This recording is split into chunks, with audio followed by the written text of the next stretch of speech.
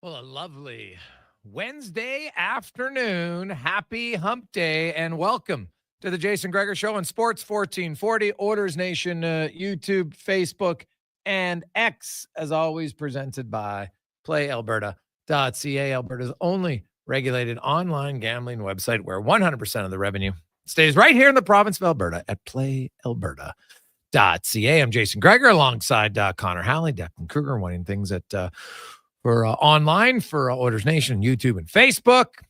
Thanks, everybody, for listening and watching. We got a great show lined up for you today. Lots to talk. Mike Rupp, of course, will join us in the opening hour. Talk a little NHL. We're going to talk a little BCHL with Trevor Miller as they're getting down to the wire. In that league, of course, we got playoffs all over the place in the jungle. Junior A set to get going. We have many teams. I know for minor hockey associations this coming weekend, if your team is still in. Now, some teams actually wrapped up this past weekend, and then some will finish up this weekend and this week. So good luck to all those who are involved in that. We have Yaremchuk joining us. Also today, the business of sports. Rich Winter will be by, and we'll hear from his client, who is also a goaltender for the Edmonton Oilers, Calvin Pickard, will join us. A great story on perseverance from Calvin Pickard. So we'll talk about that. We got Spec. Ryan Pike will join us as the playoff race for the wild card is heating up. You got four teams separated by 3 points. You know, Vancouver, Calgary, Utah, and St. Louis. Tonight, Vancouver's playing Calgary. It's a pretty big game. Utah also in action. So St. Louis, who's played the most games, those other teams will now be even after tonight. And if you're St. Louis, you're probably just hoping that Vancouver-Calgary game does not end in a three-pointer.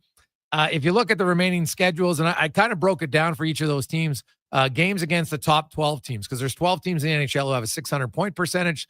So I use those 12. Vancouver has 7 games left against those teams. Calgary, 9. Utah, 7. St. Louis only has 5. So they all have 9 home games remaining. St. Louis has 8 road. Utah, 9 road. Calgary, 10 road. Vancouver, 10 road. So pretty even schedules across the board. Now, St. Louis only has 1 game head-to-head. They play Utah once. Utah plays Vancouver, Calgary, and St. Louis. So in a way, Utah maybe has a little bit more say in what they do, but it'll be a great race. And the Canucks and the Flames, like, man, Oiler fans probably, they're just like, spit in my face. I don't want to cheer for either one. But if you had to pick, who would you pick to make the playoffs? If you had to. Pick one. You don't have a choice. You had to pick one. I'd be curious who Oilers fans would pick. I think I know the answer. I think most would pick Calgary over Vancouver at this point. I could be wrong. Not everybody's going to, but I think some would lean toward, God, I don't like the Canucks. I hear that probably more from Oilers fans is they don't like the Canucks and they really don't like their fans. So I get it. I can see it.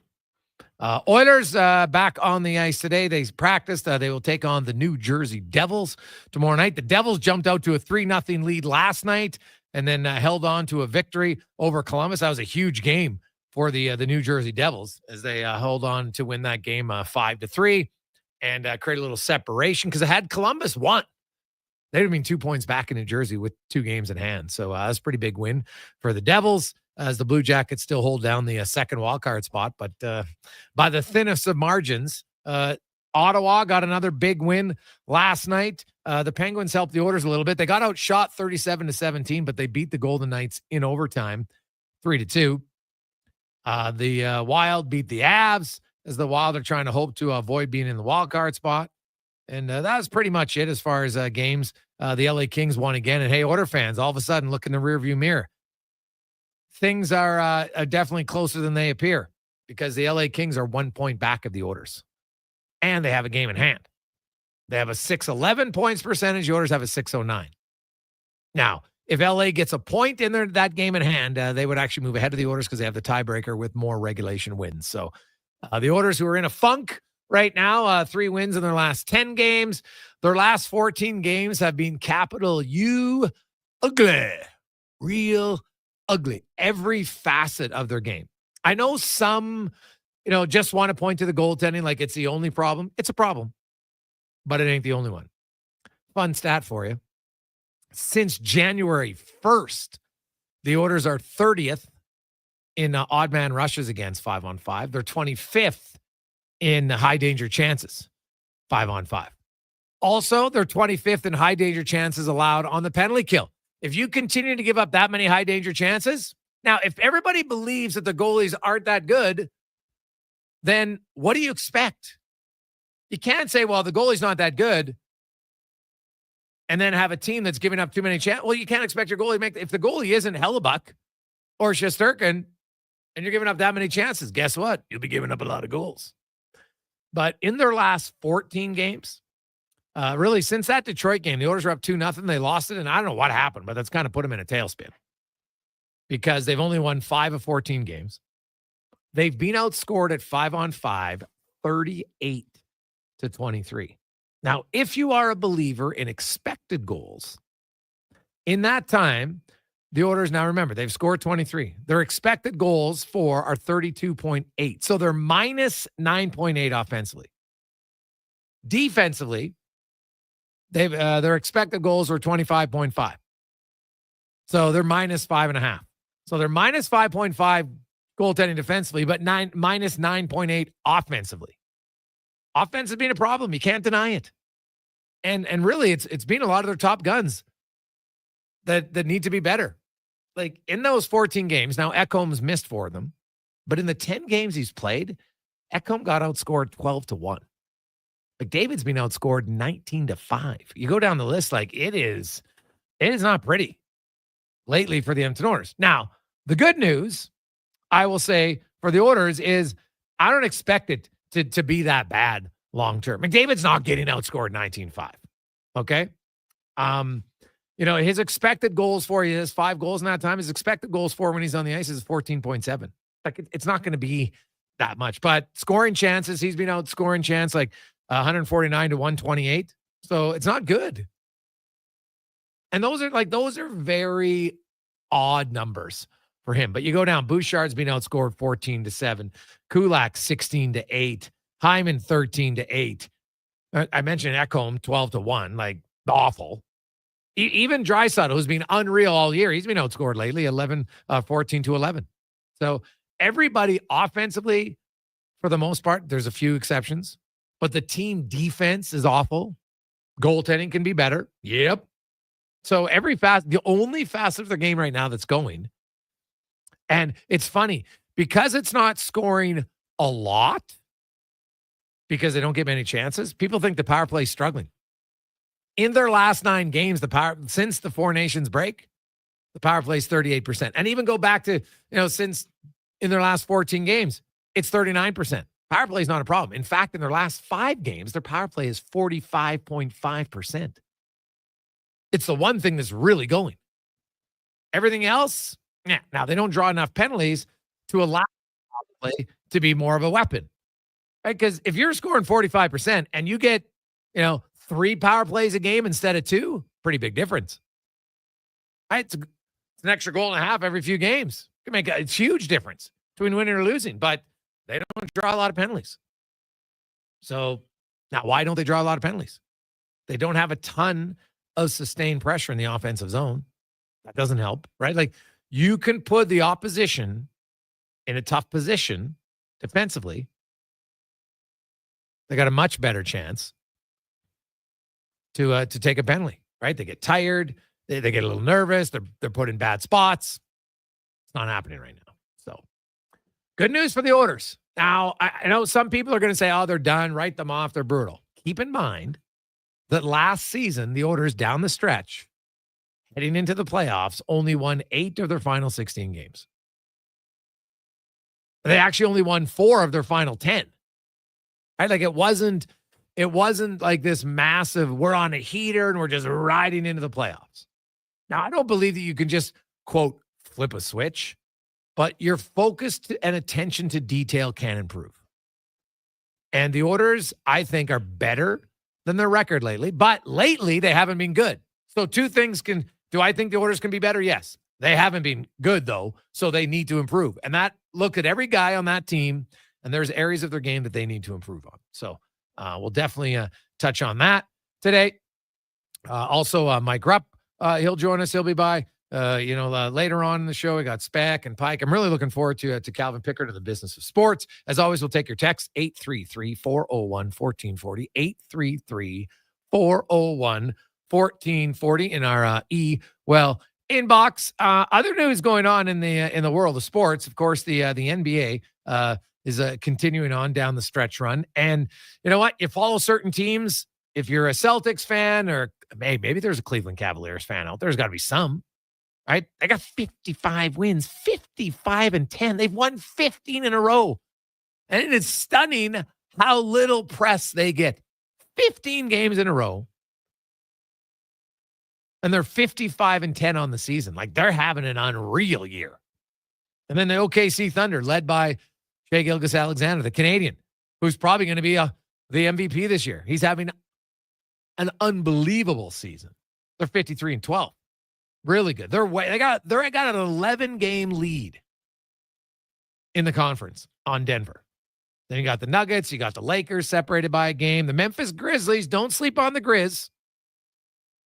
Houston Rockets, Golden State is on fire as of late. Every time they got Jimmy Buckets, he's come in. Steph Curry's now just scoring 30 points a game all the time. He's got a running mate, right? Not everybody can own in on him, and Steph can still shoot. So the West, of course, will be great. The Knicks, I kind of like the Knicks. I like Brunson. He just seems like a gamer. Right? I don't know. Their problem is, I think they can win a round. In the second round, the way it's going, they're probably going to have to face the Celtics, and that's a tough matchup for them. Real tough matchup. But the playoffs, if you look at the top 10 teams in the East, it's pretty much set. The Bulls, they got a 5-game lead on Philadelphia. Philadelphia's 22-42. With Joel Embiid, 22-42.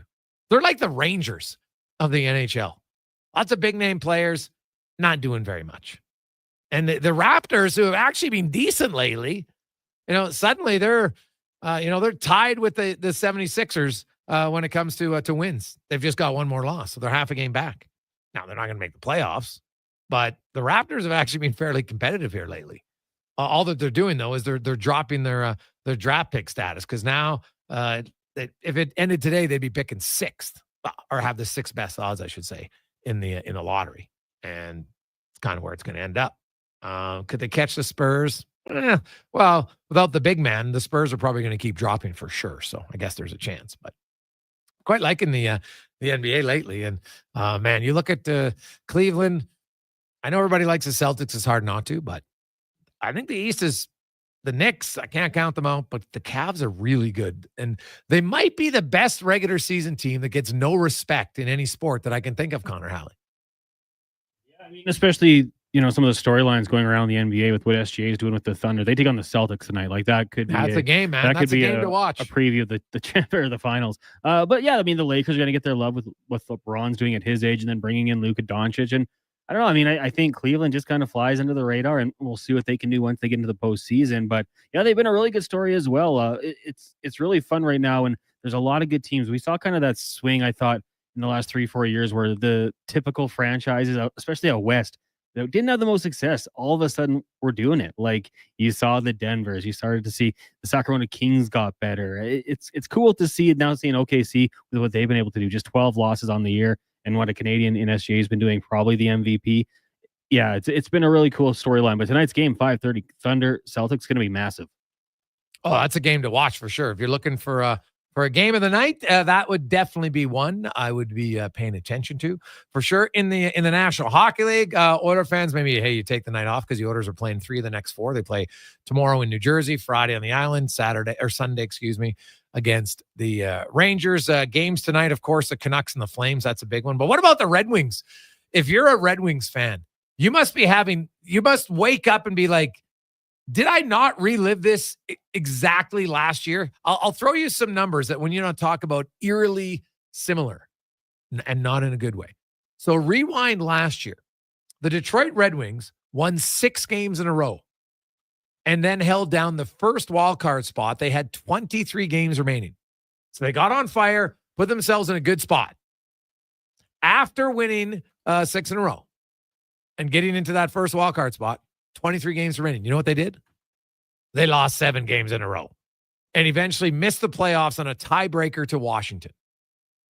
So now fast forward to this season. Instead of 23 games left, 24. So 24 games left. Detroit was in wild card 1 because they'd won, guess what, Connor? 6 in a row. So they'd won 6 in a row to get up to game 59. Last year, they won 6 in a row to get to game 59. This year, they've lost 7. Now they've lost 6 in a row, and now they're 7 points out of the first wild card. They're 4 back of the second wild card, and they have to pass 4 teams if they want to get in. So it's another tough collapse, kind of just to start the fourth quarter of the season. And I think it's going to cost them a playoff spot again. Like, they're going to have to go on an unreal run. Now, the Islanders did do it last year, if you recall, because the Islanders were outside the playoffs with 9 games to go, and then they won 6 in a row. And they jumped over Detroit, Philly, and Washington to get in. Washington, of course, also got in as the second wildcard spot. So is it plausible? Yeah, I guess. But, man, if you're a Red Wings fan, this one's got to hurt. Because it's basically a repeat of last year. Your team's going great. Oh, man, we won a lot of games. Woo! Wildcard spot, 20-some games to go. Just play decent. Just play decent. No. Lose 6 in a row. After last year losing 7 in a row. Whew, that's painful. Oilers fans can attest to something like that. It used to happen every year in November. Used to be out of it. Right? In the decade of darkness. Like, it would come to December 15th, and you'd be like, hey, what are we doing now? I don't even know if I want to watch the games. Because it was very, very tough. Hey, Gregor, with the Oilers' recent struggle, could there potentially be a coaching change? Not a firing of Kulak, but a demotion to an associate and Galton moving on. Maybe bringing someone as Coach Q. I'm not sure what influence Knobloch has on this team outside of Coffey and himself. Both Stewart and Galton stayed on from previous coaching staffs. Is the success of the power play due to the coach or the personnel? Is the Pipe coach, is his success or Stewart's? Maybe you guys can explain to me what Knobloch is control of. From Lee. Well, the head coach oversees everything. But you give people, like Glenn Galton runs the power play. It ran very well. Why would you have changed it? Right? When Knobloch took over. There's no reason to change it. Right now, he has some say, yes. But you're not really going to come in and why fix something that's not broken? So when it came to the power play, he empowered Mark Stewart last year to run the penalty kill. And they had a lot of success. And then it was unbelievable successful in the playoffs. Well, you're not going to change that. Why would you? Right? Paul Coffey came in, worked, they had a lot of success. This year, it started what you would expect. First 10 games, basically the same as every team that loses the cup here the last decade. You're like a 5-4-1 team in the first 10 games. That's what they were. Then the Oilers got hot. They were the best team in the NHL for a 30-game stretch. Their penalty kill was the best in the NHL for 30 games. Power play was solid. Other parts of the game were good. Stu Skinner, by the way, during those 30 games had a .920 save percentage. So every facet was solid. And then they've imploded again. Now, can't kill a penalty. Can't score 5-on-5. Don't get enough timely saves. So did the coach do something drastically different from the 30 games where they won 22, they went 22-7-1. Same coaching staff, same players, to the team that's now 5-8-1. I know it's sometimes people get mad, so you want to change. Well, I can't change a whole team, so let's change a coach. Is Knobloch doing everything well? No, of course not. Right? Like, there's things you can question. That's fair. But talking about firing Chris Knobloch to me is loser talk. And it's like, well, I'm mad, so I want someone to pay, and that'll make me feel better. It doesn't. It doesn't make you feel better. I wouldn't blame the coach right now for the Oilers. Is he part of the problem? Yes. Just like the goalie's part of the problem, the team defense is part of the problem, team offense is part of the problem. There's no outside of the power play lately. Every facet of this team has to give. And the guys who are on the power play, they're not doing very much 5-on-5. So they're part of the problem too. Make no mistake. It's not like 5-on-5, McDavid's crushing it and the rest of the team's getting killed. No, he's getting killed 5-on-5. Ekholm's getting killed 5-on-5. Bouchard. Heck, Draisaitl's getting outscored 5-on-5. They all are. So this right now is, it's a team game. And right now, I would say every facet of the team has to improve. Quick break. We'll come back. Mike Rupp joins us on the Gregor Show, presented by PlayAlberta.ca. The 2025 Ram 1500 Motor Trend's Truck of the Year in St. Albert Dodge is knocking 10% off the price. That's right, 10% off every single Ram 1500 they have in stock. and over 100 are available. These are the 2025's new interior and drivetrain options with increased horsepower and better fuel economy. Other dealers saved their best deals for last year's model. At St. Albert Dodge, they're taking 10% off the newest, hottest truck on the lot. That's how easy it is to do business at St. Albert Dodge. Play Alberta has hundreds of casino games right at your fingertip. Join thousands discovering why Fortune Coin is one of Alberta's most popular games. Fill your reels with golden coins, multiply your prizes up to 6 times, and turn good spins into legendary ones. Land the Fortune Coin symbol to win cash, trigger the jackpot, launch the free spins bonus, and watch as the dragon takes over your screen. New players get 100 free spins only on playalberta.ca. Claim your offer today. The job isn't done until the last load is hauled, and having a semi-trailer out of commission is not an option. Whether replacing or adding to your convoy, Edmonton Trailer has a huge inventory of new and used semi-trailers, trusted by the gravel, logging, oil field, fluids, and freight industries. Find a trailer right for you online or at one of their 3 locations. For sales, service, parts, rental, and finance, when you're in it for the long haul, Edmonton Trailer. Riverside Marine and Motorsports are back for the 2025 Edmonton Boat and Sportsman Show, March 21st and 23rd. Discover new 2025 models and exclusive offers like Yamaha finance rates and big rebates. Riverside Marine and Motorsports. What you do for fun is our business. Introducing the new McSpicy from McDonald's. It looks like a regular chicken sandwich, but it's actually a spicy chicken sandwich. McSpicy. Consider yourself warned. Limited time only. Participate in McDonald's in Canada. Do it. Your vehicle is a big investment. Protect it at Hughes Car Wash. We use only clean, fresh water and the highest quality car wash soap. Hughes Car Wash, the car wash pros. Find us at hughescarwash.com. Wow, get ready for a silly hockey fans. Your partner in power just skated onto the ice. EWEL.ca, the new e-commerce website for electrical wholesalers Edmonton, is ready for the power play 24/7, 365. UL skates to where the puck will be in 5 years. Now that's forward thinking. Killer selection, slamming products from the best brands, and legendary service. Don't sit on the bench. Get your account today at EWEL.ca and win that project. Plug into your partner in power. Get an EWEL.ca account today. If you didn't find the new RV at last month's RV show, take a look at the used RV show. Over 100 used RVs in tip-top shape. Browse multiple dealers on location with special RV show finance rates. A vast array of units well within your price range. Tent and travel trailers, fifth wheels, toy haulers, motorhomes, and more. All inspected, certified, and ready for summer. Find your new-to-you RV at 9603 165 Ave. Free admission with a food bank donation. Visit usedrvshow.ca. Doesn't it warm your heart to know your bank deposits are helping fund a financial corporation? Us neither. That's why Vision Credit Union invests member deposits and profits back into the community through loans, mortgages, and profit shares. We also support our rural Alberta communities through sponsorships, volunteering, and contributions to local charities and bursaries.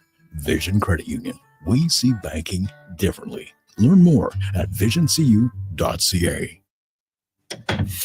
Every morning, you look in the mirror and see less of yourself. Hair loss can feel like losing a part of who you are. But it doesn't have to be that way.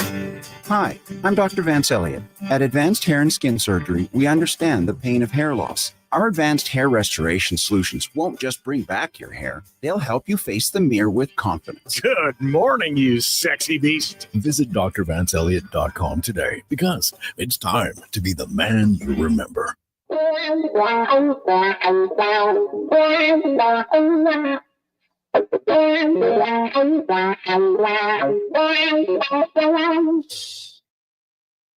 Portions of this hour brought to you by the Edmonton Oilers. Secure your spot inside Rogers Place this year's Stanley Cup playoffs by becoming an Oilers full or half season ticket holder for the 2025-26 season. Visit edmontonoilers.com/season seats to join the pre-sale list today.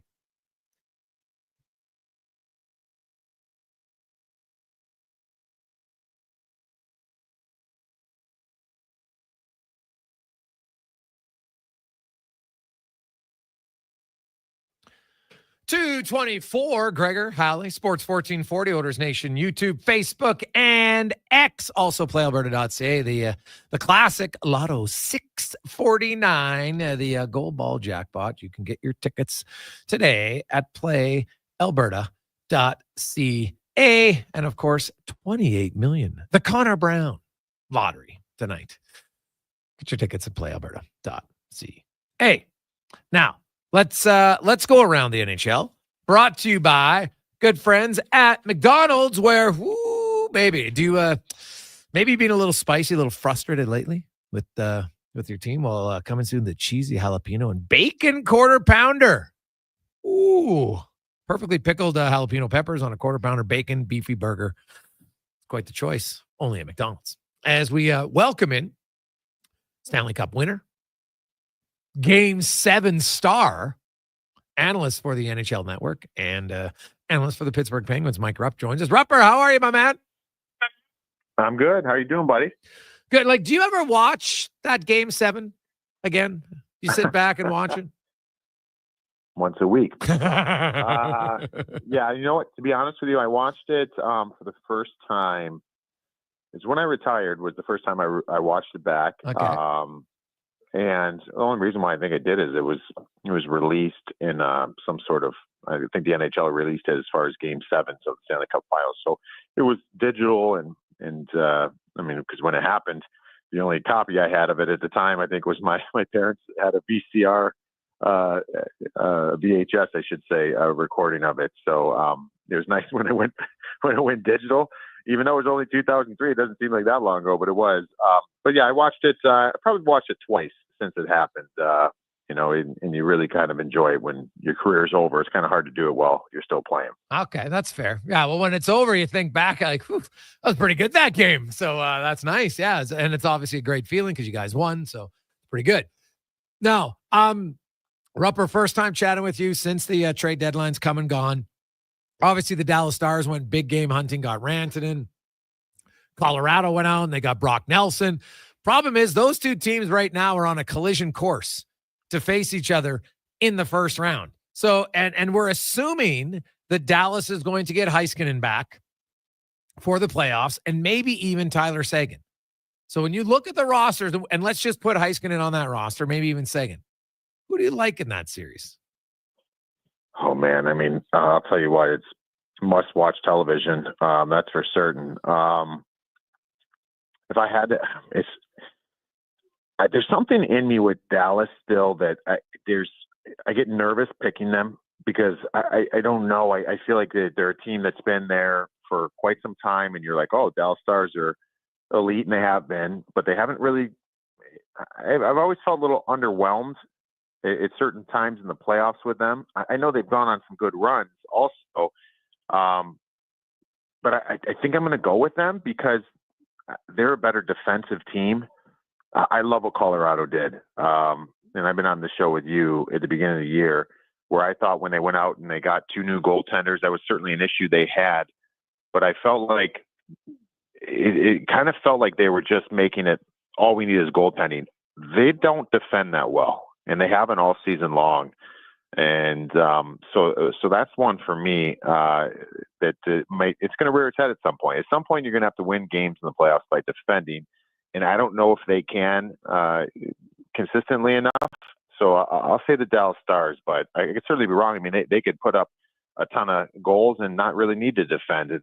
And that was kind of, their MO at times back when they won the Stanley Cup. Like, they controlled the game because they had the puck on their stick. But I would probably be leaning Dallas Stars right now. Okay. What do you make of the whole Carolina, taking the big swing? It didn't last. And then Rod Brindamore with the kind of the bomb saying in his first meeting with Rantanen told him, hey, there's 4 teams I want to go to and you're not one. Geez, talk about not the greatest introduction to coming to your new team. And then they end up trading him. But then you throw in the Mitch Marner situation with Toronto and all this. How do you see it? What do you make of Toronto, Carolina, and kind of maybe where they go from here, those two? So it's funny because we're having all these conversations kind of leak their way out. And I think we just had Mikko Rantanen kind of speak to the media for the first time about it today because they were on that trip out west in Canada there. And so Rantanen was given some his things that he said kind of contradict what maybe Rod Brindamore said some regards. So I don't know what happened. Let's say with what Rod Brindamore said, if he came in there and said that, that's even more reason why this trade never should have happened in the first place. Yeah. Like those things, it's common practice in the National Hockey League and other sports. We just saw it done in the same situation with the Dallas Stars. When you have a deal that massive, like if you're trading for a guy that's a penny UFA like me, you don't have to have that in place, an extension. But when you're talking the big name guys, these are the franchise pillars that you have equity in that. You have to have a deal in place. If you don't have a deal in place, you cannot make the move, in my opinion. So if that's true what Rod said, then I'm like, that's even more reason why this trade probably shouldn't have happened in the first place. I think they did a pretty good job in recouping assets, but they lost a lot of talent on their roster when you take it from the beginning with Marty Natchez being there and the security of having him another year where he was at. So I think if anything, it took this team a step or two back in the next year or two. But then again, they've run off 2 huge wins against Winnipeg and Tampa the last 2 games since. So, that's the biggest thing for me. And then the Mitch Marner situation, I find that when you're talking to, seeing the interview with him where he's not saying much, but he's saying enough. Yeah. Yeah, he's saying enough. I think he's hurt by that. And some people may sit there and be like, well, you're a professional athlete, suck it up. I mean, yeah, that's fair. But at the end of the day, like when you sit there, like I can only speak from experience, but I remember I was much smaller scale. I was a penny UFA, and I have learned when I got to July 1st that there was a deal in place. This was back in like 2011. I was in Pittsburgh. I wanted to play in Pittsburgh the rest of my career. I wanted to be back in Pittsburgh more than anything. But my agent learned that there was a deal in place at the deadline that I was going to Vancouver. Okay. And I was sitting there. I'm like, wait a second. I want to go. I want to stay in Pittsburgh forever. But like, there was a deal in place. I get it. The deal didn't happen. But the fact that it was brought up, I'm not going to go sign somewhere when there's, I wasn't a player that had no move clauses or whatever. So that it really altered my decision moving forward. So my point being, in a much grander scale, Mitch Marner, if he is hearing this, and Toronto's only doing their due diligence by doing this. They passed this deadline here without having him sign. Right. They're doing their job, but there's also the human side of it of being like, all right, maybe this is another nail in the coffin of my time here in Toronto. Where I think he ends up in Pittsburgh. I think he reunites with Kyle Dubas. Well, that's down the road. We could talk about that later, but yeah, it's sticky situations because you're trying to do your job, and you do. I think Toronto did the right thing. But there's a human element of this, and you got to kind of manage those relationships along the way. Mike Rupp joins us. Well, I look at it. Toronto says, we want to sign. And Marner's camp says, we want to sign. But they haven't signed. So I'm like, to me, that's just hollow words. Like there's really no reason why if both sides really wanted to sign this, that it couldn't be done. Like you look at his numbers, you look at the comparables. It's pretty easy what his contract's going to come in at. Yeah, no, I agree with that. So what is that? We can read between the lines. Does that mean let's see what this playoff run looks like? Like, can things change that much if this Leafs team gets in the playoffs and has an early exit to get you? You know what I mean? Like that. I think that is what it says to me. We want to get this done. You know what the number is or the range. It's not that crazy to figure out. And to me, the only reason why it's not done is because we want to see if it's any different. Do we learn anything else down the stretch here? Which is nuts in some regards because you've been in this situation. You know this player really well. He's been there his entire career. So I don't know. That's what I think about it. I think this is one of those moments in Toronto come playoff time, which I feel like we say every year, but it really feels like it this time, where if they don't see certain progress, I think there's going to be a lot of changes, and maybe that's why they're keeping those options open. Yeah, no, well, it's going to be a fascinating offseason. Maybe they're waiting to see what happens in the playoffs, and if Marner doesn't have another good playoffs, they might say, hey, you know what? Maybe we need a change. We shall see. Rupper, I want to get your thoughts from a distance on the Edmonton Oilers. So the Oilers are stumbling right now. Since January 1st, the Oilers are 30th in odd man rushes against 5-on-5. They're 25th in high danger chances off the rush 5-on-5. They're 25th in high danger chances on the penalty kill. So, you know what? Defensively, they're a nightmare. Offensively, pretty much all season long, they've underachieved. They got, outside of Draisaitl and Hyman and Perry, the other 9 forwards are well below even like their career average. Never mind a career year. I'm just talking career average. So offensively, defensively, goaltending obviously would like a few more saves. I think too many people just focus on the goaltending and are overlooking some of the other weaknesses in their game. Now, the Oilers kind of limped into the playoffs last year. They won 4 of their last 10. They went 4-4-10. It didn't seem to matter. But where do you come out on the Oilers, and do you think they can get out of this funk? I think they can get out of the funk. Now, here's the thing. When I think dating back a number of years, and I thought this, honestly, probably since the first year that Connor was there and they made the playoffs, it kind of felt like this team, all they need is something else going their way. So let me just, I'm going to be very general in this, and there's probably times where this wasn't the case necessarily, but when I think of the Edmonton Oilers dating back, and I still think it's very prevalent now, you've got Connor, you got Leon, you got the power play. That stuff has pretty much always been consistent. I know Connor, especially coming back 4 Nations, was a little off, but we're not concerned about that. We addressed that before. Those are your things. Those are your staples. It's going to be there all the time. Now, all you need is like 1 or 2 other things. You know what I mean? Like you need like one other thing going for you. And if you get those things, if you get a couple of other attributes of your game playing better, you go and you get to the Stanley Cup Finals and you miss the cup by a game. Like that's my point. Last year they defended well as a 5-man unit. They had some other things that are going for them, and I think that's enough with all those other things in place. Or you've had years where I'm thinking back. What's the first year? When was Talbot there? I think Talbot gave him some decent goaltending. I'm like, all right, well, there you get a decent goaltending, and it can kind of propel you forward because you got those other attributes that are so strong in your game. So I guess the long-winded answer to it is you just got to get something. Like you're going to have the power play performing because that's what they do. That's who they are. You're going to have Leon and Connor performing the same thing. That's what they do. That's who they are. Well, you got to have a PK maybe step up. If it's not that, just get back to a little more foundation as far as defending 5-on-5. You don't have to be perfect in every category. You just need one other thing to step up. Maybe it's Stuart Skinner finding his game a little bit more. I think that will change everything with this team. But until they figure that out, it's going to look like it is now. It's just that they look broken, and dating back to last year, even they started getting some depth scoring. They don't need much more than what they get. They just aren't getting any of those things right now. Yeah, no, that's true. Like it's top to bottom here. And it's not like there's a cavalry that they're not getting a new goalie. Now Ekholm will come back, but actually Ekholm's last 10 games have been ugly. He got outscored 12-1, but he should help. They did bring in Wallman, so that could help their team. They got Frederick coming at some point, that should help them add a little tenacity, which is something they've been missing all season long.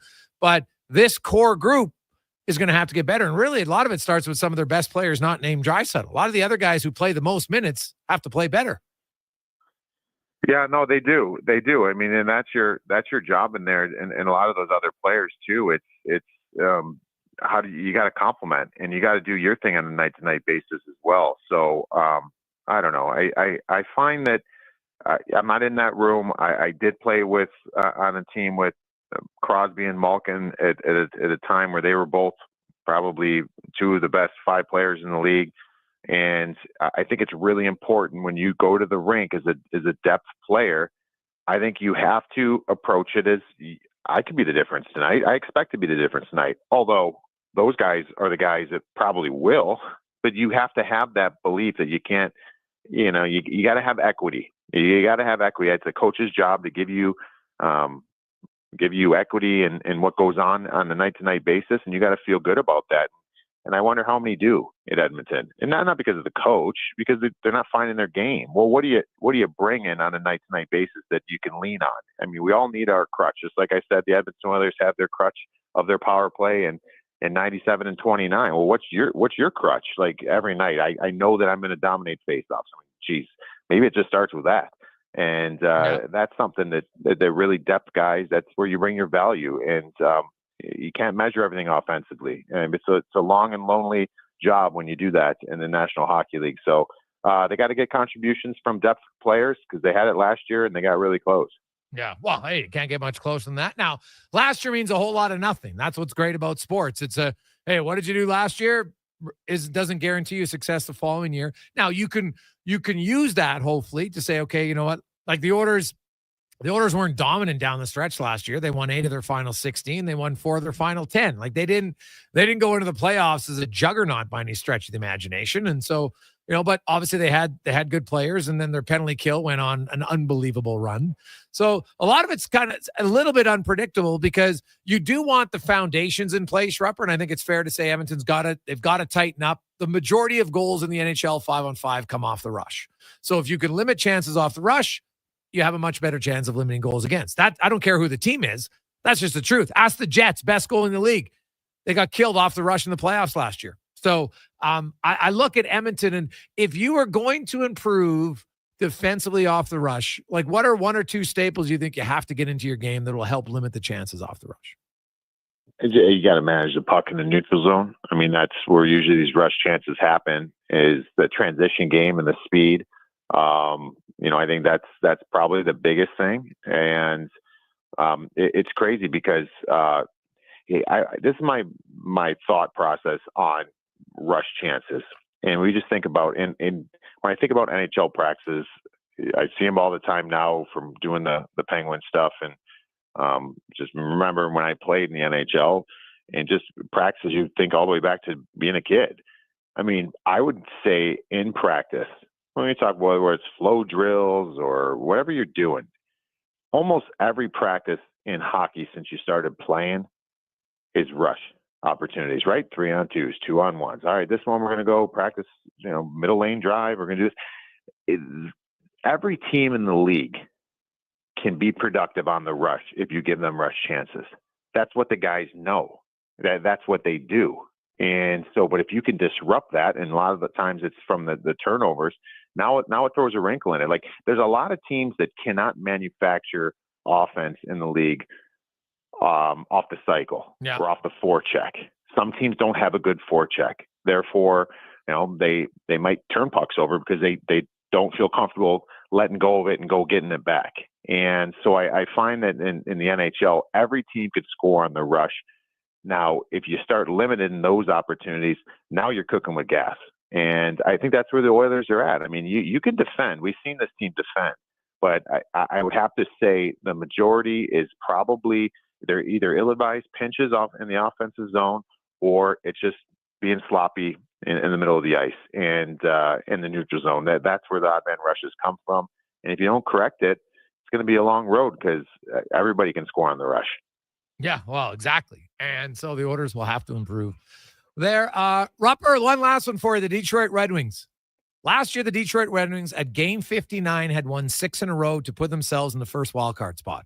Then they lost 7 in a row and eventually lost out in a tiebreaker. This year at game 58, the Red Wings had won 6 in a row and got into the wildcard spot 1. And now they've lost 6 in a row again and have plummeted out of that race because now they're 7 points out of the first wildcard spot, 4 out of the second, and they got 4 teams to pass. Like, it's stunning that virtually the exact same time, the exact same losing streak happened for the Red Wings. That's nuts. I did not know that. That is absolutely insane.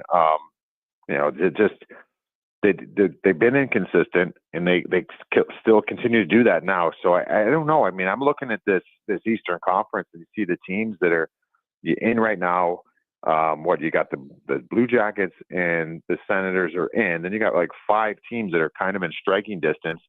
And when I look at Detroit, I'm thinking like they got a ton of talent, but I don't know what they're going to be on a night-to-night basis. But that's the same problem from last year. So how do you learn from what last year was when it looks like it's kind of repeating itself now? And that's the challenge they're going to have. And I think it's difficult once you have that losing kind of tradition from year to year. And unfortunately, they've had that for some time. They're going to have to shed it, and it might be foreign to some of them. You might have to start winning games differently. And they are, once Todd McClellan took over, that power play is cooking at like 40%.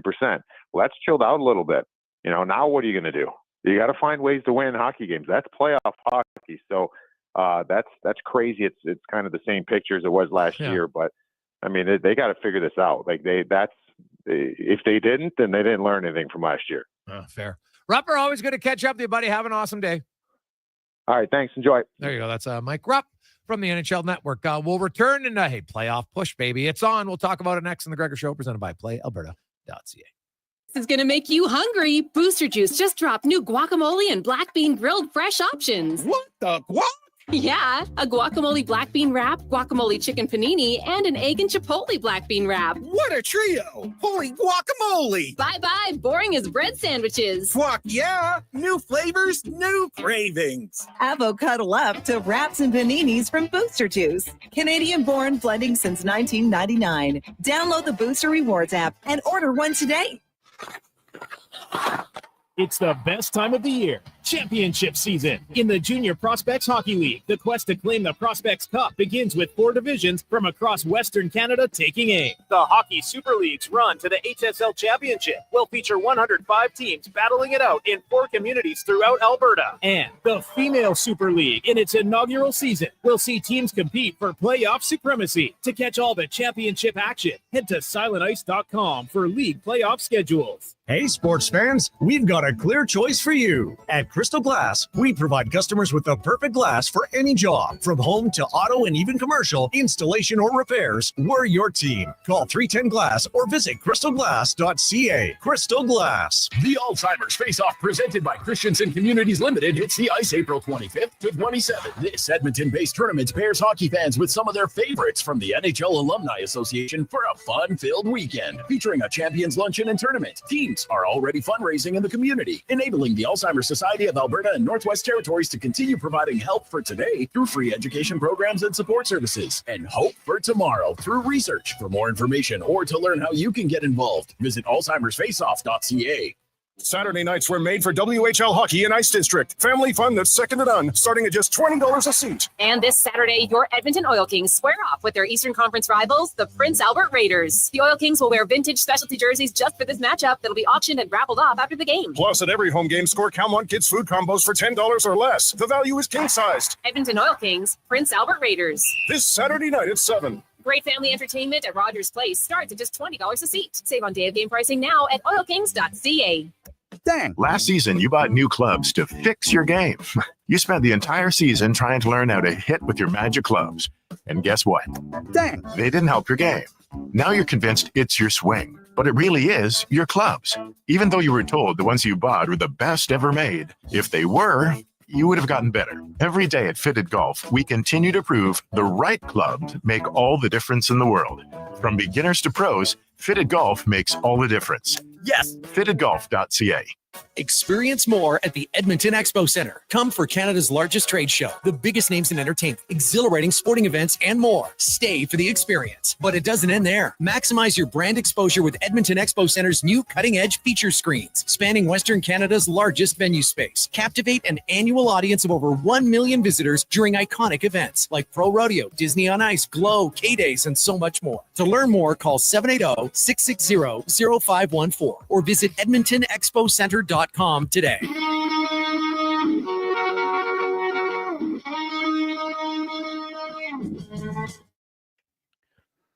Portions of this hour brought to you by Sherbrooke Liquor. Sherbrooke Liquor is a house of curiosities, a mom and pop, a curated experience that is equal parts wine tastings and 2 forests for May long. See more at SherbrookeLiquor.com.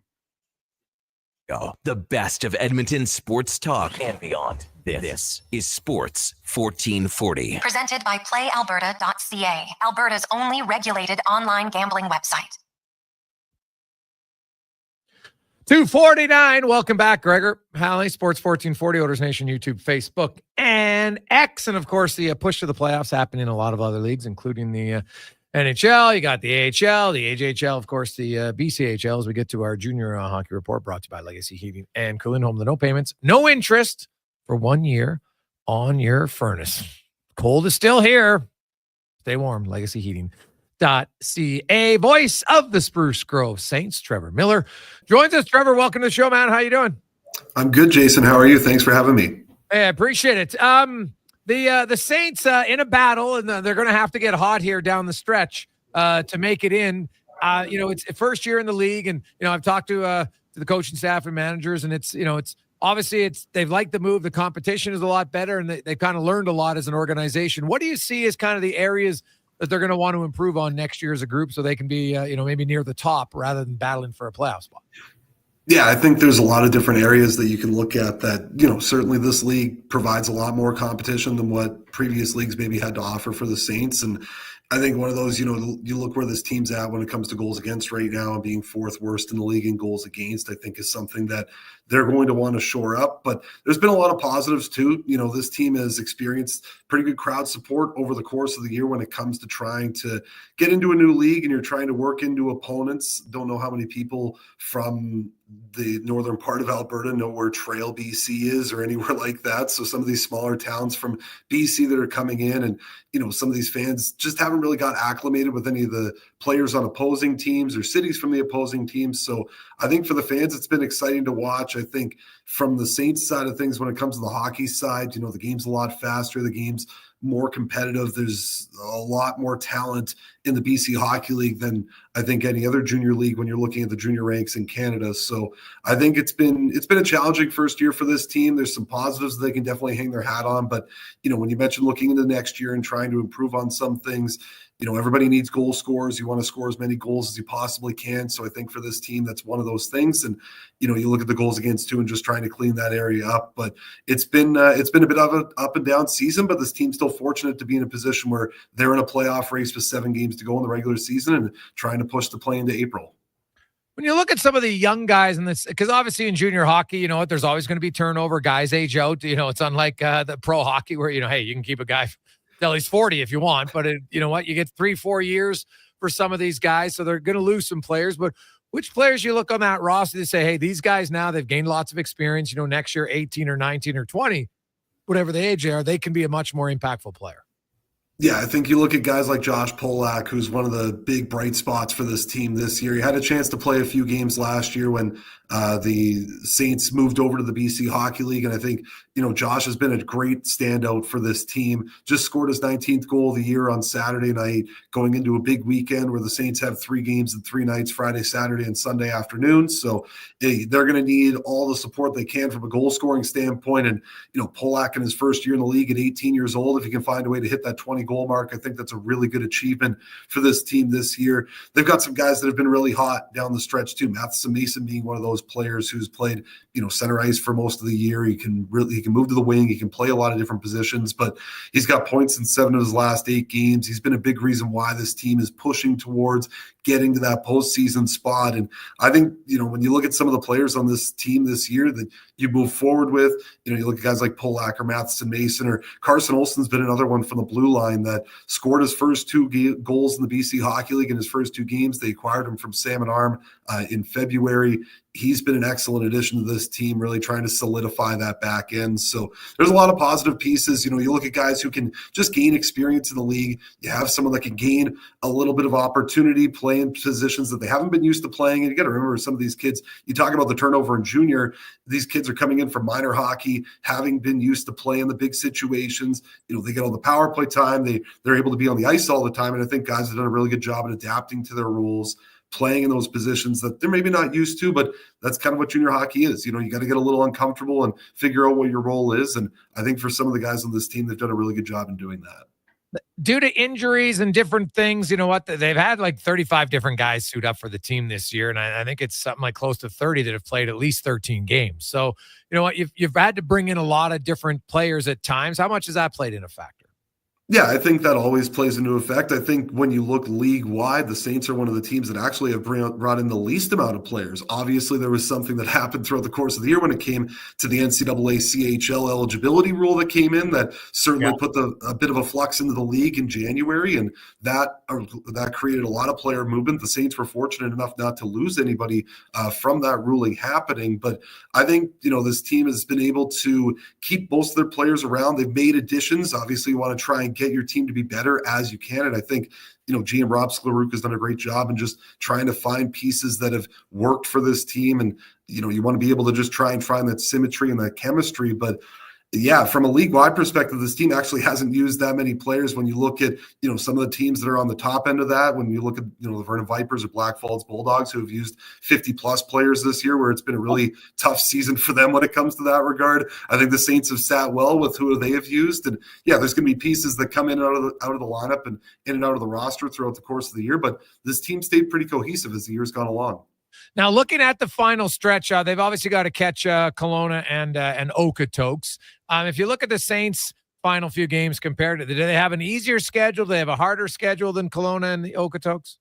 Yeah, so for this weekend, they're going to the Penticton on Friday, which is, the league leader when it comes to the standings. And the Saints were able to beat Penticton a couple of Fridays ago in Penticton, their first visit there. So they'll bring a bit of confidence with them there. Salmon Arm Silverbacks on Saturday, which are a tough team. They play really well at home.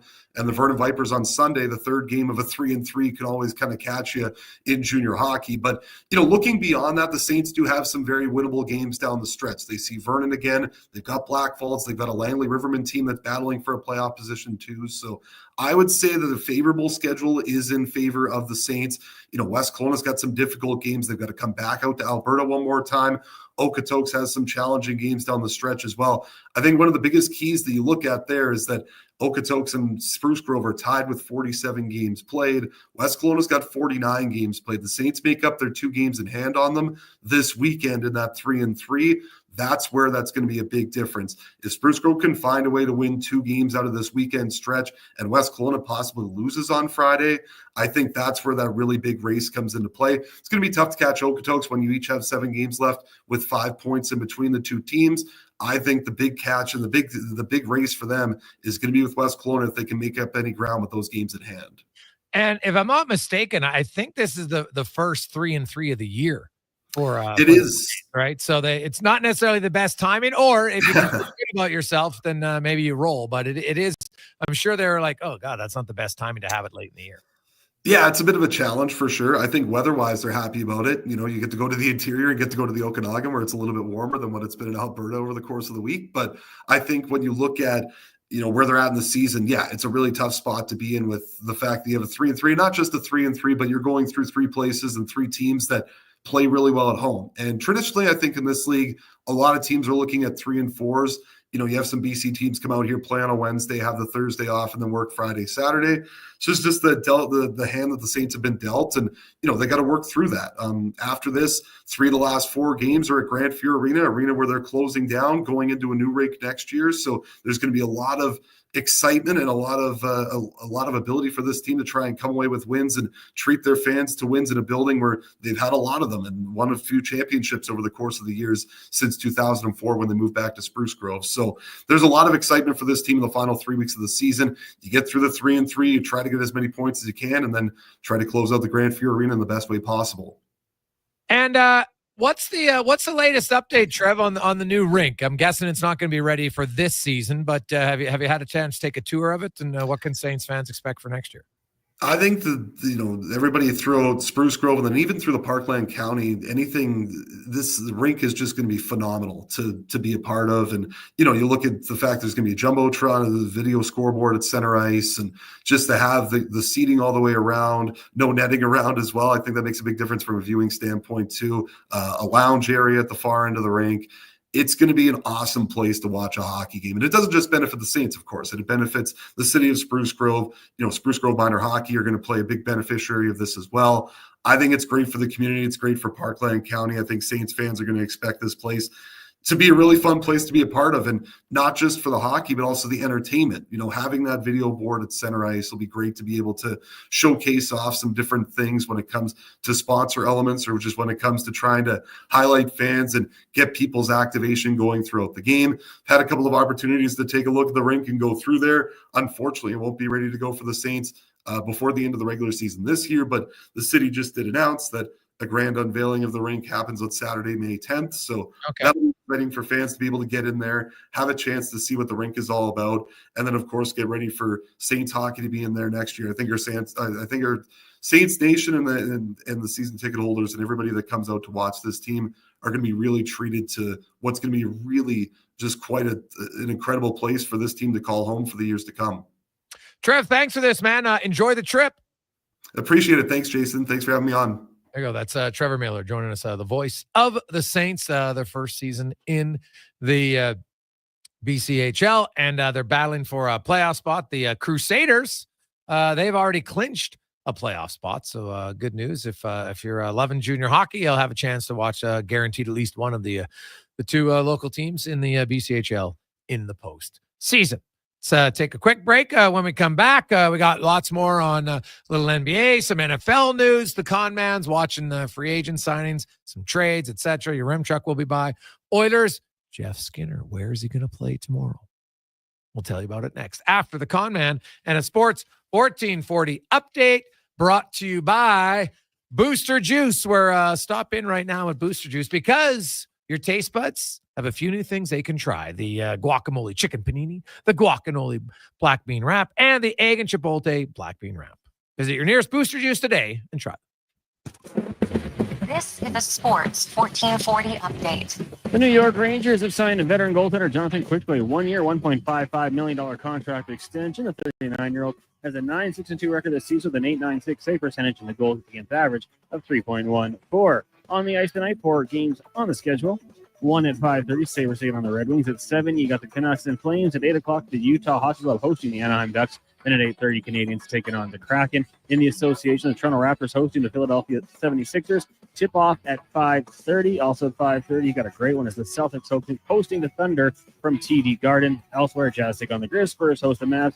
Timberwolves up against the Nuggets, and the Trailblazers hosting the New York Knicks. In the WHL, earlier today, the Oil Kings fell to the Hitmen 3-2 in their annual Hockey Hooky Day. Next up for the Kings will be the Raiders on Saturday, 7 o'clock down at Rogers Place.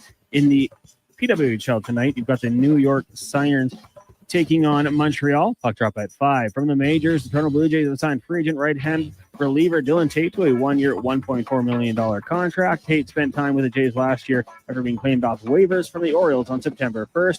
And from the NFL, the Denver Broncos signing 2-time Pro Bowl tight end Evan Ingram to a 2-year contract worth $25 million, 16.5 of which is fully guaranteed. Coming up in hour 2 of the Jason Gregor Show, we will be joined by Tyler Yaremchuk from Oilers Nation and Ask 5 Questions. I'm Connor Halley. This has been a Sports 1440 update.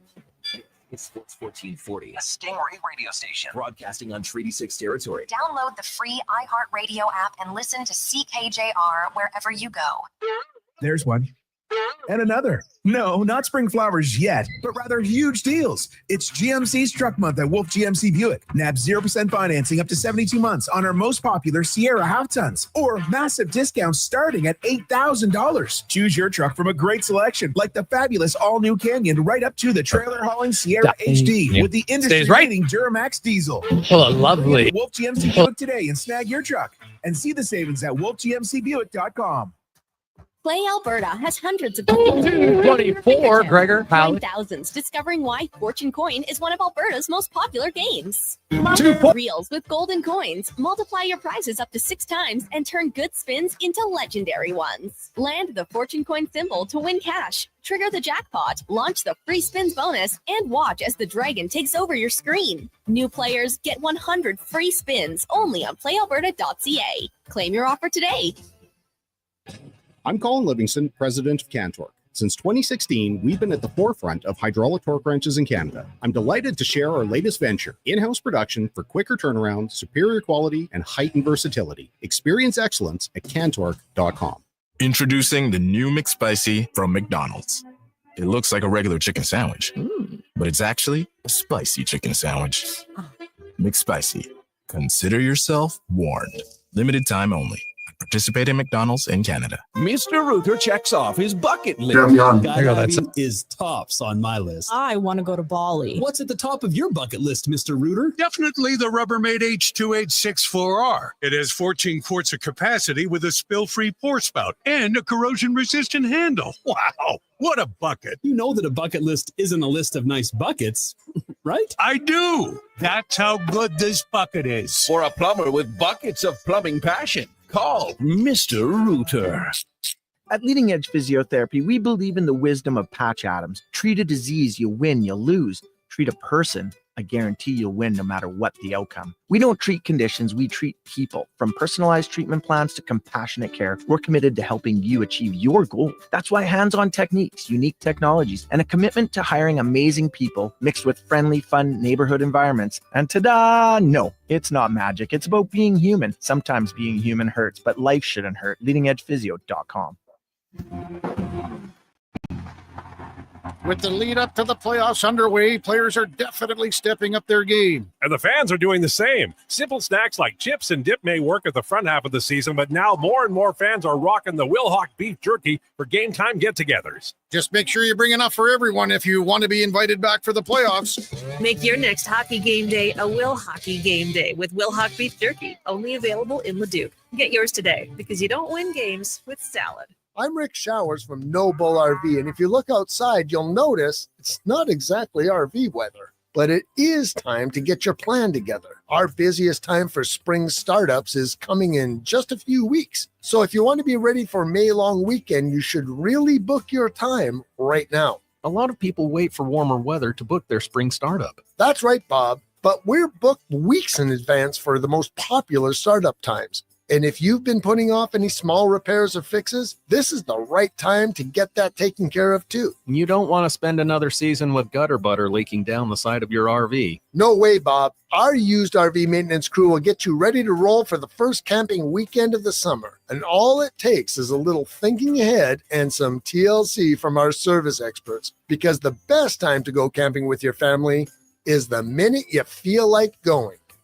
And that's No Bull. NobleRV.ca.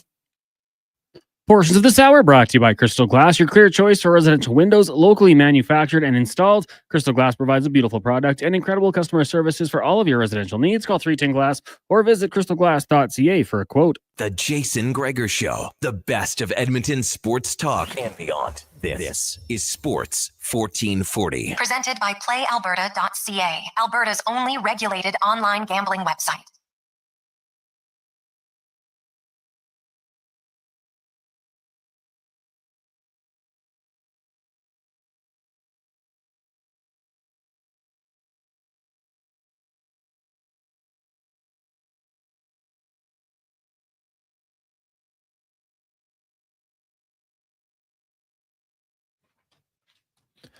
Just after 3 o'clock. Welcome back, Jason Gregor, Connor Halley, Sports 1440, Oilers Nation, YouTube, Facebook, and X. It is the Gregor Show presented by PlayAlberta.ca, Alberta's only regulated online gambling website, your one-stop shop. You got casino, you got lotteries. Want to pick some games? Go to PlayAlberta.ca. And if you're there, use the promo code Gregor50 and you'll get a free $50 play. PlayAlberta.ca. Let's get to the oil report now, brought to you by Volvo Cars. Edmonton comes celebrate their March showroom event. You can lease or finance an XC90 plug-in hybrid from 1.49% and save $5,500. Great vehicles, better service, only at VolvoCarsEdmonton.com. The Oilers are in New Jersey to take on the Devils. Matthias Janmark, he's ill. He didn't skate today, so not sure he's going to play tomorrow. If he's ill, even if he's 100%, you can make an argument that maybe he can come out of lineup. So if the guy's ill, why would you even consider it? Let's be honest. It's not like the guy's lighting it up by any stretch of the imagination. So I would go with probably what they practiced. And here's what they did today. They had Nugent Hopkins, McDavid, Hyman, Jeff Skinner with Draisaitl and Arvidsson, Podkolzin with Henrique and Brown, Jones with Kapanen and Perry. On defense, Wallman, Bouchard, Nurse, Stetcher, Kulak, Emberson, although we know the D pairs. We've seen Wallman play with Nurse quite a bit anyway, so we'll see kind of what they do there. Stu Skinner looks like he could get the start in goal tomorrow.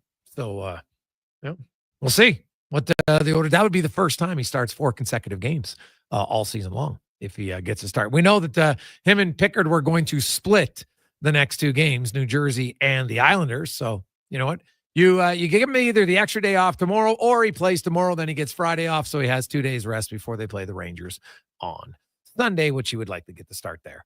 Again, so, we can throw around line combinations and who's going to play where and what. And, I could make an argument that, you could swap Henrique and Nugent Hopkins and just for a look and see, but Coach isn't doing it. That's his prerogative. The players, wherever they play as a team collectively, they got to play better. They're not finishing well enough. They're not defending well enough. They're not getting enough saves. It's everything. It's not just one thing. You can't just say, oh, it's the goalie. We can't win with the goalie. Right? And here's a text why. Hey, guys, I find the problem is the Oilers, Stuart Skinner gives up a goal, and then they're always chasing the game. Well, let's go back and look at the Buffalo game. What happened 3 minutes into the game?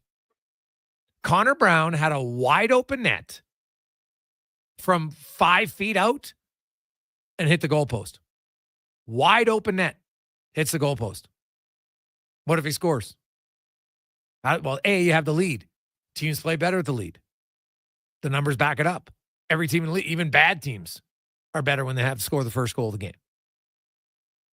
So, Edmonton hit how many posts they had? How many breakaways prior to that first goal? Like, I get that. Like, someone tells me, well, if you don't score, it's still tied. If you let in a bad goal, you're trailing. What? What kind of rationale is that? So basically, if the forwards never do, if they make mistakes, it's okay. But if the goalie makes a mistake, well, that's just unacceptable. That's what you're saying? Like, I don't get it. Like, the Oilers should have had 3 goals in the first period. They should have been comfortably ahead. Now, can Skinner make a save? Yes. Can the defense box the guys out? Yes. Forwards could have scored. They didn't. And ended up losing the game. More so because, you know what? They made some key mistakes at key times. And I thought their puck management was not very good in that game. And, like, there was lots of parts of the game that were good. And that's the thing. Like, the Oilers right now are, to me, I see are a good team playing poorly. I don't think the Oilers are a below average team. I still view the Oilers as a cup contender. They just need to play better. Offensively, defensively, and in goal. All 3 assets. When you are 30th in the NHL since January 1st, we're coming up on 2.5 months. Okay, that's a pretty big sample size. They're 30th in odd man rush chances against 5-on-5. They're 25th in high danger chances against the rush. And do you know where the most goals 5-on-5 in the NHL come from? Off the rush. So if you're 30th in odd man rushes and you're 25th in high danger chances, odds are you're going to give up some goals. Right? Unless you think your goalie's elite. And most people are saying, well, I don't like the goalie, but then you want him to be elite when he's never been elite. He's not paid to be elite. He's not elite. So you have, in order to have success, you got to have better team defense. But even if you have an elite goalie, if you have bad team defense, they can't stop it. Look at the Jets. What happened in the playoffs with the best goalie in the league? What happened with them? Right? Hey, Gregor, it's not just goaltending, it's mainly goaltending. No, it isn't mainly goaltending, Craig. I just outlined the numbers for you. Okay? In their last 14 games, the Oilers have been outscored 38-23, 5-on-5. Connor McDavid's been outscored 19-5. Ekholm 12-1. But if you look at the team, now, if you're a believer in expected goals, what's goals into chances, everything else, you know what their expected goals for is in that time when they have 23? 32.8. So they're minus 9.8 offensively. You know what their expected goals against defensively are? 29.5. So they're minus 5.5. So minus 5.5 defensively, minus 9.8 offensively. How can you say that goaltending is the biggest issue? How can you say that? It's one issue, but it's not the big. It's the one that people focus on, and everybody now repeats it. Everybody just repeats it. It's everybody's a parrot. It's goaltending. So the goalie makes one bad play. Well, that kills the team. But the forwards can make multiple bad plays. Well, no, that's okay. Defensemen can make multiple bad plays. Yeah, but the goalie should have saved it. It's just not realistic. You can't. Goals matter. If you miss a goal and you allow a goal you shouldn't score, you shouldn't allow, what's the difference?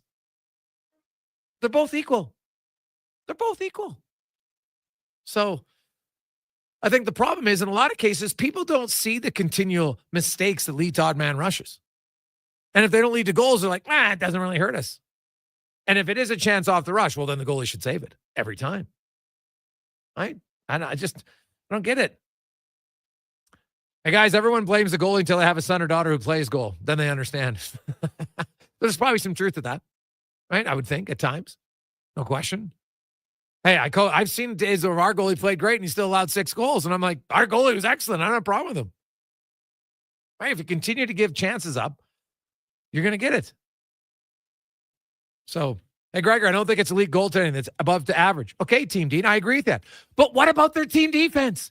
It's terrible. So if you're mad about the goaltending not being average, how can you not be equally mad about their offense not being average? Or their defense. Look at their team defense. In the most crucial areas of the ice for the last 2.5 months, they're 30th and 25th. Not 14th, not 15th, not 16th. Average. No, 25th and 30th. So if you're upset about the goaltending, which is fair, why aren't you upset about the team defense? Just answer the question. Can someone help me understand why it's okay to have well below average defense, but it's not okay to have well below average goaltending? I don't get it. You're not going to win consistently with either. So they both got to get better. It's okay to say both have to be better. It can't just be on the goalie. I'm sorry, it can't. And you're seeing that. Right? And guess what? When the Oilers won and they were the best team in the NHL, you know what the goalie did? Oh, he had a .920 save percentage. Stuart Skinner. He made 20 out of the 30 starts. .920 is pretty decent. So you can't tell me he's not capable of it. Is he capable of playing better? 100%. And so is the team in front of him. And that's the very simple issue of the Oilers.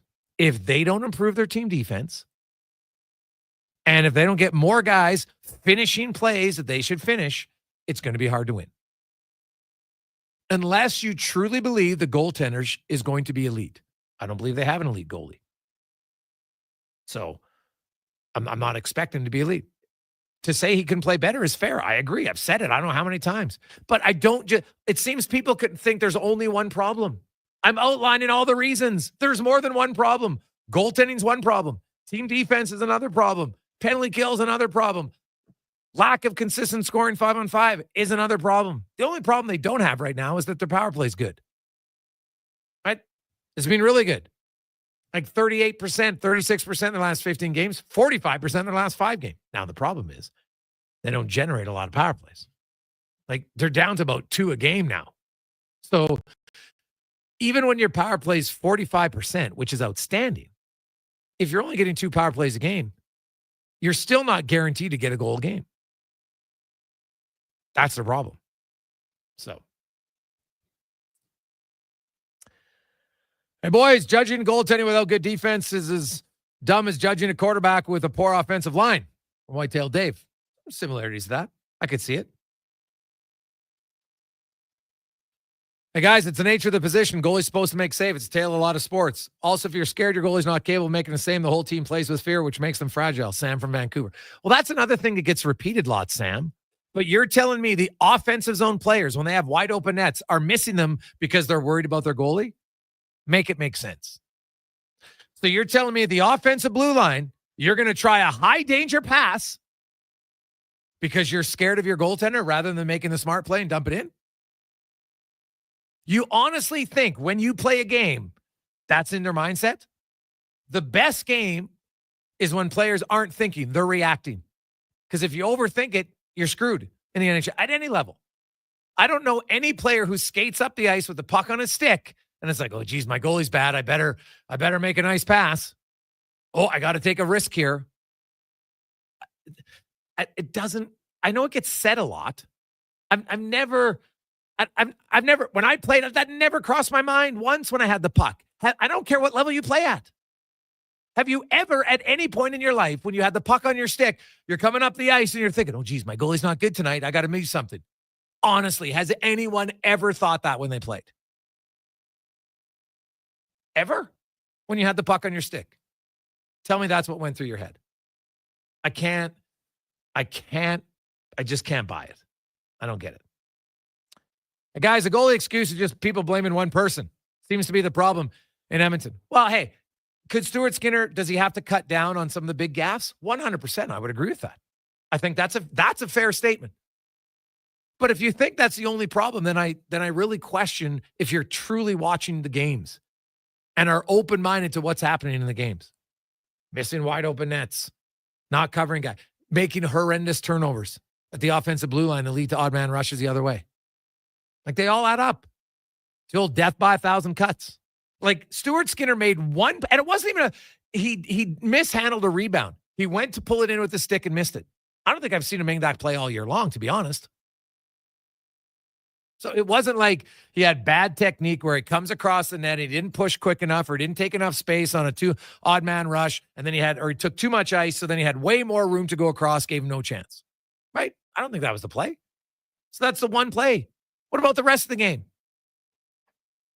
What about all the missed chances in the offensive zone? None of them are why they lost. It's only that one play. I can't get it. Hey, Greg's, if coaching isn't a huge deal, but the players are refusing to play team defense, that squarely sits on the coach from Hacksaw. Well, see, again, I don't believe they're refusing to play it.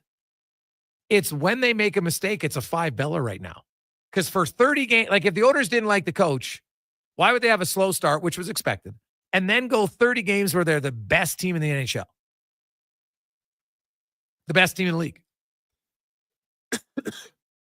If they didn't believe in the coach, how come it worked and then suddenly it doesn't work? So, again, I think at times a coach can come up with the best system, but at the end of the day, in the course of the game, no coach tells Podkolzin to try to make a high-danger pass at the blue line. Ever. He doesn't.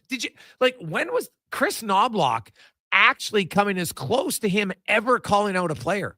Was last game. We got some guys who aren't producing offensively who are now making too many mistakes with the puck.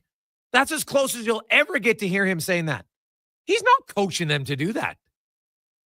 Right? Coaching, you can have a system. Okay, you know what? We're going to work on this. And if we implement it well, we got a better chance of success. Okay, great. But at the end of the day, it's still up to the players. Right? They're the ones who have to make the split-second decisions. And there's a lot of them. That's why mistakes make. The smartest players, the best players in the world will still make some mistakes. Because it's a game of trying to make the fewest mistakes. Everybody makes mistakes. No team goes the whole game, hey, we didn't make any mistakes tonight. Right? You just try to want to limit them.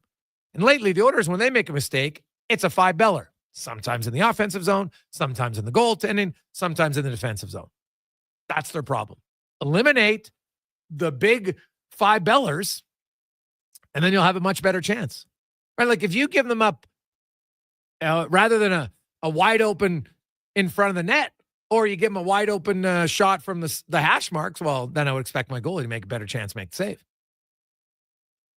And right now, the Oilers are killing themselves with that. Hey, Gregor, Skinner, 896. That's bad. You're right, Curtis. Now, what's the Oilers team shooting percentage? Let me know what it is, 5-on-5. Because here's a fun fact for you. The Oilers, 5-on-5, have outscored teams 135 to 134. Their expected goals, 5-on-5, are 152. So they're minus 17 offensively. Defensively, expected goals, 129. So they're minus 5. Minus 17 in the offensive zone, minus 5 in the defensive zone. Is everybody 1,000% sure it's just goaltending? Chew on those numbers. Tell me which one's worse. Minus 17, minus 5. 833-401-1440, 833-401-1440. Hey, Gregor, it's because it's deflating. Okay, but why is a goalie making a mistake deflating? But when a guy has a wide open net and hits the goalpost, that isn't deflating? Come on, you can keep coming up with ideas, but how does it make sense? Tell me how a guy misses a wide open net and you're just like, oh my God, because you sat on the bench when your teammate misses a wide open net and you're just like, what? How did he miss that? It's human nature. How do you not make that save? How did he miss a wide open net? I'm not sure one is more equally deflating than the other, especially when you're a team right now that you got a lot of guys struggling to score. So that's kind of how I see it. 3:24, quick break. We'll return. Yaremchuk joins us on the Gregor Show, presented by PlayAlberta.ca. Silent Rides is one of Alberta's premier bus charter companies with state-of-the-art motor coaches. We provide our customers with the safest and most reliable ground transportation. Our seatbelt-equipped buses have become the preferred carrier for many local sports teams, tours, corporate outings, and other various travel across Western Canada. For more information and to request a quote, contact Ted Nakamura at 780-940-0880 or visit silentrides.ca.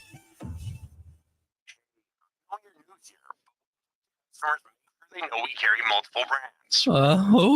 Okay.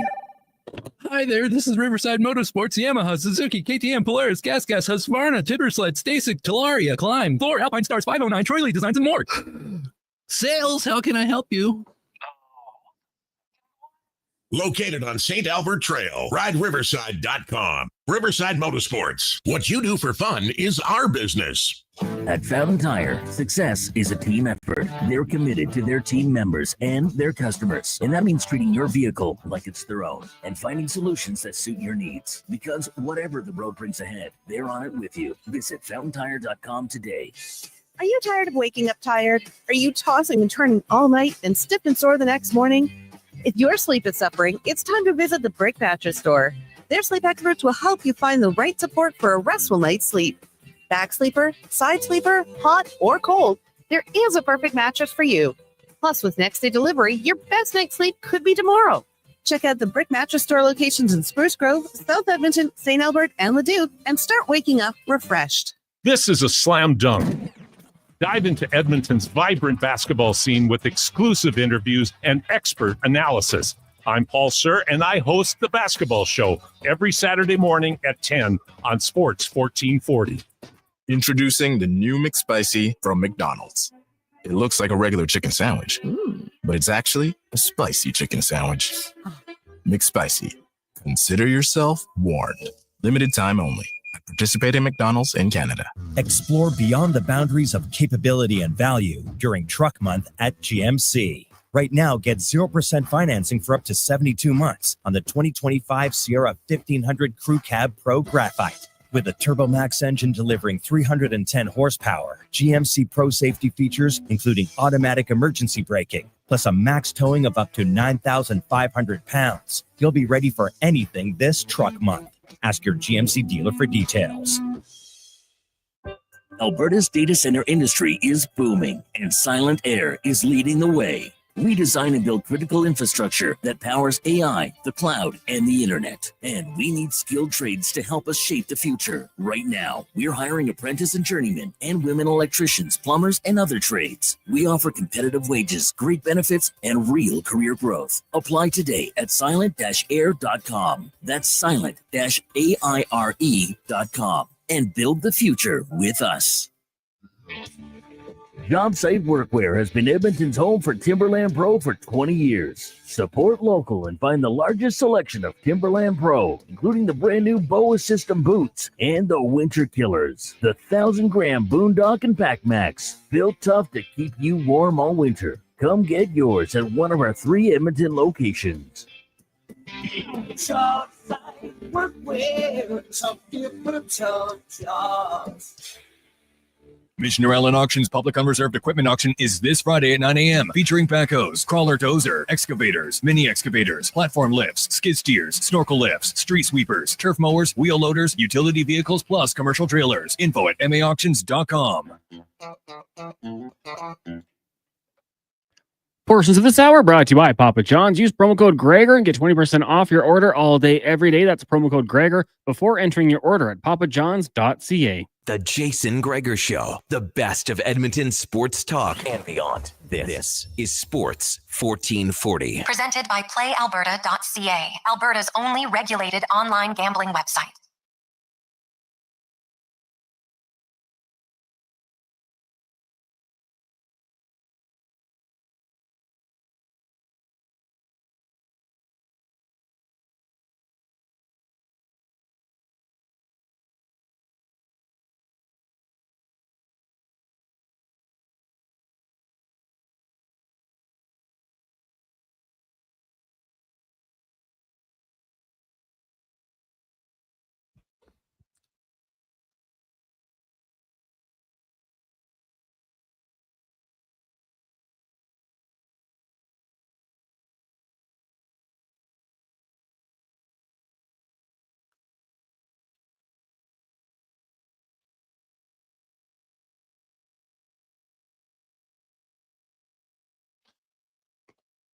.330, welcome back. Jason Gregor, Connor Halley. Sports 1440, Oilers Nation, YouTube, Facebook, and X. We got 5 questions coming up. Then Business with Sport today, Rich Winter and Calvin Pickard will be joining us today. He'll be up right at the start at 4 o'clock. Let's go in the room now, brought to you by Silent Air. Join Alberta's growing data center industry, the global leader in data center manufacturing, right here at silent-air.com. That's silent-air, AIRE.com. They're hiring. So welcome into the show from Oilers Nation and Daily Faceoff. Tyler Yaremchuk joins us. Ty, how you doing? I'm doing good, Greg. How are you? Oh, I'm all right. Geez, you comb your hair today? It's got a little dippy do in there? Yeah, a little bit. I was out shooting a video with legendary curler Kevin Martin today, so I wanted to look my best for Kmart. Oh, okay. I like it. Were you curling? Yeah, we were. So I registered Team Oilers Nation into a bonspiel this weekend, and Liam has never curled before, and he's going to be on the team. So we went and filmed a little video where Kevin gives Liam his first ever curling lessons. It's being behind the scenes for it. It's very funny stuff. Really? Oh, well, Martin should know his stuff. He's pretty good. So, are you the skip? I'm going to have to be the skip because I'm the only guy on the team who knows how to curl. Jeez.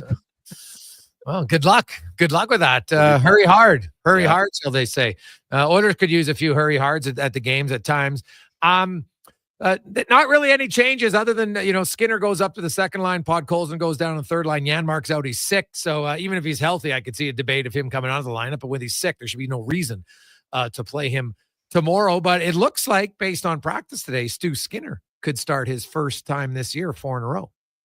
Yeah, and I mean, I heard a good amount of your conversation, the segment before here, talking about, the goaltending, and I understand the fans' frustration with the goaltending this season because it hasn't been at the level where it needs to be at. But when you look at this last stretch of 6 weeks, there's just very little about their game that is at the level where it needs to be. Like, yes, goaltending. Would you love to have a game where your goalie bails you out? And one of the texts I got today on my show was Stuart Skinner continues to not be the best goalie in any game. But I sit here and look, against Montreal, he was the best goalie in that game, stopping 25 of 27, making a handful of great saves in overtime.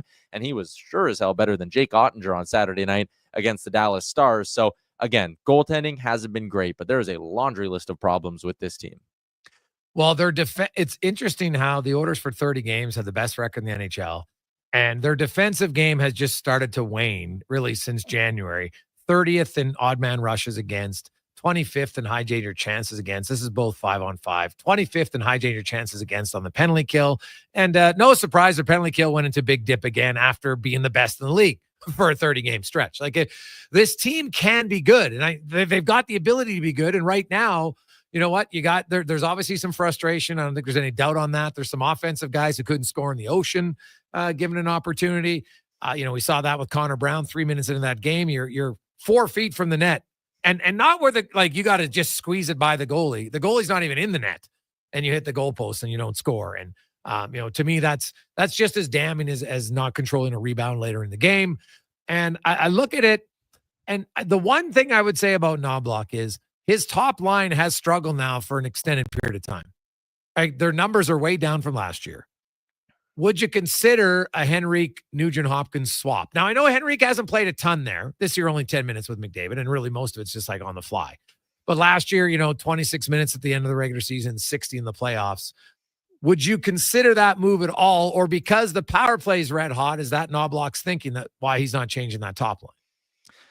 No, I would absolutely do that. I think it is a no-risk move because Adam Henrique is giving you not great third-line minutes right now, and Ryan Nugent-Hopkins is struggling to produce in a spot where you absolutely need someone who can step up and produce. And when you look at the numbers, and I dug into it a little bit today of how Nugent-Hopkins plays when he's not on the ice with either one of McDavid or Draisaitl, which I think you can deduct is the minutes where he's playing as a centerman, or at least gives you a pretty good idea.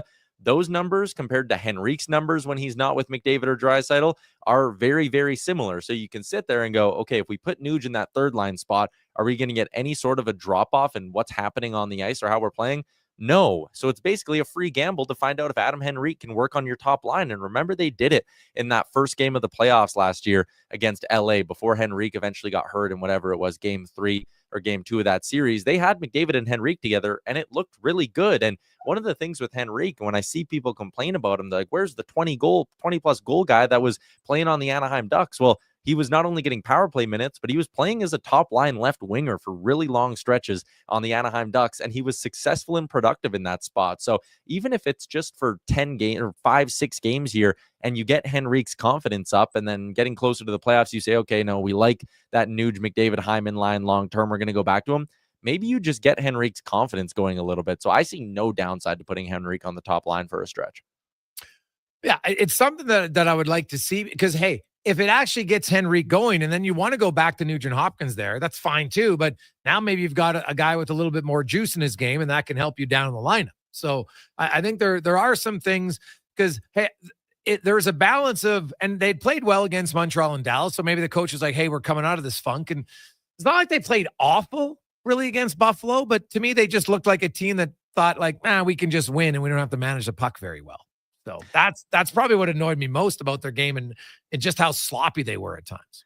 Oh, yeah. Like there were so many. And listen, I don't trust the turnover stat on NHL.com. I think it's very poorly tracked, and what's defined as a turnover isn't good. But I think the turnovers in that game were like 20-19. But there were so many instances when I felt like Buffalo was just coughing up puck after puck after puck, and the Oilers just stayed on the perimeter. They'd pick off a pass, they'd force a turnover in the neutral zone, they'd chip it into the corner, and then no one's really taking the extra step to go get it. No one's forechecking all that hard. And you're right, that's what drove me nuts, is just the fact that that game was right there for the taking. That wasn't a night. And listen, in the NHL, there are no easy nights. Any team can beat any night on any given game, but like Buffalo didn't play that well, and the Oilers still found a way to lose. So that's really what irritated me, is like, again, you can lose to teams like Buffalo sometimes. Like that will happen over the course of a season, but to lose with that caliber of an effort coming from the Sabres is just like, man, you got to find a way to dig deep at some point there and put that game away.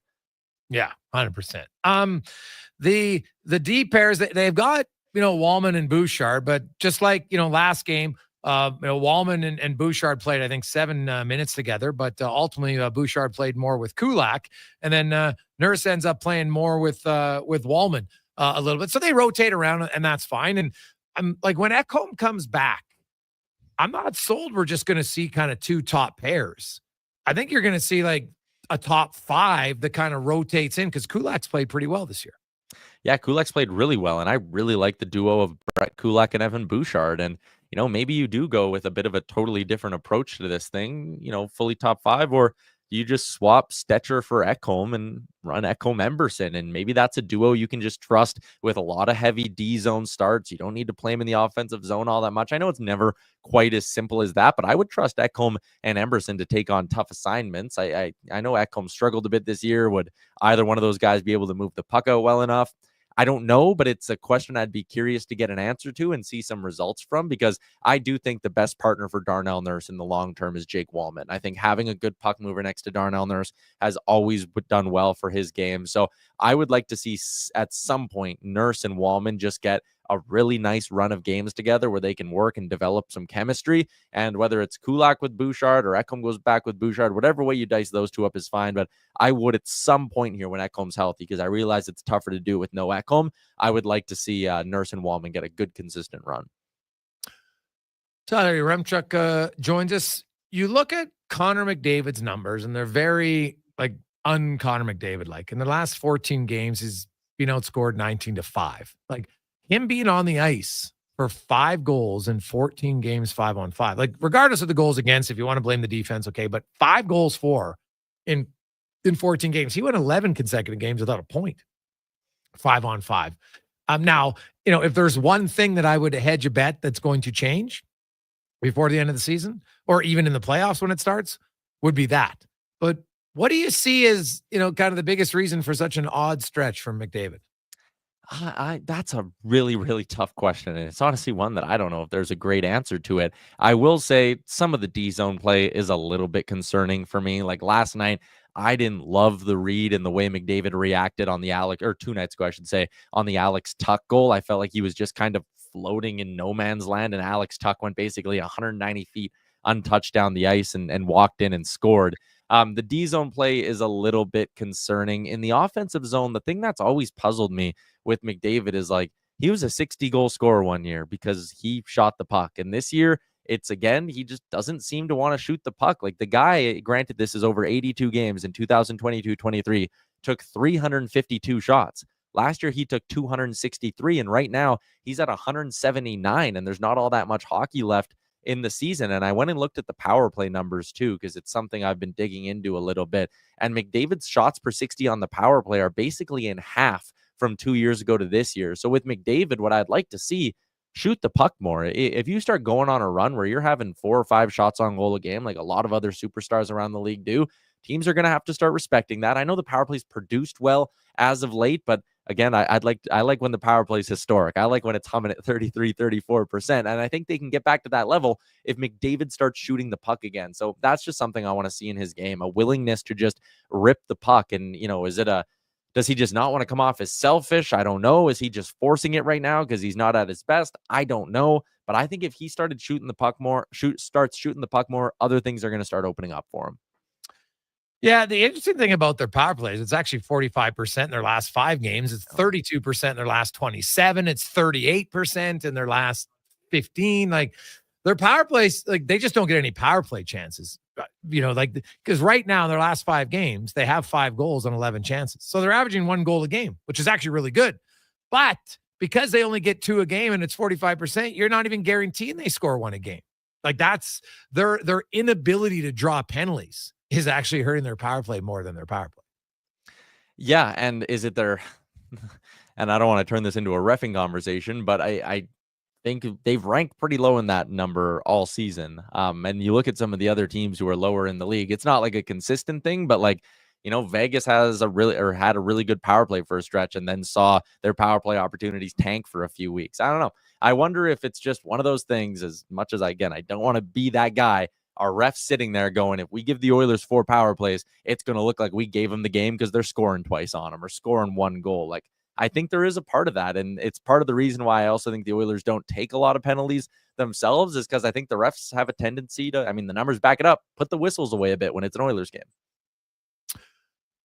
Yeah, well, the Oilers don't take a lot of penalties either. And so, I watched this year, I haven't seen games where I'm like, man, there should have been at least 2 or 3 other calls. Like in previous years, I could say that. Like even McDavid lately hasn't had those 1 or 2 moments a game where you're like, geez, that probably should have been a penalty, right? Like they're not. Well, the other thing is they don't have a lot of extended offensive zone time right now. And usually that's where a lot of penalties get drawn, right? The defense is out there 35, 40 seconds. You're buzzing, you're humming. Now all of a sudden they're tired and that draws penalties. And like Edmonton is not great at as much of sustained pressure. They'll have the puck in the offensive zone, but sometimes it's in there for 30 seconds, but they don't really do anything. Like the team says, oh, you guys want to cycle it around the outside, knock your socks off.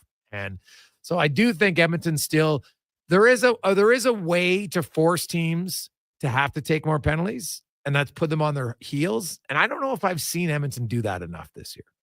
Yeah, and that's fair. I do like what you just kind of said about they skate around the outside and don't do a lot. I was chatting with John Goyens, who does some work on Daily Faceoff for us, former QMJHL head coach, and he was breaking down some film with me, and he said, do not confuse activity with productivity. And he showed a couple of clips where it was exactly that. The Oilers ding, ding, ding, pass it around the perimeter, then McDavid will do a big lap. And he's like, count the strides that the guys on the other team are taking. They're not even wearing them down. And another big part of it, it's why I maybe don't love the expected goals number right now at the Oilers because it's so high, but I think it's misleading. How many times do they get a second opportunity? Do they throw a puck on net and someone gets like a really good quality rebound where you either score or the goalie has to make a big save or a defenseman on the other team has to make a really big play to stop it? Like, it's perimeter, and then it's usually a shot from the blue line or a forward turns it over and it's back the other way. So I do think, finding a way to get more sustained pressure in the offensive zone. That is very high on the list. It's just as high as goaltending and defensive structure and defense off the rush, all that stuff. Like finding a way to get back to what you were doing last spring, where you were just grinding teams down and pouring on all these chances. That's what they need. Yeah. Tyler Remchuk joins us. Ty, the Vancouver Canucks, they got a big game tonight against the Calgary Flames. And the listeners, fairly strongly when I asked them if they had to pick a team to cheer for tonight, Calgary, Vancouver. Most picked Calgary. Actually, not all. I would say it's about 78% based, if my math is correct, the last time I looked at the texters who answered that question.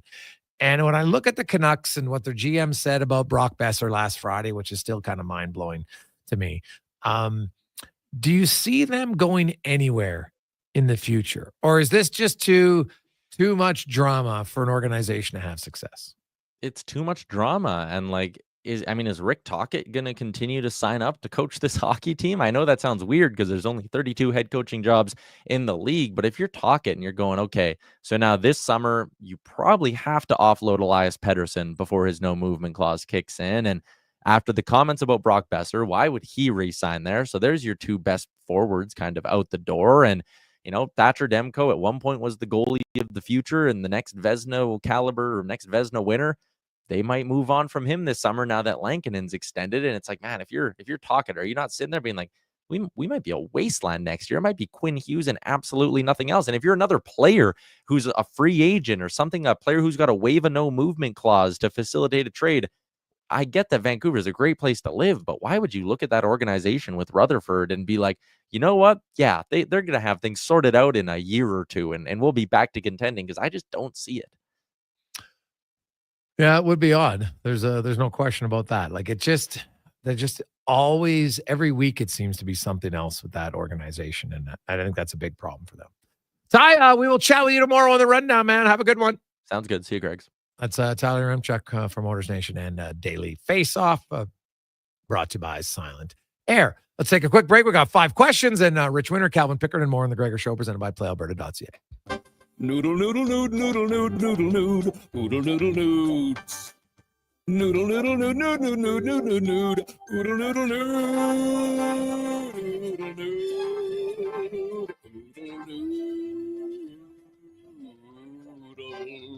noodle, noodle, noodle, noodle, noodle, noodle, noodle, noods. Noodle, noodle, noodle, noodle, noodle, noodle, noodle, noodle, noodle, noodle. Throw the load down to Oodle Noodle tonight because dine-in is open.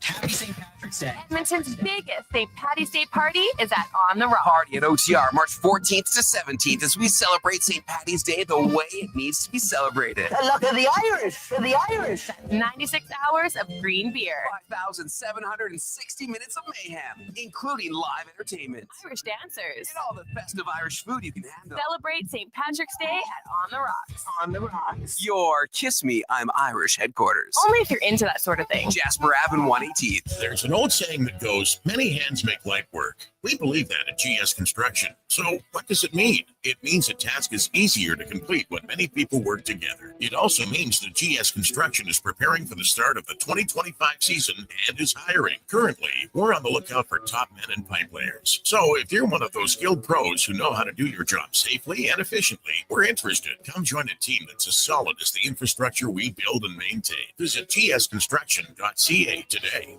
Excavators, loaders, lifts, compaction equipment, and more. Find the XCMG construction equipment you need. Available for rental or sale at Japa Machinery Group. Japa, helping build Alberta from the ground up for 50 years. Visit japamachinery.com. Getting your vehicle sparkling clean doesn't have to cost a fortune. Take it into Hughes today and pay just loonies a wash. Find us at hughescarwash.com. Play Alberta has hundreds of casino games right at your fingertip. Join thousands discovering why Fortune Coin is one of Alberta's most popular games. Fill your reels with golden coins, multiply your prizes up to 6 times, and turn good spins into legendary ones. Land the Fortune Coin symbol to win cash, trigger the jackpot, launch the free spins bonus, and watch as the dragon takes over your screen. New players get 100 free spins only on playalberta.ca. Claim your offer today. You got a go-to coffee spot, a trusted barber, even a lucky game day jersey. But when it's about looking your absolute best, there's only one name you need. Mr. Dirk. Family run since 1939, we're experts in crafting impeccable tailor-made suits and offering a wide variety of everyday styles. Pair that with personalized one-on-one fittings and the convenience of on-site tailoring. Mr. Dirk elevates your style game. Visit our Edmonton store or explore MrDirk.com. Score big on style with Mr. Dirk. This is going to make you hungry. Booster Juice just dropped new guacamole and black bean grilled fresh options. What the guac? Yeah, a guacamole black bean wrap, guacamole chicken panini, and an egg and chipotle black bean wrap. What a trio!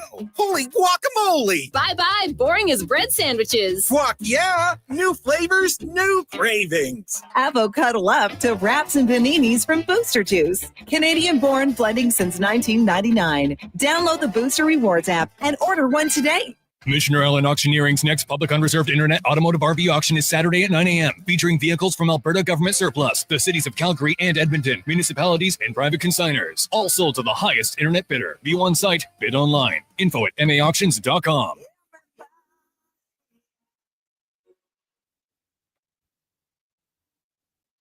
Portions of this hour brought to you by Leading Edge Physio. The team in Old Strathcona have special training dedicated to reducing the impact of cancer care before, during, and after your diagnosis. From lymphedema to the management of fatigue and side effects of chemotherapy and radiation, they can help. Learn more at leadingedgephysio.com. Hat-tricks, touchdowns, and home runs. Get it all with the Jason Gregor Show on Sports 1440. Presented by PlayAlberta.ca, Alberta's only regulated online gambling website.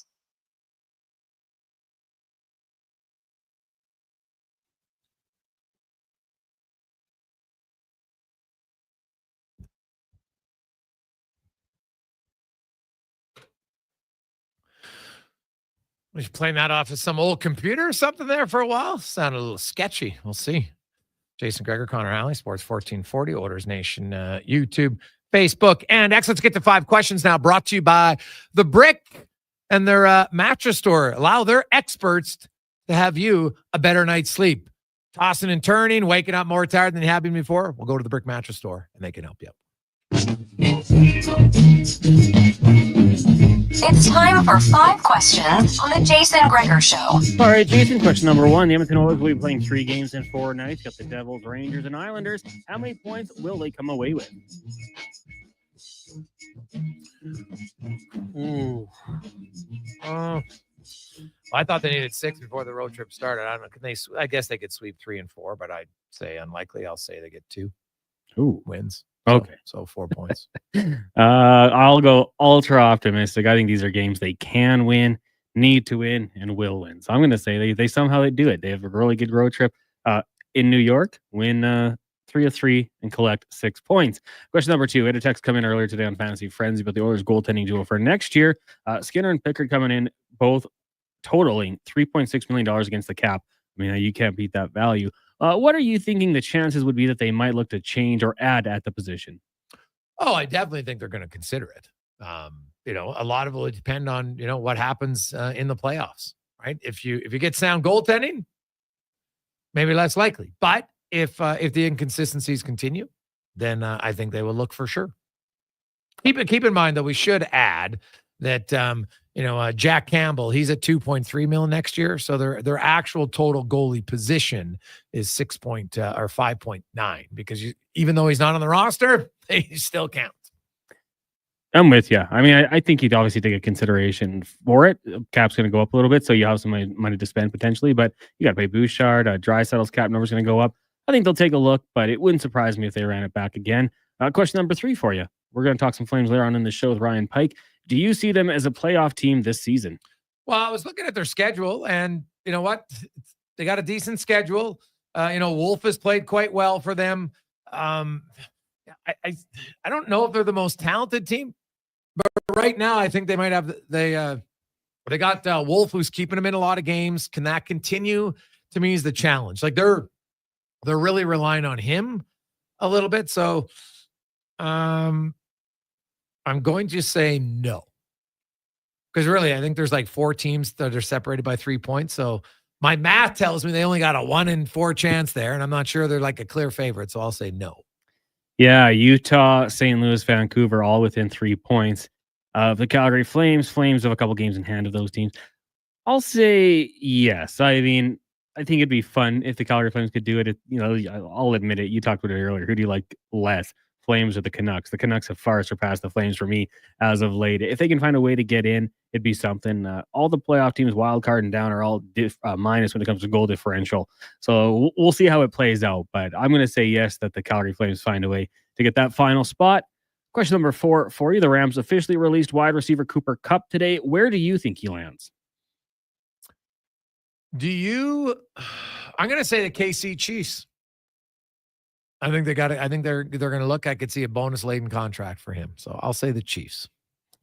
If he goes there, I hope he just stays out of trouble. I'm going to say the New England Patriots. They got some. What do you mean stays out of Well, trouble? Chiefs receivers are kind of troublemakers, Gregor. Oh. You know, I don't know if they were troublemakers beforehand, but Rashee Rice, Xavier Worthy, things are happening. So I just hope he, keeps his nose clean if he goes to Kansas City. But yeah, I'm going with the Patriots. I think they have some money to spend. Mike Vrabel, I think, is a really good head coach. And as much as I'd love to say he should just stick around LA and sign with the Chargers, keep the colors, keep it going, I think the Patriots will look to throw some money his way. So that's where I'm going to go for. Final question for you today is apparently Alfred Hitchcock Day. So of his films, do you have a favorite? Go ahead. Every Halloween, I try to watch a couple of his movies. There's still a ton I haven't seen. The Birds, I don't know, kind of creepy. But for me, I got to go with Psycho. Like the whole shower scene is iconic. And then how it wraps up. For me, Norman Bates is just, he's a creepy dude. So for me, Psycho, I think it's probably his most popular one, but that's the one I'd choose. Yeah, I don't want to pick the same as you, but that would be kind of the obvious one for me, I thought. But I'll go with Vertigo. Right, there was that one of the Birds, but I will go with Vertigo. I will say what was always cool about Alfred Hitchcock was his voice and just kind of how he talked. I thought that was always the best. But yeah, I'll go with Vertigo. So he had the good lead-ins, didn't he? Yes. Yeah, he did. So there you go. Anybody who hasn't seen it, Vertigo is like a psychological thriller, right? It involves a cop who's got his own demons and stuff like that. So I watched that with my late dad a few times. So I'll go Vertigo. Have you seen North by Northwest? I have not. No. I only know it from like the Plane in the Fields reference. Simpsons did kind of a play on that once, and I was told about it. Still haven't seen it, but that's one I've got on the list for sure. All right. Okay. When we come back, Rich Winter will join us in the business of sport. Also, Calvin Pickard, Oilers netminder. Quite the story of perseverance by Calvin after being out of the league for basically 7 years, got himself back into it. So we'll talk about that, right? The trials and tribulations of that. We'll talk about some technical sides of the position and more when we return to the Gregor Show presented by PlayAlberta.ca. But first, let's get to the con man and a sports 1440 update brought to you by your Alberta GMC dealers. Truck month is on now at GMC. You can get a $5,000 cash purchase credit on 2025 Sierra HD models. See more at gmccanada.ca. This is a Sports 1440 update.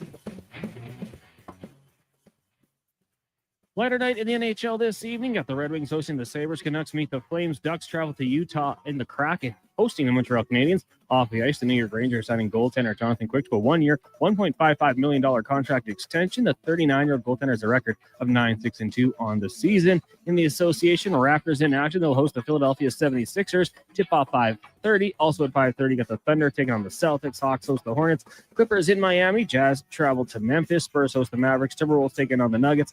And the Knicks in Portland.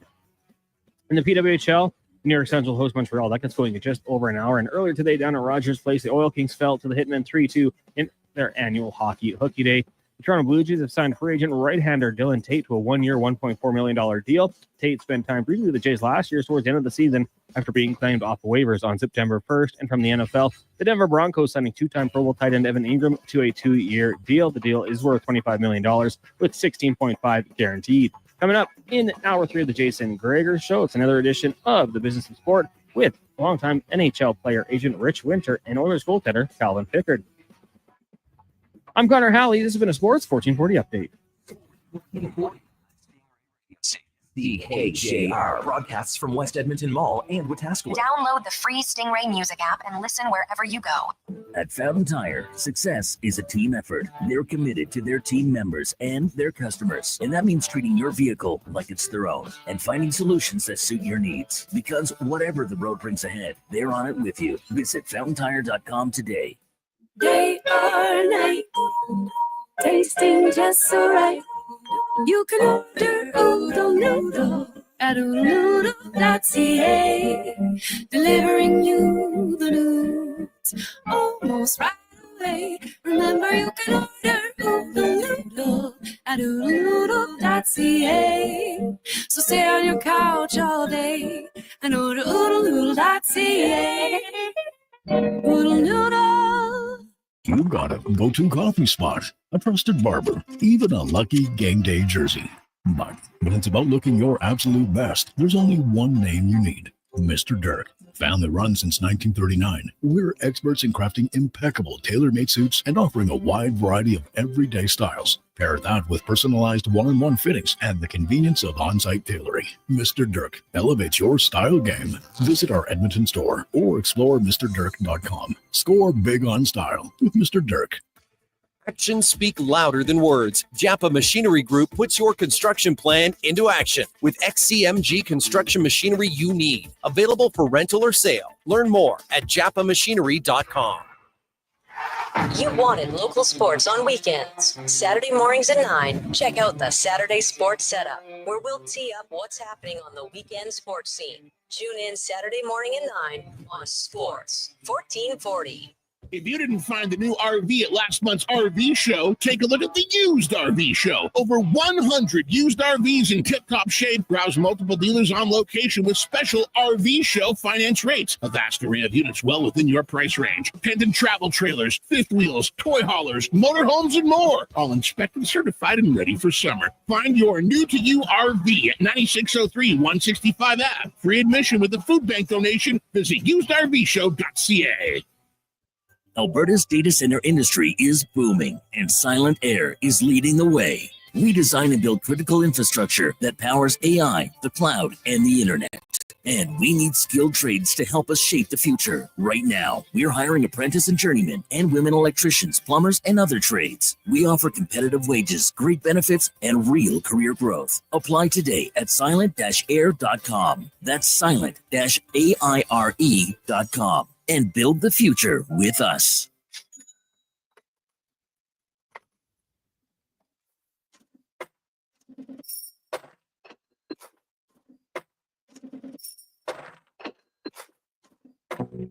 Portions of this hour brought to you by Can Torque. We offer sale, rental, repair, and calibration of hydraulic, pneumatic, and battery-powered torque wrenches, stud tensioners, and flange maintenance equipment. Order today at cantorque.com. The Jason Gregor Show, the best of Edmonton sports talk and beyond. This is Sports 1440. Presented by PlayAlberta.ca, Alberta's only regulated online gambling website.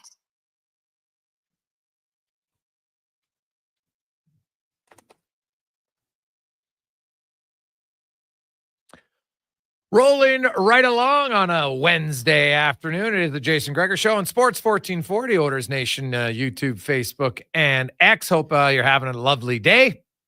Gregor Show is always presented by PlayAlberta.ca, where you can get in the game. Use the promo code Gregor50. You'll get a free $50 play at PlayAlberta.ca as we roll into our weekly Wednesday chat with Rich Winter in the business of sports. Of course, Rich, longtime NHL agent, started actually in the movie industry, but made a mistake on set and just got kicked off and then never went back in. Rich, that was the first Baldwin incident, but no one talks about it anymore.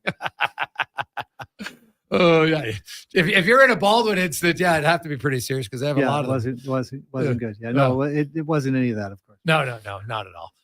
Now, one of your clients over the years, of course, has been Calvin Pickard, and Calvin Pickard's going to join us in the business of sport. Of course, Calvin now in his second season with the Edmonton Oilers. He debuted in the NHL with Colorado way back in 2014-15. He was a second-round pick of the Avalanche in 2010. Then he had a long stretch outside the NHL before just kept battling and earned himself a spot in Edmonton last year and then earned himself a contract this offseason. He joins us now on the road in New Jersey. Calvin, how you doing, man? Hi, guys. Can you hear me all right?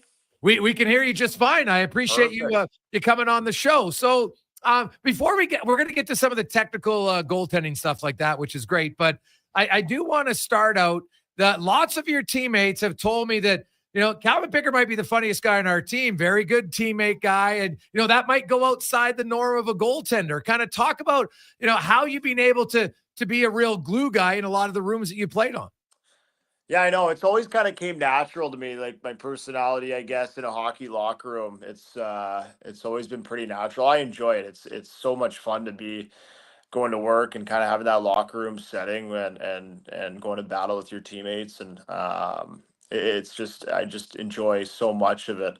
And especially the road trips, you're hanging out with them, you're going for dinners with them, and you're, doing all the different things in different cities, some of the most beautiful cities in the world too. So it's definitely probably going to be the biggest thing I miss when I'm all done.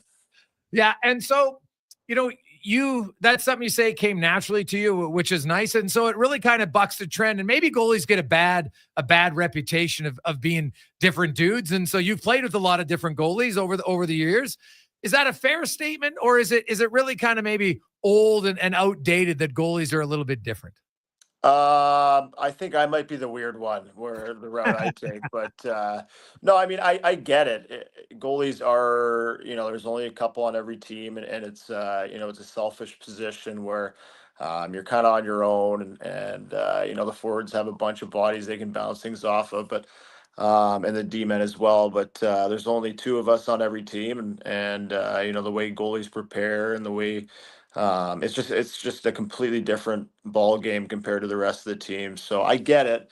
I've definitely seen my fair share of characters over the years, but I think I am the weird one with the route I took.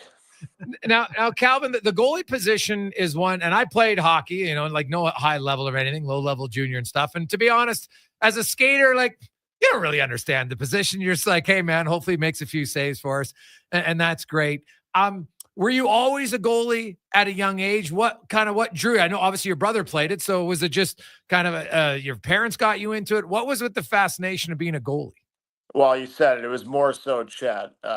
He started a few years before me, and then I got thrown into the net. I can't remember, maybe when I was 7 or 8, and enjoyed it. You kind of have that rotation when you're that young, and I'll never forget my dad picking me up from school when I was 9, and that was the year you had to pick, and I was like, I'll just pick goalie, and I just kind of never looked back, obviously. So I never really thought of it. I was just like, I'm probably better at goalie than I am player. I wasn't a bad player, but at that age, goalies are appealing to young kids. You get to, be the center of attention, and I had some successes as like a young kid. So didn't look back.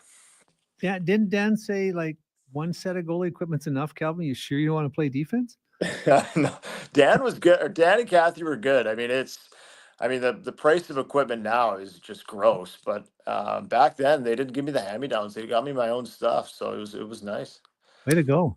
Now, Did you ever have I'm not aging yourself, but you never really had heavy pads when you played, did you, as a kid? No, that sounds like you're aging me, but yeah, no, it was. I can't even remember what I'd wear. I've been Vaughn basically my whole life. Maybe once I was 11 or 12. I don't know. I don't even know if I used anything else. But no, they were there. I mean, they're better now than they were then. But no crazy bad pads.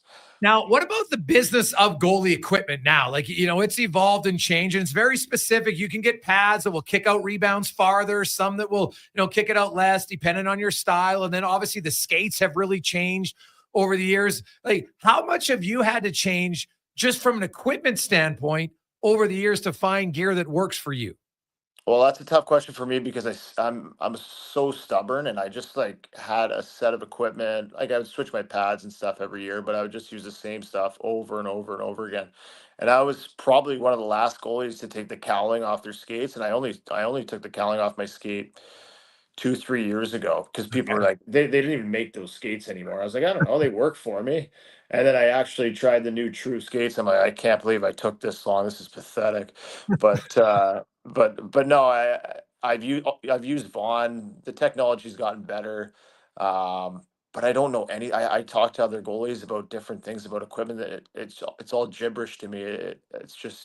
It's over my head, and I've played with some goalie gear nerds that I can't even have a conversation with, where I just have nothing to add to the conversation. But I found what I liked. Vaughn's always been really good to me, and yeah, it's worked, and they've obviously upgraded their pad year after year, and I've always been treated well by them.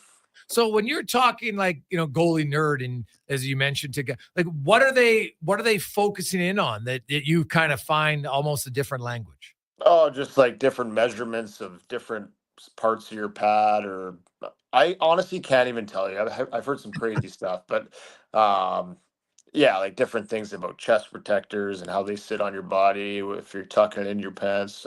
I don't know. I just put on my gear and it's just all natural to me, and I don't even really make many adjustments. So, yeah, I haven't had good conversations with my partners about gear. Calvin Pickard joins us. As the relationship of goalies, it's talked about a lot. Like you're obviously you're part of the team, but it's very much a small, like there's 6-8 defensemen, sometimes 12, 14 forwards. There's usually 2 goalies, right? They don't like having 3. 3 isn't good. 2 seems to be more comfortable. And a lot of them talk about the importance of, especially if you have a starter backup, to have a good rapport and relationship. You've been a starter before for a long time in your career, Calvin, and now you're kind of more in the backup role. How do you change and evolve in that? And how do you ensure that relationship is always healthy? Kind of, is it on the backup to be the better guy? Is it on the starter to be the better guy? How does it work in those relationships? Yeah, all good questions. Yeah, like I've been a starter more so pretty much every year in the American League, other than maybe a year or two. NHL, I was a starter, I guess you could say, for 1 year, but more so backup. Yeah, I don't know. I've played with different types of characters. I think I've seen myself, especially the last couple of years, like I have to bring a different energy to practice. I have to be that guy that works hard and gets the respect of your teammates work ethic wise, because you're not playing as much, and you have to do that stuff anyways. Right. But I enjoy it. But it's I would say it's always I've always put a little bit more pressure on myself to make sure that relationship's good, and put forward that work ethic. But yeah, obviously at the same time, like, I'm the backup goalie, sure, I'm not playing as much, but you can't be comfortable in that situation. Like, you want to be playing as much as you can. And the last 2 years I haven't played a ton, but I still get in there every third, fourth game. So I have to be ready selfishly. But when I'm not in the net, I'm obviously ready if I need to be called upon, but I need to be there for my teammates. Now, I know everybody says I prepare like I'm starting every game. And though, the morning, usually the day before, if you're starting or not. So if for instance, like last game in Buffalo, okay, I know Stu Skinner's starting. Can you really prepare the same as when you're starting? No, it's like people are obviously lying when they say that. Obviously, I've had a million relief appearances over the years, and I'm at a point in my career where I've seen basically all types of situations, and you are ready to hop in there if you need to. But the leading up to the day, like, say I'm starting. I'm not going to blow who's starting the next couple of games, but say I'm starting a game like that night before I go to sleep, like, I'm thinking about it already. It's already kind of ingrained in my head. But if I'm not, I know there's a game tomorrow. I know I have to have a good morning skate and be prepared. But it just mentally, it's not quite like you're completely dialed in, and then you can kind of see when it's happening. Like, say a goalie gets pulled, you see a goal go in, and then you're like, okay, like, it's kind of dialed in here. A couple goals go in, and then it could happen at some point. Or I've seen injuries happen too, where you have no time to think about it. But yeah, I feel like earlier in my career I'd be a little bit more caught off guard, but now sometimes it's almost not bad because you just have no time to think about it. You just go out there and play. So, but yeah, the answer to the question is it's a little bit different when you're starting. We had touched on the mental part of the game, Kelvin. I remember seeing you play in Colorado, and I thought on a really bad Colorado team, you were very good, right? And then you clear waivers after getting sort of a bad experience in Vegas. And then you're challenged for 4 or 5 years you're constantly called up where you got 1 game or 2 to prove yourself. Can you talk about how that experience is different from getting the confidence you got in Edmonton, or more importantly, the confidence you got in Colorado? Because I think to a large degree, your inability or your challenges to get to the NHL were more related to the opportunity, the environment, and it's tough to come up for a game or two knowing that your game's on the line tonight, and if you play well, you might get another start. If you play well, you might get another start, but that's different than the comfort you have here now, right?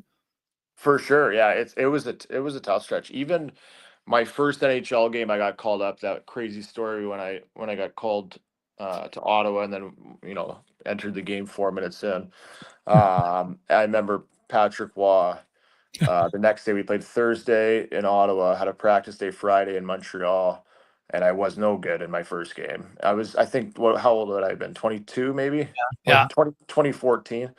And we basically had open tryouts. So the two American League goalies, it was me and Sammy Atocalio at the time in the minors. We both got called up, and we got to practice, and he's like, I'm going to determine who's starting tomorrow night in Montreal based on practice. I completely worked my ass off the whole practice, obviously, and I got to start again. He's like, now you know how the league works. Like, you got to be good tomorrow. And I did put some pressure on myself because if I play bad that game, then who knows? I played well that night, whatever, and then I kind of got some confidence from that. But then you think you're going to be in one place your whole career, and then obviously the Vegas thing happens, and then when you go elsewhere, you really have to reestablish yourself. It's not like you have the same runway that with the team you just had, because they got to get to know you and see what you're all about. And then I played that whole year in the minors in Toronto. I ended up getting traded to Toronto, and then I just got sporadic opportunities for a few years. When I'd get called up in Detroit, I was probably going to get sent back down, but I wasn't comfortable there. A big thing for me is being comfortable in the locker room, comfortable, being on the ice with those teammates. And I felt like I didn't know anybody, and I was like, tiptoeing myself around the ice. And I didn't have much success in Detroit, the odd fine game, but and then I got to Bakersfield 3 years ago, or 2 years ago, I guess, almost 3 years ago, and got comfortable there. Great locker room, played well that year, and then obviously last year coming up, I didn't know really what to expect, and I get thrown on. I played against Florida my first game, still uncomfortable. Like, played okay, not great, and but to get another opportunity again, you just never know how many opportunities you're going to get. Played well, and then I kind of got on into a run because we had such a good team, and or we do have such a good team. It's nice to play behind that, but it was a challenge for a while. But the biggest thing for me is being comfortable with my teammates in that setting. Well, and it's really strange, Kelvin, like how small a decision can have such a big impact. So for whatever reason, the coach in Las Vegas decides Malcolm Subban's a better choice than you are. We think, trivia question, who was the number one pick of the Las Vegas Golden Knights in the expansion draft? You know that one, right? I still tell everybody. Yeah. and all of a sudden you get put on waivers at the worst time possible for a goalie, at the end of training camp when every single position is largely filled. So that decision, you stay in Vegas, you might have a Stanley Cup, you might be a starter. Like, it's just fascinating to me how so many guys, bad luck derails a career or puts it. And I think the real thing that makes me so proud of you is you continue to stay with it. I don't know of anybody else. I don't think I've represented anybody else that took 14 years to get a one-way contract. But that little decision made by a goalie coach who I think made the wrong decision might have cost you 6 or 8 years in the NHL, don't you think? It's hard to say. I feel like everybody's got so many different paths. You know that. You've seen so many different players, but I did not expect it going into that year. I played 50 games the year before, went to the World Championships, was a starter for Canada, and then all of a sudden I was playing in the minors.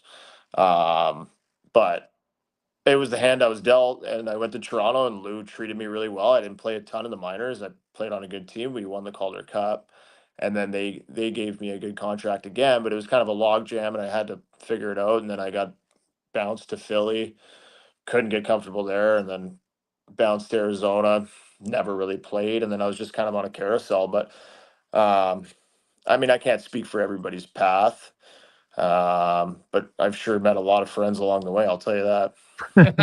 That's very true. Calvin Pickard joins. Calvin, we're going to take a quick break. When I come back, I want to talk about that carousel, and in a position where each organization has a different goalie coach, and now you're working with guys all the time, like picking up a system for a forward and defenseman is one thing. goalies for the longest time are really the only ones who kind of have an individual coach who works with them on a lot of the technical side. So I want to talk about maybe the challenges of that from going from Colorado to Toronto to Arizona to Philly to Detroit in a 6-year span. You're going different guys every year, and how that messaging maybe, what actually happens with the business of the goalie coach coming up next here on the Business of Sports, Sports 1440, Oilers Nation, YouTube, Facebook, and X. Edmonton's biggest St. Patty's Day party is at On the Rock. Party at OTR March 14th to 17th as we celebrate St. Patty's Day the way it needs to be celebrated. The luck of the Irish for the Irish. 96 hours of green beer. 5,760 minutes of mayhem, including live entertainment. Irish dancers. And all the festive Irish food you can handle. Celebrate St. Patrick's Day at On the Rocks. On the Rocks. Your Kiss Me, I'm Irish headquarters. Only if you're into that sort of thing. Jasper Ave and 118th. People are always curious about what GS Construction does. They know it's something to do with construction because it's in our name. But our work at GS Construction isn't just about the projects we do. It's about people. This season, you'll see GS Construction improving underground infrastructure in the places we call home. So we're looking for crew members to work with motivated and friendly team members. Sound like you? If you want to join a team that cares about the community, your community, visit gsconstruction.ca and apply today. Saturday nights were made for WHL Hockey and Ice District. Family fun that's second to none, starting at just $20 a seat. And this Saturday, your Edmonton Oil Kings square off with their Eastern Conference rivals, the Prince Albert Raiders. The Oil Kings will wear vintage specialty jerseys just for this matchup that'll be auctioned and raffled off after the game. Plus, at every home game, score Calmont Kids food combos for $10 or less. The value is king-sized. Edmonton Oil Kings, Prince Albert Raiders. This Saturday night at 7. Great family entertainment at Rogers Place starts at just $20 a seat. Save on day of game pricing now at oilkings.ca. Scott McGilvery here, HGTV host. Let's talk about maybe the challenges of that from going from Colorado to Toronto to Arizona to Philly to Detroit in a 6-year span. You're going reverse osmosis organization system takes your water to the next level path. with up to 7 stages of filtration. And I want to come back. I want to talk about that carrot. That's very true. A lot of friends along the way, I'll tell you that. Your tap water is about to get a major upgrade. Safer water that tastes great. Get started with a free in-home water test at Culligan.com. Culligan, water you love. Blue Jays fans, are you ready? Spring training is here. And every Sunday at 11 a.m., Sports 1440 carries Blue Jays baseball. Put yourself in Florida. In the heat, In the stands, having a cold one. listening to Sports 1440. The job isn't done until the last load is hauled, and having a semi-trailer out of commission is not an option. Whether replacing or adding to your convoy, Edmonton Trailer has a huge inventory of new and used semi-trailers, trusted by the gravel, logging, oil field, fluids, and freight industries. Find a trailer right for you online or at one of their 3 locations. For sales, service, parts, rental, and finance, when you're in it for the long haul, Edmonton Trailer. Introducing the new McSpicy from McDonald's. It looks like a regular chicken sandwich, but it's actually a spicy chicken sandwich. McSpicy. Consider yourself warned. Limited time only. Participate in McDonald's in Canada. The Alzheimer's Face-Off presented by Christensen Communities Limited hits the ice April 25th to 27th, pairing hockey fans with some of their favorite players from the NHL Alumni Association for a fun-filled weekend in support of the Alzheimer's Society of Alberta and Northwest Territories. Friday features a Champions Luncheon followed by the teams hitting the ice on Saturday and Sunday in a friendly hockey tournament at Terwilliger Rec Center. To purchase a table to the Champions Luncheon or to learn more about how you can get involved in the tournament, visit alzheimersfaceoff.ca for more info. Imagine a family get-together where the smiles are as genuine as the conversations. That's the feeling you get at Nisku Ford, a family-owned dealership where finding a new Ford feels just like catching up with old friends. Stop by the showroom throughout March and April for all the details about Nisku Ford's Keys for 10K giveaway. Just imagine the spring trips, plans, and projects you could pay for. The coffee's on, so drive into Nisku Ford or visit niskuford.ca today. Above expectations.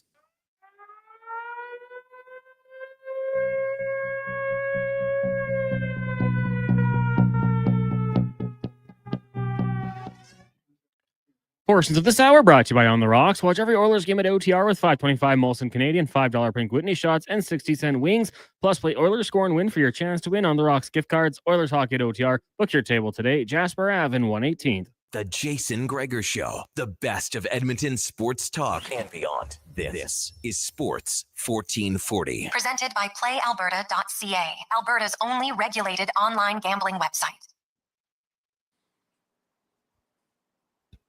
Welcome back. Sports 1440, Oilers Nation, YouTube, Facebook, and X. Sports1440.ca is always presented by PlayAlberta.ca, where you can get in the game, use the promo code Gregor50, and you get a free $50 play at PlayAlberta.ca. Jason Gregor, Rich Winter with you as we also have Oilers netminder Calvin Pickard joining us inside the business of sports. And Calvin, thanks for taking the time. I know you got a team dinner, so we won't keep you much longer. But going from Colorado, then you go to Toronto's organization for a year. Then you're into Philly for a bit. Then you're into Arizona. Then you're into Detroit. All in a span of like 5 different organizations in 4 years. And each stop, each team has a different goalie coach. So how is it for a guy who comes in there? You're there for in some cases a year in Toronto. You're there for a few months in Philly. You're there for a few months in Arizona. And keep in mind he's up and down. So, yeah. So he's seen like 12 goalie coaches. So like how much can they work on it? Like with a goalie coach, how much time does it take to maybe trust the guy to know, okay, I really want to work with this guy? How does that work? Yeah, I mean, I've seen my good amount of goalie coaches for sure. Going all the way back to my first year pro, we had Kirk McLean that would come in once every few weeks, but there wasn't much, there wasn't much instruction there. Obviously, I wouldn't see him much. It was a crazy time because I feel like that was the time when goalie coaches became more full-time, because at that point they weren't. Yeah. And then they brought in Francois Allaire my second year in Colorado. And coming out of junior, I was just a freewheeling, free spirit goalie. I would challenge up to the hash marks, and I had no technique. And it was the perfect time for me to run into him because he was the opposite on the extreme on the other side. So, but it took me a full year to trust the system. But I needed to get some more base to my game, and then I needed to trust that system. And but yeah, it took me some time because I was thinking all the time when I was in net, and that is death for a goalie. But then after that, yeah, so I go to, where would I gone? Toronto. Well, I went to Vegas, and then the goalie coach there, we got off on the wrong foot. I don't know. I just don't think he really even wanted me there. But and then Toronto was great, actually. Really good guy, Piero Greco. He's with the Islanders now, and he kind of toned me down a bit. I was losing. I think we might have lost Calvin there, so we'll have to fix that. We'll get him back here in a second. Cons, we'll try to reconnect with him because it's very fascinating to me, and because it's a position that lots of people talk about, and I'm not sure we have Calvin's back with us now. You got me? Yeah, I got you now there. So Hey, sorry. Yeah. Where was I? Goalie coaches. Yeah, but I feel like the last. Yeah, you're in Toronto. Toronto with Piero Greco and amazing guy. And I feel like in pro hockey, especially the NHL, it's about the personality and managing those goalies. Yeah, you're going to get your work in, but you play all the time, so there isn't many technical fixes where you're really grinding stuff down to change during the season. That stuff happens during the summer. But yeah, like Dustin Schwartz here, he's we're both kind of cut from the same cloth. We really see eye to eye. But at this point in my career, a minor tweak here or there, we'll watch a bunch of video and see what we'd like to do or change. But it's not like, like my last game out, I let in 4 goals on 0 shots against Anaheim. And it's not like I'm waking up the next day and I'm completely changing my game. We actually said I'm not going to change anything. I'd like to play a couple of those plays differently. But at this point, if I'm clear-minded and doing the right things, which I'm, striving to do most days, I'll be fine. But there's been one constant in your life when it comes to goalie coaches, right? And he's been there. And I think maybe tell us a little bit about what the role Paul Fricker's played in your life. Well, I mean, I still talk to him every single day. It's actually a shame how I didn't even say him during that whole question, but he's more of like a friend And I mean, he started as my goalie coach in junior, but he's more of like a close friend of mine. Okay. I talk to him every single game day. I'll talk to him after every game I play. Is that and- more, Calvin, for mental support? Do you find the conversations with him are more mentally oriented, or Yeah, for sure. We touch on everything. If I'm going to buy a car, I run it by him. But yeah, he's outstanding. On mindset and talking things through and what kind of approach you need to take. And I owe a lot to him. I'm so glad I got the bounce that I got when I met him when I was 15, because going through my junior career in Seattle, obviously I played a ton, but we had some tough nights. We weren't a very good team, and he was right there by my side, basically saying all the right things and how to act. And I was well prepared to go to pro because of him.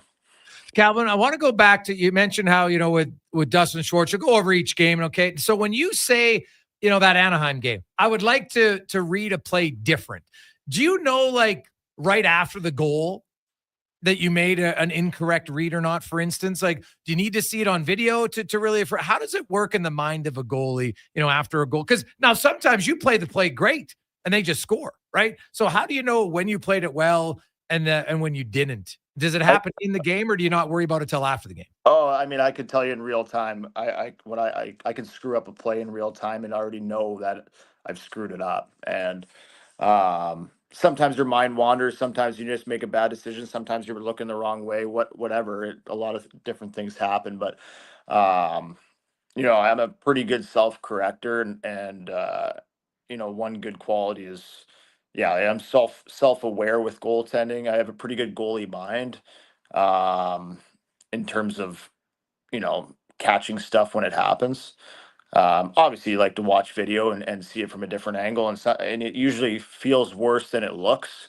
Okay. But yeah, no, it's I know usually right away what I did wrong.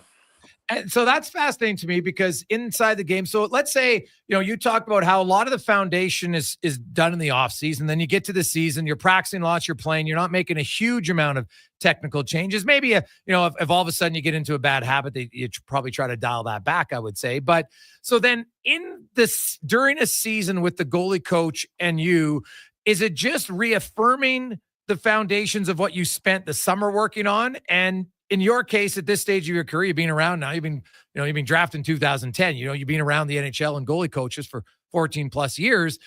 Do you kind of just outline what I do in the summer, and then when the season comes, I got to believe in that, and I just try to fine tune it rather than look to change anything? Yeah, very well said, for sure. I feel like the summer is the time where you can make tweaks and, practice it and think about doing it while you're in the net, because, there's no game in the summer. So, but yeah, once it's the season time, I mean, you get a little bit of that in training camp too, but then once the season starts rolling, you don't want to be thinking, because you don't want to burn games when you're out there thinking in the cage. So, but yeah, no, it's a lot of fine tuning.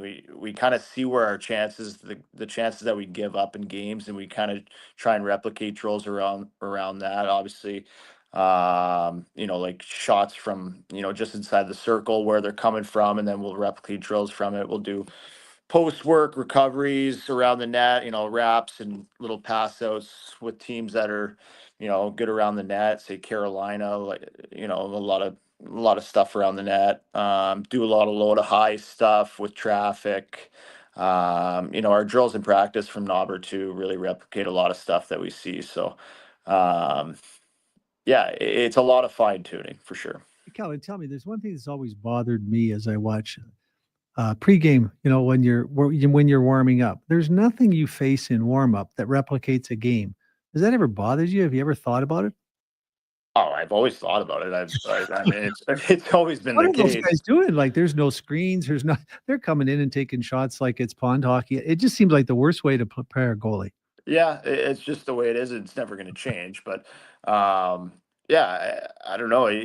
I've always been able to try and take something out of everything, though. And you say pregame warm up, you work on tracking the puck and seeing the puck hit your gear, and what kind of depth you're using, or your patience and things like that. I've always tried to be able to take something, even if the drill or whatever we're doing is crazy and unrealistic. But Yeah, that ain't changing. Pre-game warm-up's not changing. A lot of the shooting drills in practice aren't changing. It's just the way it is.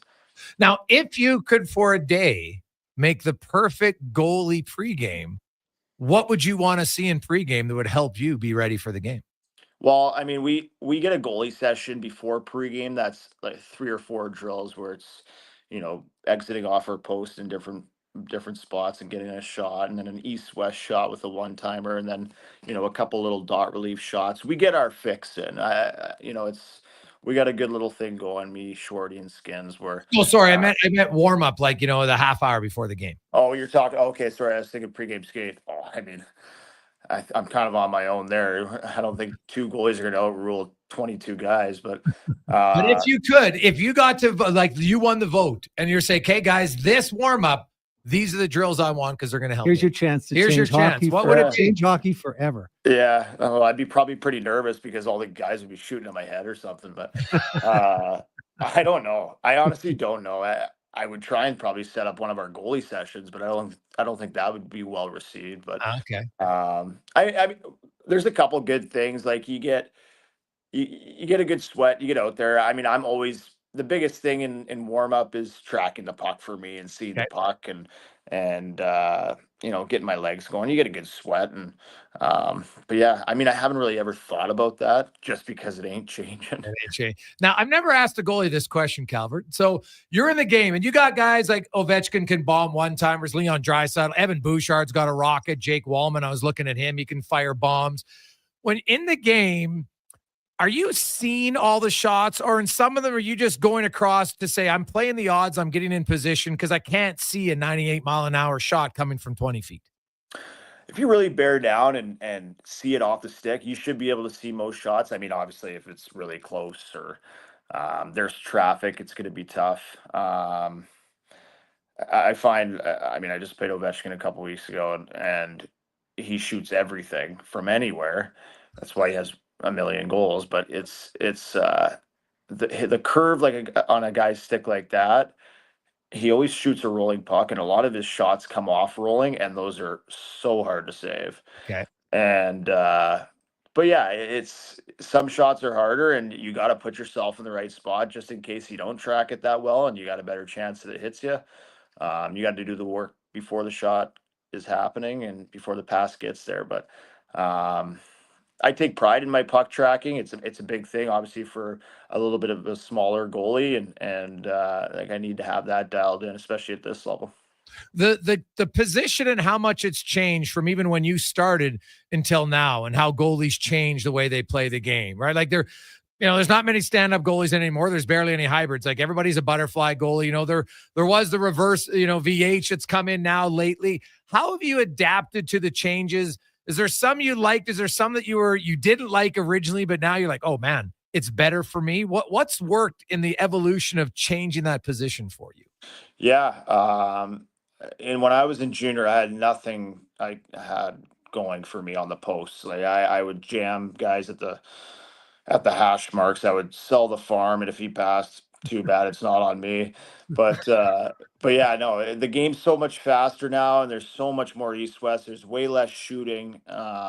You can't play too far out. There's chances you can get out and be a little bit more aggressive, but the game has changed. I mean, even my first couple years pro, if it was a 3-on-2, it was going wide, and the guy was shooting far pad for a rebound, and it was fantastic. But now it's like pass, like retreat, backdoor pass. It's overpass factory these days, and you got to be so patient. You can't go down early, and the guys are so skilled now, so you got to be careful. You're an NHL goalie. Do you watch other goalies? Like, can you steal or take things from other goalies, or is every goalie's style somewhat unique to themselves? And you're like, hey, I might be really good at this. Bob over here, Stuart Skinner does something better than me. I do. Like, how do you take things or not take things from other goalies and try to implement them into your game? Yeah, I do like watching other goalies. There's not a ton of guys around my size anymore. A lot of guys that are big can play a little bit deeper. Stewart's one of them. what works for him's probably not going to work for me. What works for me probably ain't going to work for him. I could take bits and pieces of different guys, whether they retreat on a rush play that, puts them in a better position in case there's a pass here or pass there.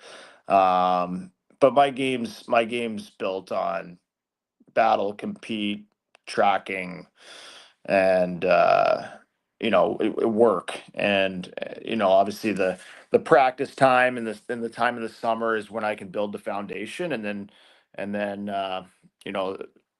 the biggest thing for me is the battle and compete, just to keep the puck out of my net. And once I lose that, I ain't playing anymore. Calvin Pickard joins us. Calvin, it's your third year in the Oilers organization. Rich alluded to the fact 14 years you finally get your first one-way deal. That's a lie, bro. That's a lie. It's kind of what I thought, Rich? Like, what are you talking about, Rich? What did we do a one-way somewhere else and I forgot? I feel like I've had a bunch of one-ways. What the heck is going on? You're losing it. Hey, jeez. You are losing it. Who's had more pucks than they had? Apparently it's me. Yeah, there you go. Okay. Yeah, so you've had lots of them. Well, that's good. But you battled around for a long time. When you came in the organization, you mentioned you and Schwartz see things a lot the same. So would you work when you signed, did you work right away with him that summer, or does he kind of have to get to see you first? How does the relationship start when you come to a new organization? And let's say after last year and then you signed, what did you do different this offseason that you hadn't done previous? When I signed with Edmonton, I did not see Schwarty in the summer. I continued to work with Paul, which I do every summer. I still work with Paul every summer. Couple conversations on the phone here and there.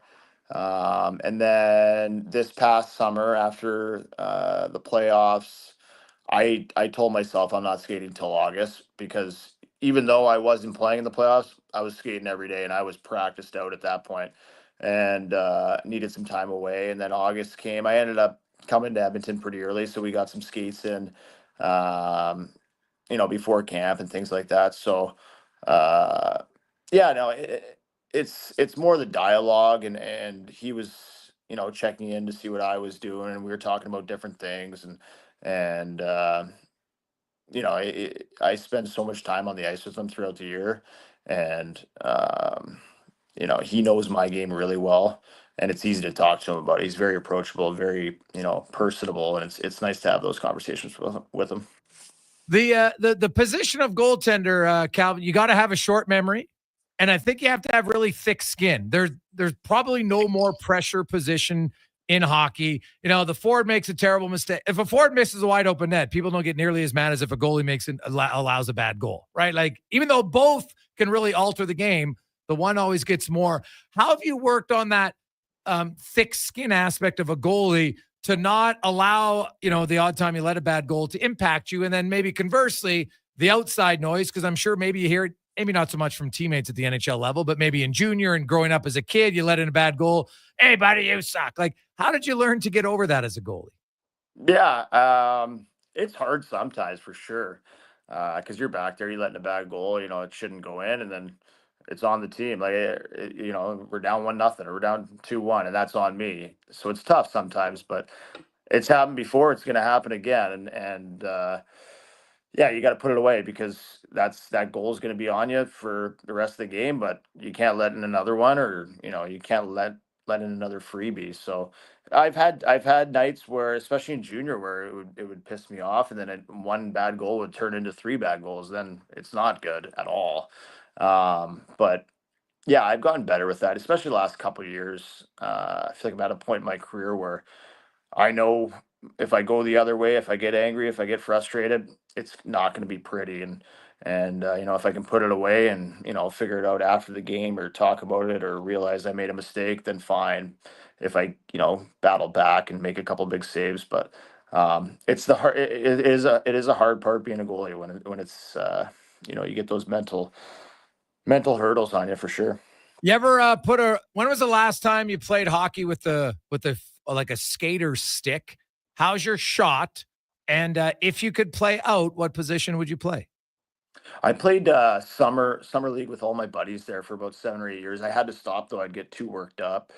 And but I was a forward. I like scoring goals. Oh, yeah. But I just, like, you get out there and goalie, you're so secluded. If you get bumped, whatever, the guy's going to the net. But like people would slash me, and I'd get so pissed off. I was like, why are we doing this? And then I just had to stop playing. This is, I don't know. I haven't played in maybe 8 or 9 years. Okay. It was the early 20s. I was playing in the NHL when I was still going back and playing summer league. It was so that's awesome with all my buddies. But yeah, it had to come to an end. How were your hands? Like, how would you like? Were you a checking forward? Were you skill guy running the power play? What kind of skater were you? I mean, summer league, I was just cheating for offense. That's all I was doing. Before I let you go, of your teammates, if you were in an emergency situation and one of them has to play goal, who are you picking and why? Emergency situation. Who would be good? I don't know. Pods is always shooting on the goalie, so I feel like he has a bit of a grasp on things. And he's got some screws loose, but you need somebody who's not scared of the puck. Yeah, honestly, I'll go Pods. Pod Colson. Okay. Yeah. We'll ask him. So you've never seen any of your teammates ever put the pads, like for fun? Because I know some teams have done it where one day a guy will go out as a skater and play goal. You ever had that happen where one of your teammates I don't think most teams let that happen because people don't realize how hard goalie is, and they can pull something quick. So I don't think that's going to happen. No, not anymore. All right. Well, Calvin, thanks so much for this. We really appreciate it. Continued success this season and into the playoffs. All right. Thanks, guys. Thanks, man. There you go. That's Calvin Pickard.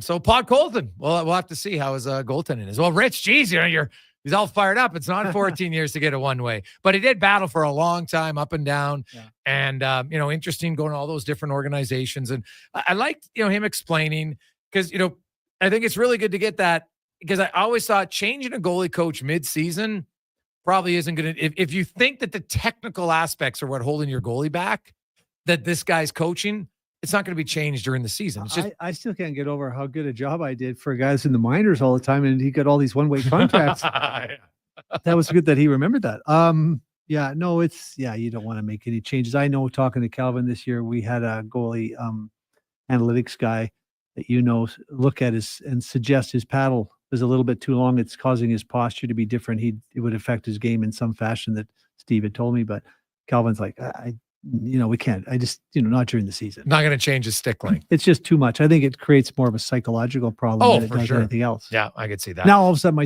my paddle's too short. That's why that went in. Yeah. It has nothing to do with the paddle, but it would create all those dynamics. Yeah, no, for sure. That would.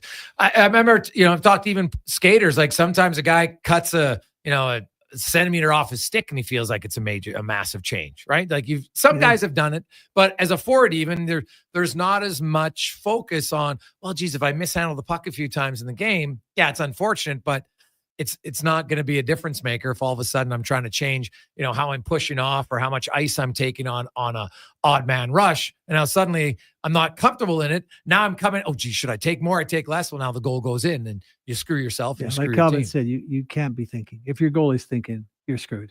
Now, being an agent of a goalie where there's obviously fewer opportunities right now, there's fewer goalies too, I guess, overall, and growing up in it, but none coming out of Canada anymore. So that helps the Europeans quite a bit. Yeah. How different is it, being an agent for a goaltender? Whereas, because you talk about it, if a goalie gets put on waivers, the second last day of training camp, the odds of them getting claimed are infinitely low. We've seen lots of other guys. They're probably close to zero because the fact is every organization has 5 goalies, 2 for the NHL, 2 for the American Hockey League, and 1 call up for the East Coast League. They've got all those guys. Yeah. Now, unless somebody else is put on waivers, and generally they're not because that's their 5th goalie or their 4th goalie, right? So, or maybe they have 3 goalies who aren't eligible for waivers. So it's just really frustrating. And I never saw it coming. They picked Calvin the first, he's the first pick. George McPhee calls me and says, I'm sorry, our goalie coach thinks Malcolm Subban is, going to be a better goalie long-term than Calvin. Now, what do you do? There's nothing you can do. Yeah. So we completely lost control. Whereas I can decide in the summer, like when he signed with Edmonton, I was thinking, Keith Gretzky, to his credit, did a lot of work on both sides of the equation. He talked to a number of Calvin's former teammates, some that knew him well from Winnipeg, and he'd done his research. And I think we got the sense like Keith really thought he could challenge for a job here. And I think that's what excited Calvin. And I think when Calvin, I had a conversation with Ken Holland last Christmas, And he was saying, we're talking about Adam Ernie too, because Adam's got 3 children and he's trying to keep Adam up, because, if he salary cap problem, but he wants to be in with his family. Ken's a pretty good guy that way. But if Calvin goes down and they bring up Campbell, the cap squeeze causes Adam to go to the minors. He'll miss Christmas with his family. And I remember saying to Ken, Calvin's not going anywhere, because he got that level of support and comfort. I just knew he wasn't going to give it up.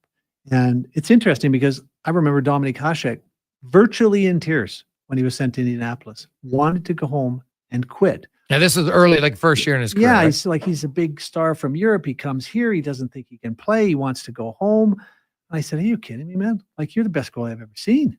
And so I made a deal with him. I said, I'll tell you what, Dom, if I can't get you traded by the end of the summer, I'll work to help you get out of your contract. A year and a half later, he wins the MVP in the Vezina. It's small. I always tell players, especially a player like Dom, even at that stage, he's top 40 in the world at what he does. And if you're a car, you're like a Formula One Ferrari. Like, these guys don't have to change the body or the engine. They're making carburetor adjustments, fuel mix adjustments. It's very small. Yeah. And the difference between Calvin Pickard maybe having 300 NHL games and way less than 100 is a decision that probably certainly turned out to be wrong. Malcolm Subban's no Calvin Pickard at this stage. He made a wrong decision. That put Calvin in a position on waivers, unable to compete for 5 years, trying to get a look at the NHL level with 1-game shots. It basically changes the trajectory of his career. How many guys, I say this all the time, people say, who's the best player you ever represent? I said, the most skilled player? You don't know him. Yeah, well, it's true, right? Because sometimes it just didn't happen for him. Yeah, like the fine line, like obviously we can exclude the guys like McDavid and those type of players, but you get to lots of other players in the league, and having someone who gives you an opportunity or likes you, even dating back to your junior career, you're 16 years of age and you come into a junior organization, that coach likes you, and all of a sudden, you're playing 50 minutes a night instead of playing 7 minutes. But the coaches are never wrong, Jason, because what happens is when they decide he's a fourth liner and he can't score anymore, they put him on the fourth line. So it's a self-fulfilling prophecy. How does Martin Straka get bought out? So he's making $750,000 a year in Florida. They pay him $500,000 to go away. And a year later, he gets 94 points as the 4th leading scorer in the league. How does that happen? Well, if Marty Straka gets fed up and frustrated and goes back to Pilsen in Czech Republic, he doesn't play 8 more years. Right. Yeah. He doesn't make an extra $25 million. Yeah. It's like small little things. And that's why, I've had 47 All-Star Game appearances, 6 Vezinas, 2 MVPs, a Norris Trophy, 2 Conn Smythes, and 82 Stanley Cup rings earned by guys bought out, never drafted, or waived and cleared. Don't give up on them. Yeah. But we don't. Teams do, and to their detriment generally. I mean, how many guys would have liked to have Dom one of those 2 times he was on waivers that year for $2,500? Right. Yeah. There's lots of different players, at different levels, at different positions that, this guy's put on waivers. That means he's a terrible player. No, it just means somebody's evaluation of that player at that time was, we don't think he could help our team. Now, in some cases, guys go on waivers and you know what? They're just not NHL players, and that's going to happen. Well, but sure. There's other factors. Barry Trotz told me last year, whether you like it or not, Rich, the guy's got a 2-way contract. We start seeing him as an American Hockey League player. Because why did they give him a 2-way contract? They know him better than we do. Right. And generally it's wrong. And that's where the great pro scouts are invaluable. They find that guy that was given up, prevented from getting the opportunity. It's funny, Marty Straka at 5-on-5, his points per minute played, 5-on-5, never changed when he had 28 points in Florida as compared to when he got 94 in Pittsburgh. The only difference was more minutes, even strength, way more power play. Obviously, then, of course, he's playing with Yager, Francis, and a bunch of guys like that. So he's getting a lot of opportunity with some high-quality players. But how is it? You could have Marty Straka on waivers for nothing, Dom Hasek on waivers for nothing, Robert Schwela, Pavel Dimitra. I can go through just my clients. You could build 5 Stanley Cup winners off of the clients I've had waived and cleared or never drafted. It's unbelievable. Well, and I think it's probably a good reason why you have waivers, because the old someone's garbage is the other man's treasure, right? And some situation now, maybe a team like Ray Whitney was in Edmonton, they had Waite and Arnott as their centers. He wasn't going to play top 2 line center here, right? So it was almost like a gift for him to get put on waivers to go to a team where he could have an opportunity to play that role, and he ends up to play 1,000 more games. The other right? problem Now, you is, probably should have traded him instead of put him on waivers. Well, the other problem is the sort of kowtowing that GMs quite often do to coaches, right? Like, I'm not going to tell him who to play. I'm not going to tell him who to play and then fire him for playing who I said to play. And I remember Miro Shatan. I remember saying to Glenn Sather, asked for a trade. He went to Buffalo. I said, Glenn, it's like, he's you just gave away a 40-goal scorer. He said, well, it wasn't going to be that here. I'm thinking, like, if I'm the GM, I'd be saying, okay, Ron Lowe, I think he's a penalty power play, or it's a power play guy. He scored the same number of goals as Korea at the Olympics. Okay, I'll tell you what, you don't like him. I disagree. You play him first power play minutes for 5 games, and if it doesn't work out, we'll get rid of him. But Glenn didn't do that, and he scored 40 goals twice in Buffalo, and went on to score another 300 goals. Like, just how does the old-fashioned way of doing things? I'm not going to tell the coach what to do. Well, what if it was Dominik Hasek, Miro Shatan, Martin Straka? Like, it's just interesting. But that kowtowing could prevent someone from getting that opportunity, right? Ed goes, hey, guys, who was the last great waiver pickup in the last 5 years? Gustav Forsling would probably be top of that list. Pretty important player for the Florida Panthers on their back end. Exactly. Right, so and you can go through the list. Yeah. It's not just who is on waivers, who is a 7th round pick, an 8th round pick, not drafted. What other business? On average, NHL players, NHL teams select core players, which is top 6 forwards, 3rd line center, top 4D, number 1 goalie, the guys that they need to win at a core.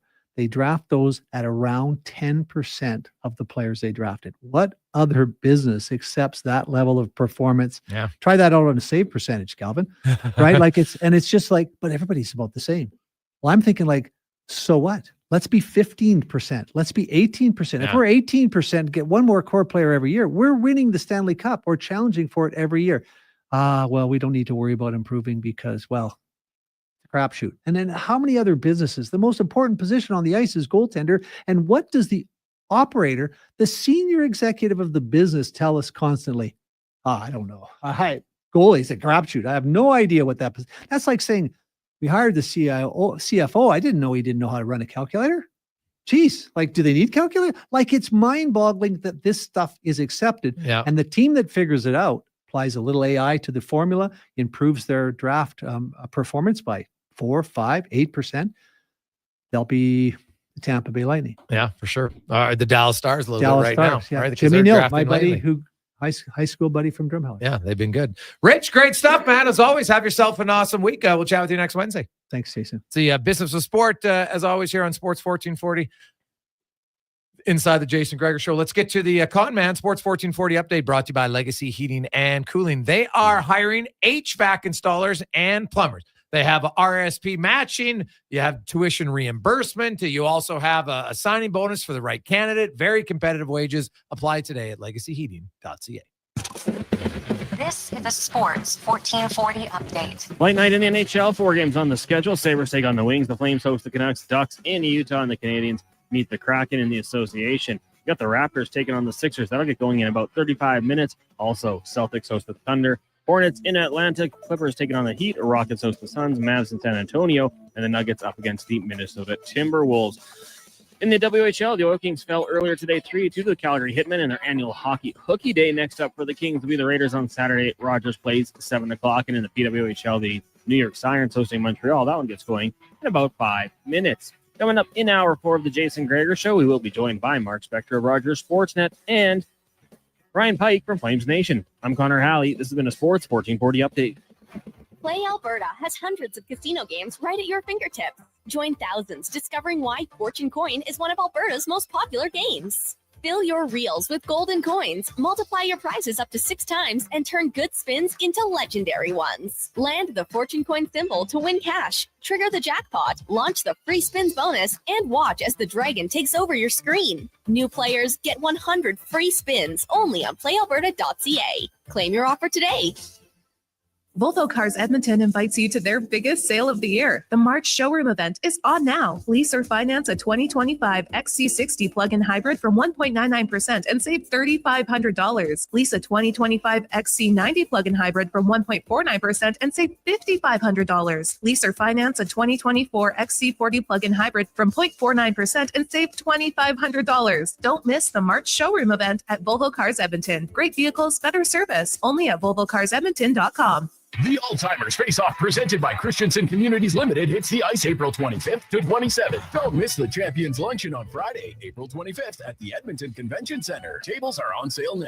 This year's event is hosted by accomplished sports journalist and author Scott Morrison and features the legendary locker room tales of Mike Keenan. Iron Mike grew from a highly respected NHL player to one of the most passionate coaches in hockey history. For more information or to purchase your Champions Luncheon table, visit alzheimersfaceoff.ca. Dang. Last season, you bought new clubs to fix your game. You spent the entire season trying to learn how to hit with your magic clubs. And guess what? Dang. They didn't help your game. Now you're convinced it's your swing, but it really is your clubs. Even though you were told the ones you bought were the best ever made, if they were, you would have gotten better. Every day at Fitted Golf, we continue to prove the right clubs make all the difference in the world. From beginners to pros, Fitted Golf makes all the difference. Yes, fittedgolf.ca.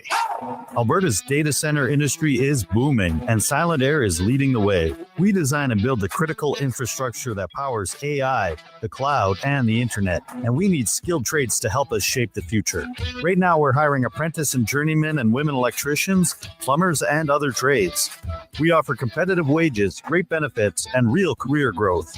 Apply today at silentair.com. That's silent-aire.com and build the future with us. Are you tired of waking up tired? Are you tossing and turning all night and stiff and sore the next morning? If your sleep is suffering, it's time to visit the Brick Mattress Store. Their sleep experts will help you find the right support for a restful night's sleep. Back sleeper, side sleeper, hot or cold, there is a perfect mattress for you. Plus, with next day delivery, your best night's sleep could be tomorrow. Check out the Brick Mattress Store locations at Spruce Grove, South Edmonton, St. Albert, Leduc, and start waking up refreshed. Whether you're a craft beer connoisseur or more of a wine aficionado, there's always something new to discover at Sherbrooke Liquor, a unique, family-owned, independent liquor store. The selection? Incredible. The non-alcohol section is also very impressive. Sherbrooke Liquor, expert, knowledgeable staff with a passion for unique finds. More than just a liquor store, we're a community. Alberta's best, the one and only Sherbrooke Liquor. Wine, spirits, and oodles of beer. Visit SherbrookeLiquor.com. If you didn't find the new RV at last month's RV show, take a look at the used RV show. Over 100 used RVs in tip-top shape. Browse multiple dealers on location with special RV show finance rates. A vast array of units well within your price range. Pendant travel trailers, fifth wheels, toy haulers, motorhomes, and more. All inspected, certified, and ready for summer. Find your new-to-you RV at 9603 165 Ave. Free admission with a food bank donation. Visit usedrvshow.ca. Explore beyond the boundaries of capability and value during Truck Month at GMC. Right now, get 0% financing for up to 72 months on the 2025 Sierra 1500 Crew Cab Pro Graphite. With a TurboMax engine delivering 310 horsepower, GMC Pro safety features including automatic emergency braking, plus a max towing of up to 9,500 pounds. You'll be ready for anything this Truck Month. Ask your GMC dealer for details. A direct truth about March. It's not really winter or spring. It's just March. A direct truth about your electricity bill? If you're still on the rate of last resort, now is your last chance to save with Direct Energy. Save over $520 off the rate of last resort on a 2-year plan. Only until the end of March. Terms apply. See directenergy.ca for details. Customers are free to purchase natural gas services or electricity services from a retailer of their choice. For a list of retailers, visit ucahelps.alberta.ca or call toll-free in Alberta 310-4822. Explore Internet just got 10 times faster. 5G Ultra brings incredible speeds to homes in rural and small town Canada. Upgrade today at xplore.ca. Craving meaty with a side of cheesy and something satisfying to sip at Tim's? Make a meal of it with Tim's new 3-meat hat trick flatbread pizza, new garlic bread, and a peach lemonade quencher. Try it today at participating restaurants in Canada for a limited time. It's time for Tim's. Sports 1440 in West Edmonton Mall and Wetaskiwin. CKJR is a Stingray radio station. Download the free radio player app and listen wherever you go. Play Alberta has hundreds of casino games right at your fingertips. Join thousands discovering why Fortune Coin is one of Alberta's most popular games. Fill your reels with golden coins, multiply your prizes up to 6 times, and turn good spins into legendary ones. Land the Fortune Coin symbol to win cash, trigger the jackpot, launch the free spins bonus, and watch as the dragon takes over your screen. New players get 100 free spins only on playalberta.ca. Claim your offer today.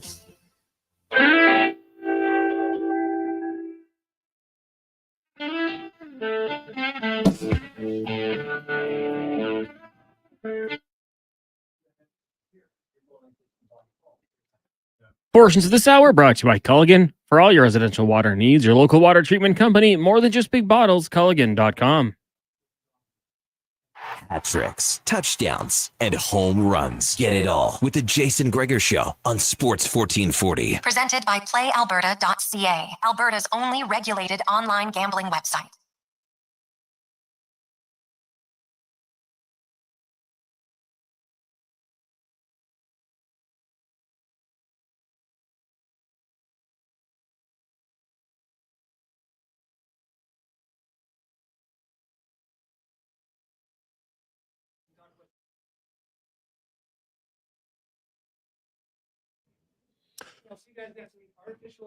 We continue on Sports 1440, Orders Nation, YouTube, Facebook, and X. Jason Gregor, Connor Halley, Declan Kruger with you on Sports 1440, Orders Nation, YouTube, Facebook, and X. Hope you're having a lovely Wednesday. It's supposed to get a lot of snow, potentially 10 centimeters.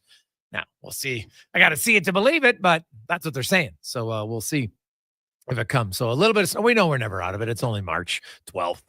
I usually get a dump or two before, but hey, a little bit more snow for all you golfers.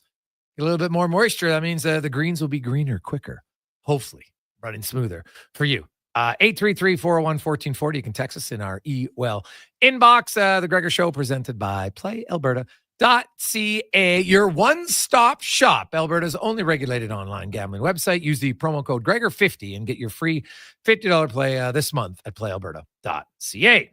Oilers were in New Jersey today. Janmark didn't skate. He's sick. I got to think, like, why are you rushing him back to lineup if he's not good enough to practice today? I could probably see him staying out. Skinner skated with Draisaitl and Arvidsson. Podkolzin skated with Brown and Henrique, and Kapanen was back with Perry and Jones. Of course, Hyman, McDavid, and Nugent Hopkins were the top line. As we get to the spec report, brought to you by GS Construction, your underground infrastructure specialist, and fantastic company, over 50 years locally, and they are hiring. If you're looking to work for a great company, go to Indeed.com and look up GS Construction. As Mark Spector from Rogers Sportsnet joins us once again. Spec, good afternoon. How you doing, my man? I'm doing okay. I see RNH survived the great line shuffle today. So I heard Knobloch talking about that top line. He needs more of them. So that's usually what a coach says before he breaks his line up. They better get moving, I'd say. Well, yeah, that line hasn't been as productive as it had been last year. And like I've said, I wouldn't mind to see Arvidsson there. If you want to put Skinner there, fine. To me, it doesn't really matter. But just the Henrique one is an easy fix. They had some success last year, albeit in a short, small sample size. I understand it, but it was still successful. And Nugent Hopkins is a natural center. He can play down there. I don't think it makes a huge change. And, maybe it gets Henrique going. So that would help. And, maybe it gets that line going because that line isn't producing very much at all. What did you make, though, after the game of Knobloch? He rarely will say much negative about his players publicly. He's just not that guy. But he talked about, he goes, we got some guys who aren't producing offensively that aren't managing the puck very well and creating turnovers. And it's going in the back of our net. That can't happen. And Podkolzin's now down on the third line. Like I'm not a scientist, but I can figure out A plus B equals C. Yeah, he gave the puck away on the game-winning goal. So, yes, he's been saying that a little bit more lately, pointing out guys that are making mistakes. And because he's probably, it's that time of year. It's time to earn your ice time. And the best thing, I hope they get Frederick back at some point. Like, They spent a first-round pick on this guy, and let's hope they go a ways in the playoffs, because if they don't, they're not going to get much out of it, out of that trade, because he doesn't. They keep saying he's a couple of weeks away. Well, we're running out of season here, but the point I'm trying to make, Jay, is that's a guy that's coming in the lineup, and he's going to play. So there's going to be less and less room for guys who aren't productive and are making mistakes. That guy's going to find himself in the press box. Forget about Evander Kane coming back one day. There's not going to be a lot of room for the unproductive mistake maker pretty quick here. Yeah, no, it's fair, right? Like this whole team, and I outlined the offensive numbers the other day that aren't good.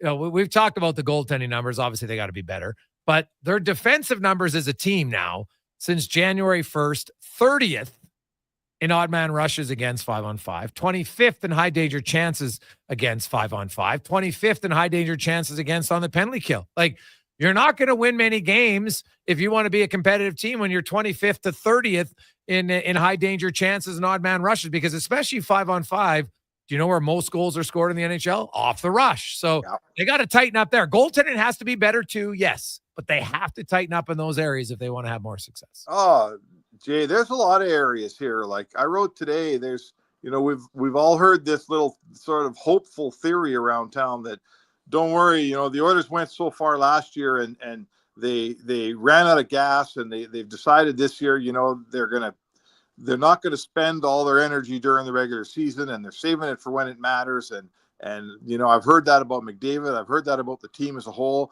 and that's awesome. But now we're into 18 games left, and there's a lot of areas that got to shore up here. I'm not saying they can't do it. I'm just saying they better do it, and they have to do it. You can't go in the playoffs playing this level of defensive hockey, because their defensive game overall is very, very average right now.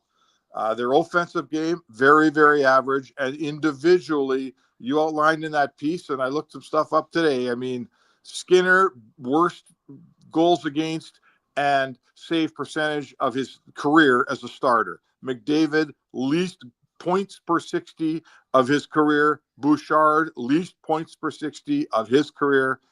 There's a lot of worse stats out there. They got to start to find some best stats if they're going to beat anybody come playoff time. Yeah, and here's the thing about the Oilers that, I looked it up too. Last year, the Oilers down the stretch, it's not like they went in hot. They won 8 of their last 16. They won 4 of their last 10 games. Now, they rested some guys for the final 2 games, but still, they were 4-4-2 in their last 10 games going to the playoffs. They weren't a juggernaut, crushing teams, playing great. And so, because I've had people ask me, do you think the Oilers are saving some things? Not that you can, quote, just flip a switch, but Knobloch did mention how he's told, McDavid, he kind of wanted him to dial back his physicality this regular season. And if you look at it, his hits per 6, not that McDavid is a big hitter, but his hits per 60 are down like 60%. And so does that impact his game? Because maybe he feels better when he's more physically engaged. I don't know. It's probably a question I'll ask him when he comes back. But,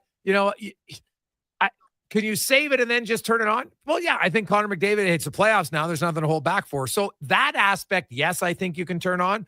But if they're not sound defensively, I think that's hard to turn on.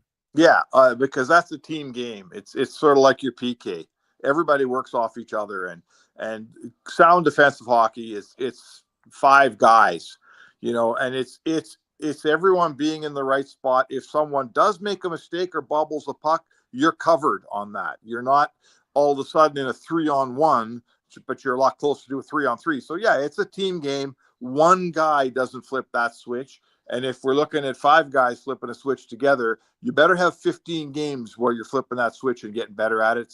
It's a long dress rehearsal now, Jay, for the playoffs. And that's okay. Like, I'm not, this might turn out to be a really smart way to do things. This might be an Oilers team that does put their game together in the last dozen games, and they go in hot and beat whoever they face. I'm not saying it can't happen, but I think we'd all agree that if it's going to happen, we better see some signs of that happening fairly soon. Isn't that right?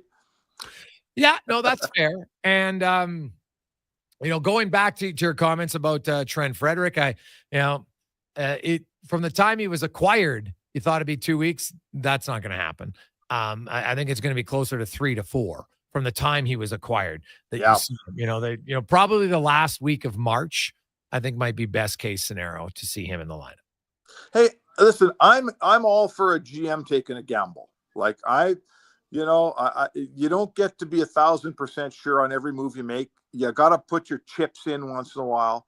And if Trent Frederick takes a month and then comes back and this team goes on a big long run and wins a cup or something, no one's going to care about that month, right? And if he plays 2 weeks and they get booted out in the first round and it costs him a first round pick, we're going to criticize Bowman. That's the deal. That's how life works in sports. But I don't mind them taking a swing on Frederick. They don't need Frederick in the regular season. He's a guy who'll help them win in the playoffs, and it's up to the Edmonton Oilers to make this into a good trade, not a bad one. Yeah. Oh, like Trent Frederick to me is you'll be patient to get him in, but I think when he comes in, it's just like, look, Jones in his games, people are like, wow, here's a fourth liner. That he's adding energy. He's getting noticed. He's doing something. He's not making a lot of mistakes, right? He's got 1 point. So that's pretty damn productive for a guy in that position. Well, Trent Fredericks is a higher version of him, right? Yeah. He's going to play more minutes. He's got more skill. He can do more things. And all of a sudden it's like, well, now we got another guy in our lineup that brings energy to a team that was kind of lifeless in energy at times. So that augments it even more. And I am a believer that when there's more guys and all of a sudden the things ratchet up a little bit, more guys, just you kind of drag some other guys into it.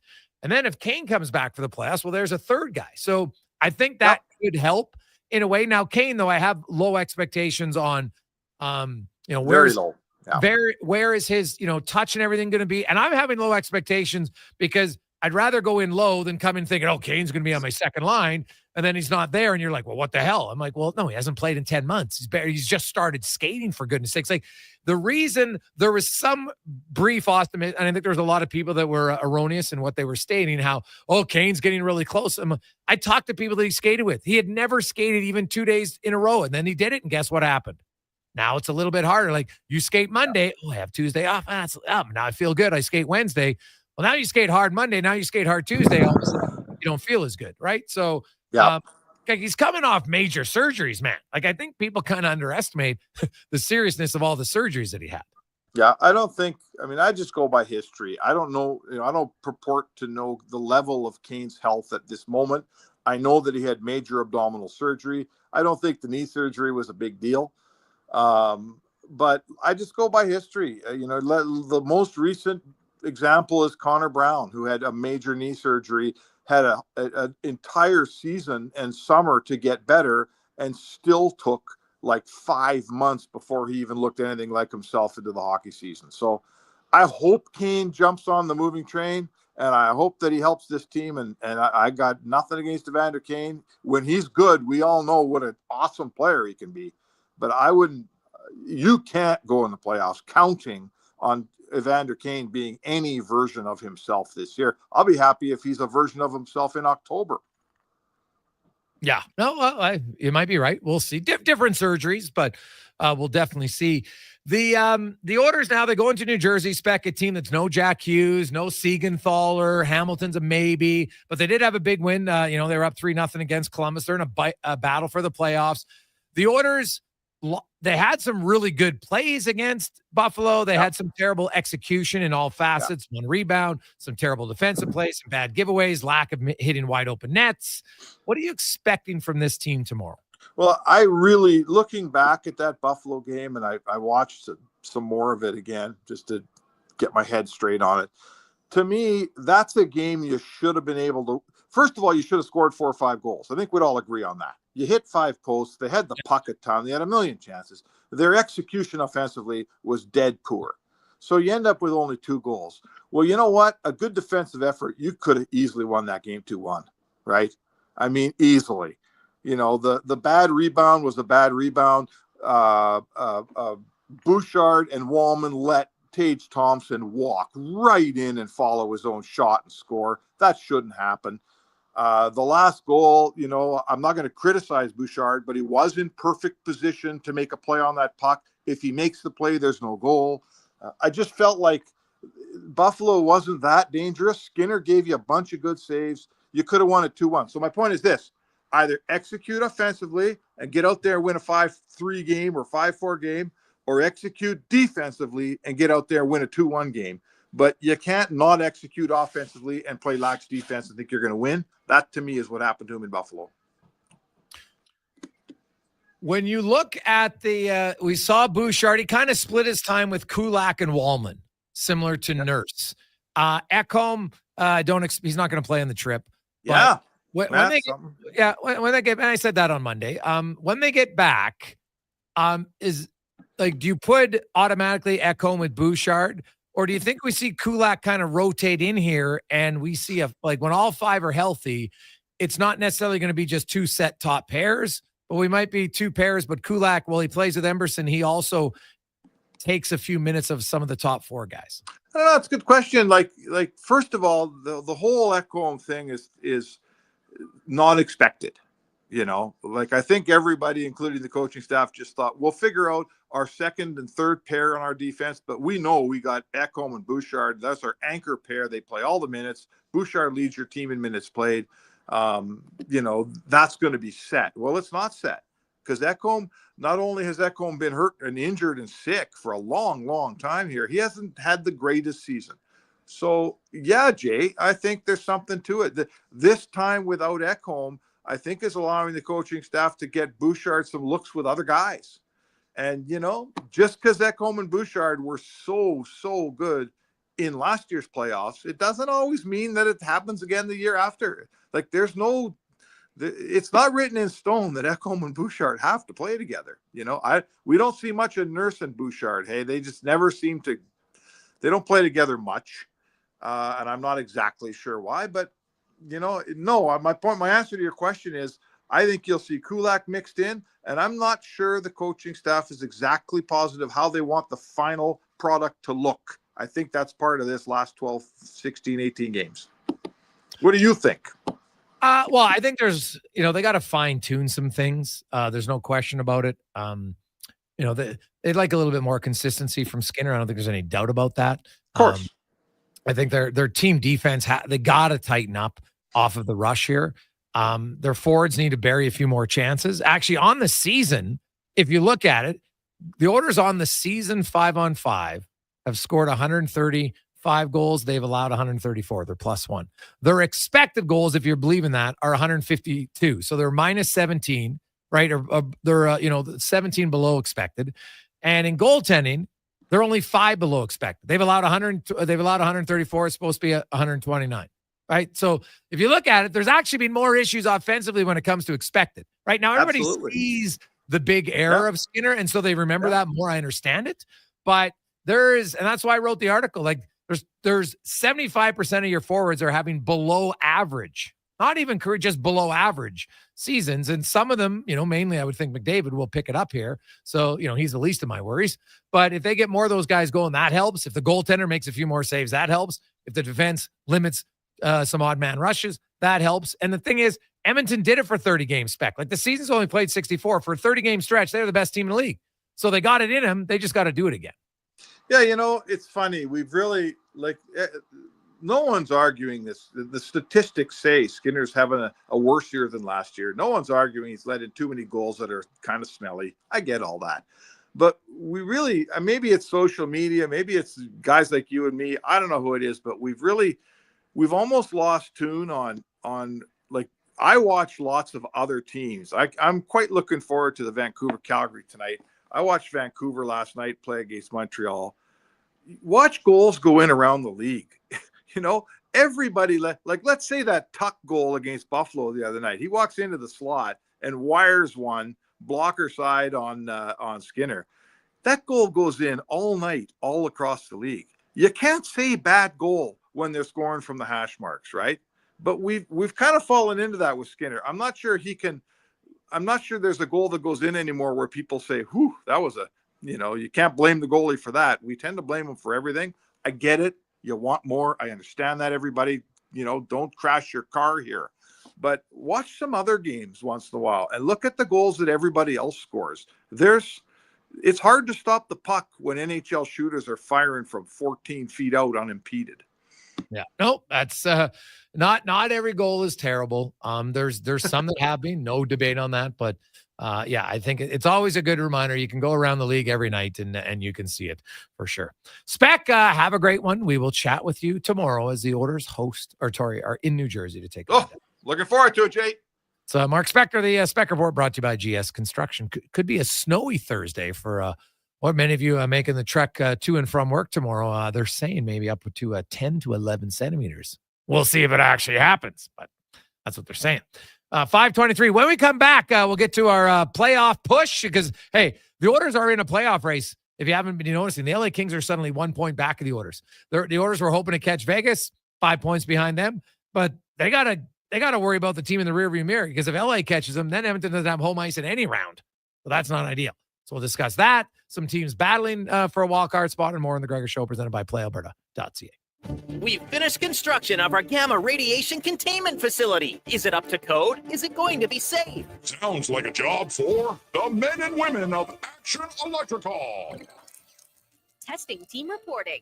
We test your commercial operations using tools like infrared to ensure safe operation. Trust us to prevent potential calamity before it strikes. Facing an electrical menace? Call the men and women of Action. Operating throughout Alberta at actionelectrical.net. Legacy Heating and Cooling is the #1 heating and cooling company for people who want heating and cooling, because you'll save a bundle by bundling. Then you can use hot, cold, Coming thermostat, do what you're told. Turn up the heat, turn up the cold till the vents start pushing out tornadoes. Bundle my furnace with some AC. Gonna get a new from Legacy! Oh yeah, save a bundle when you bundle your new furnace and AC from Legacy today. Plus no payments and no interest for 1 year. That's how you build your legacy. Legacy Heating and Cooling. Volvo Cars Edmonton invites you to their biggest sale of the year. The March showroom event is on now. Lease or finance a 2025 XC60 plug-in hybrid from 1.99% and save $3,500. Lease a 2025 XC90 plug-in hybrid from 1.49% and save $5,500. Lease or finance a 2024 XC40 plug-in hybrid from 0.49% and save $2,500. Don't miss the March showroom event at Volvo Cars Edmonton. Great vehicles, better service. Only at VolvoCarsEdmonton.com. At Papa John's, you get your everyday favorites for just $9.99 each when you order 2 or more items from the Papa Pairings menu. When you order more, you save more. Choose from medium one-topping pizzas, boneless wings, papadillas, breadsticks, cheese sticks, and desserts. It's easy to order all your favorites when they're just $9.99 each. So the next time your friends come over to eat your food, check out the Papa Pairings menu to save. Better ingredients, better pizza. Papa John's. If you didn't find the new RV at last month's RV show, take a look at the used RV show. Over 100 used RVs in tip-top shape. Browse multiple dealers on location with special RV show finance rates. A vast array of units well within your price range. Pendant travel trailers, fifth wheels, toy haulers, motorhomes, and more. All inspected, certified, and ready for summer. Find your new-to-you RV at 9603 165 Ave. Free admission with a food bank donation. Visit usedrvshow.ca. Are you tired of waking up tired? Are you tossing and turning all night and stiff and sore the next morning? If your sleep is suffering, it's time to visit the Brick Mattress Store. Their sleep experts will help you find the right support for a restful night's sleep. Back sleeper, side sleeper, hot or cold, there is a perfect mattress for you. Plus, with next day delivery, your best night's sleep could be tomorrow. Check out the Brick Mattress Store locations in Spruce Grove, South Edmonton, St. Albert, and Leduc, and start waking up refreshed. Farm, ranch, acreage, or lake lot. They're here to help at Bashaw Concrete Products. Family owned and operated for 60 years. They continue to provide the best products and service, period. Call now for your free quote on the highest quality ready mix and gravel, a new septic tank, or an outhouse pad and tank, plus precast cattle water pads, garage sumps, and more. Call 780-372-3854 for prompt delivery. Bashaw Concrete Products, 780-372-3854. BashawConcrete.com. Truck month is on at Chevrolet. Get 0% financing for up to 72 months on a 2025 Silverado 1500 Custom Blackout or Custom Trail Boss. With Custom Trail Boss's available class exclusive Duramax 3-liter diesel engine and Z71 off-road package with a 2-inch factory suspension lift, you get both on-road confidence and off-road capability. Dirt road ahead. Let's go! Truck month is awesome. Ask your Chevrolet dealer for details.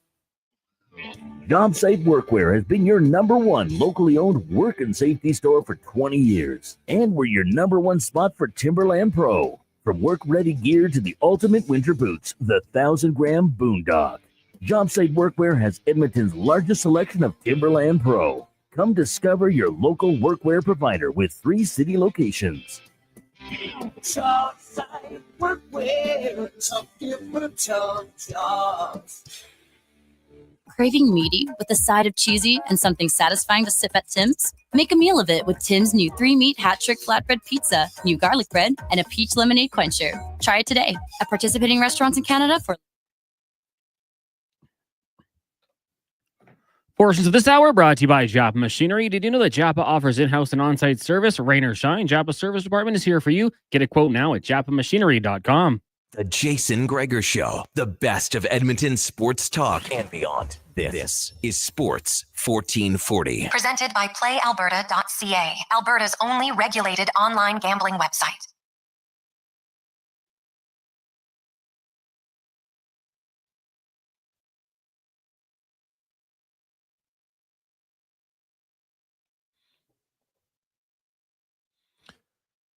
$5:29. Ooh, burning ring of fire. Little prelude if you are watching the Calgary Flames, of course, who are going to be battling the Vancouver Canucks tonight in a pretty pivotal game if you're getting set for the wild card race in the Western Conference. So we'll discuss that momentarily, as it is the Gregor Show presented by PlayAlberta.ca, Alberta's only regulated online gambling website. Now, if you do gamble, remember to use your GameSense. Go to GameSenseAB.ca and learn more. As we get now to our playoff report, the push to the playoffs, brought to you by your Alberta GMC dealers. Truck month is on now at GMC. You can get a $5,000 cash purchase credit on 2025 Sierra HD models. See more details at gmccanada.ca. As tonight it is probably the biggest game in the National Hockey League, I would think, because it involves 2 teams battling for the same playoff spot. The Canucks in Calgary to take on the Flames. Puck drop 7 o'clock Edmonton time. Utah is also taking on the Ducks a little bit later on. And yeah, the Red Wings hosting Buffalo, the Montreal's in Seattle. So those teams still in the race, but head-to-head it's the Canucks and the Flames. Ryan Pike joins us from Calgary. Piker, how you doing, Matt? I'm good. If you had told me in October that we'd be talking at close to the mid-March and we'd be talking about the Calgary Flames in the playoff fight, I'd call you a liar. This is not what I expected to be talking about this time of year. No, I think that's totally valid, right? The Flames, obviously Wolves giving them great goaltending, but what else has gone right to get them into this position? Well, I mean, it's a group that knows exactly how they have to play, and oftentimes when you remove as many pieces as they lost over the last year or two, the team doesn't really know what the hell they're doing. They look to drift, and if anyone deserves credit, it's probably Ryan Huska, because Huska's got these guys on the same page, as has the veteran leadership group led by Michael Backlund, and they know what they're capable of, but they also know what their lane is. They aren't a run and gun team. And the nights where they have tried to play river hockey, they've gotten stomped. And so they know exactly how they need to play on any given night to be effective and have a chance to win. And as a result, they've really committed to it, to the point where you have, Jonathan Huberdeau blocking shots and killing penalties. You have those kind of contributions from up and down the lineup. And as a result, I think they're well ahead of where a lot of folks thought they'd be at this point. Yeah, no, that's fair. So you come in tonight, obviously Wolf's going to get the start for the Flames. You mentioned Huberdeau. He's not going to live up to his contract when, he's got 22 goals and he's on pace for probably about 60 points. People are going to say, hey, it's not there. But the vitriol towards him has definitely calmed down. Is it because, he maybe isn't producing as much, his effort and interest in the game seems a lot higher, as you mentioned, the block shots, and he's doing other things, maybe just not scoring. Has that the reason why it's maybe toned down the frustration with him? Oh yeah, and I think we've seen you've been around a while, I've been around a while. We've seen plenty of guys get big ticket contracts. It doesn't work out the first year, and they just throw it into cruise control. And a lot of these guys, they're proud, and I'll say this for Jonathan Huberdeau, his give a darn meter has been sky high the entire time he's with the Flames, to the point where he asked the Flames coaching staff if he could kill penalties this year, because he wanted to be involved and he wanted to contribute and he wanted to find other ways to help if he wasn't scoring. And as a result, I mean, he's become a pretty good penalty killer, and it allows the Flames to be a little bit more dangerous on that side of the game.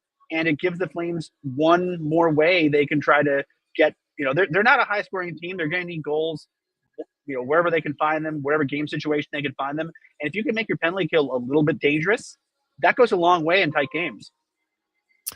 Yeah, I totally agree with you. Now, the one thing about the Flames that's interesting to me that kind of illustrates their team, I was going through their power play numbers, and they obviously don't have a great power play by any stretch. They've actually had 13 different players score a power play goal for them this year, and 11 of those guys have played at least 48 games, right? So, they're getting first unit, second unit, heck, the third unit's trying out. They're 21%, so it's not awful by any stretch of the imagination. But, what do you make of a power play that has seen that many different players find a way to contribute?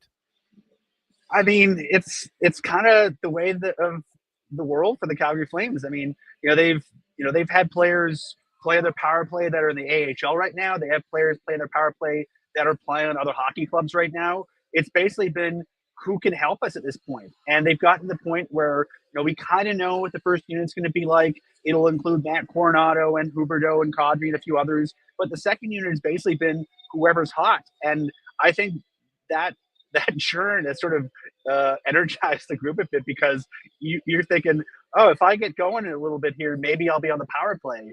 And I think it's done a lot to sort of keep a lot of different players engaged at 5-on-5, because they know if you perform at 5-on-5, the coaching staff will find a way to fit you in on either side of special teams. Ryan Pike joins us, Flames hosting the Canucks. The Canucks, it sounds like Quinn Hughes is going to play tonight. That would obviously be a huge boost for them. The Canucks are a team, Ryan, it's funny. The Canucks are so disliked in Edmonton that I asked Order fans, I said, you only get to pick one. And the vast majority said, well, geez, I'd rather cheer for Calgary. Like, spit in my mouth saying it, but I'd still rather cheer for Calgary over Vancouver. That's kind of how despised the Canucks fans are. And that organization, to me, is the most drama-filled organization in the NHL. And I think they're sometimes, they say good things happen to good people. Well, some would argue that Vancouver's getting what they deserve based on everything that goes on in that organization. I'll say this, having covered a very drama-filled team over the last couple of years, having a quiet locker room might not give you a ton to write about, but I think that makes the hockey better.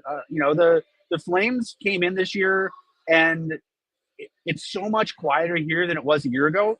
And I think whatever is causing all the chatter, the drama, the trade buzz, it seems to have migrated across the Rocky Mountains, because Vancouver, it seems like since the get-go, there's been one thing or another all year long. And, I don't know, in that environment, if you're a player there, how do you focus on hockey? It's insane. And, I think the big challenge is, we're looking at a game this evening between a team that has been, super calm, no real surprises, just playing their game and doing their thing. And Vancouver, I think, has been the opposite. And I think as a result, Vancouver's been playing well below their capabilities. If you look on paper, these teams should not be separated by a point in the Western Conference standings if they play to how their teams should be capable of playing. But the Flames have been playing above their skis this year, I think, because of the environment they're in. And I would argue the Canucks have been doing the opposite. They've been playing below their capabilities because of how much noise there's been all season. Looking at the Flames, and you talked about it, Ryan, how, geez, you didn't expect to be in this position.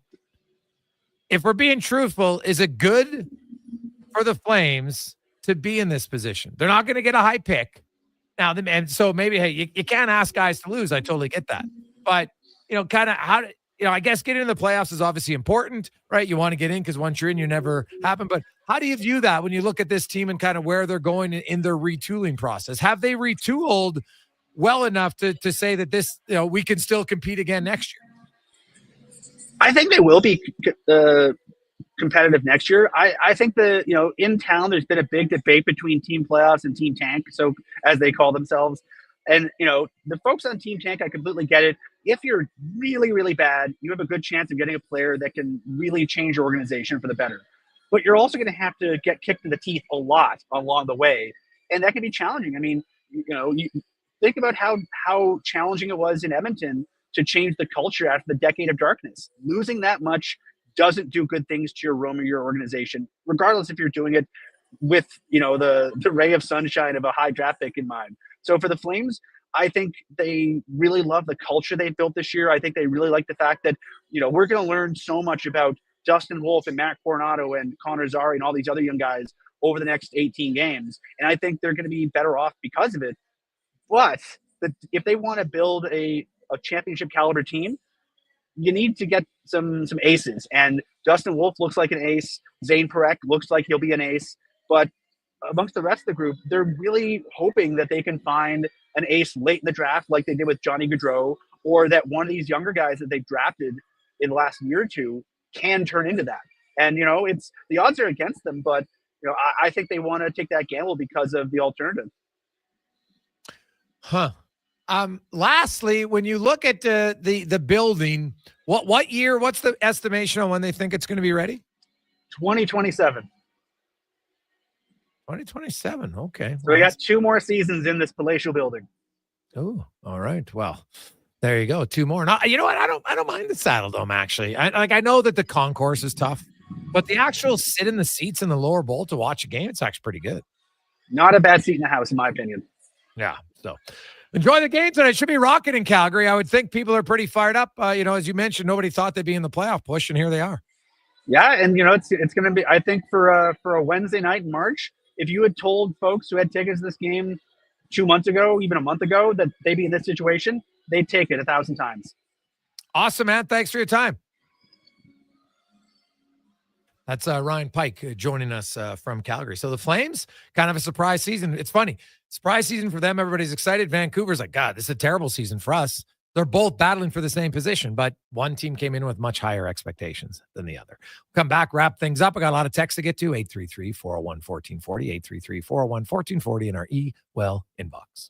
At Papa John's, you get your everyday favorites for just $9.99 each when you order 2 or more items from the Papa Pairings menu. When you order more, you save more.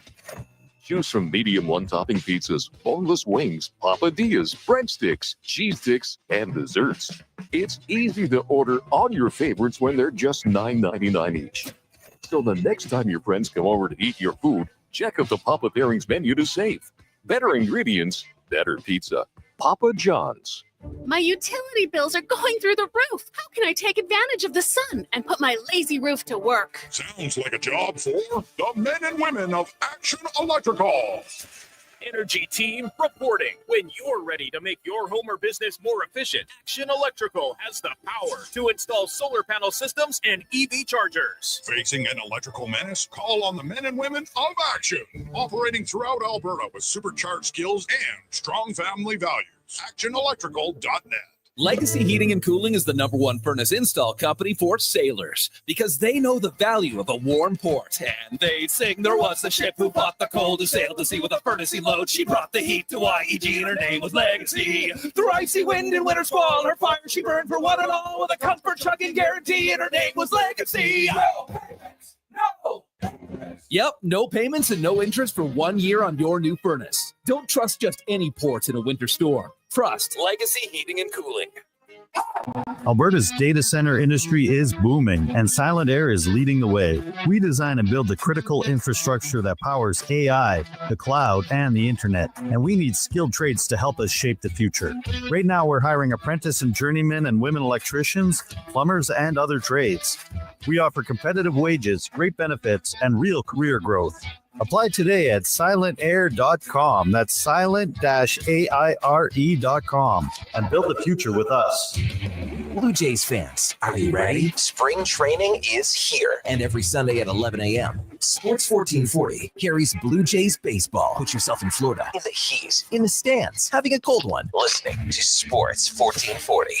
Explore beyond the boundaries of capability and value during Truck Month at GMC. Right now, get 0% financing for up to 72 months on the 2025 Sierra 1500 Crew Cab Pro Graphite. With a TurboMax engine delivering 310 horsepower, GMC Pro safety features, including automatic emergency braking, plus a max towing of up to 9,500 pounds, you'll be ready for anything this truck month. Ask your GMC dealer for details.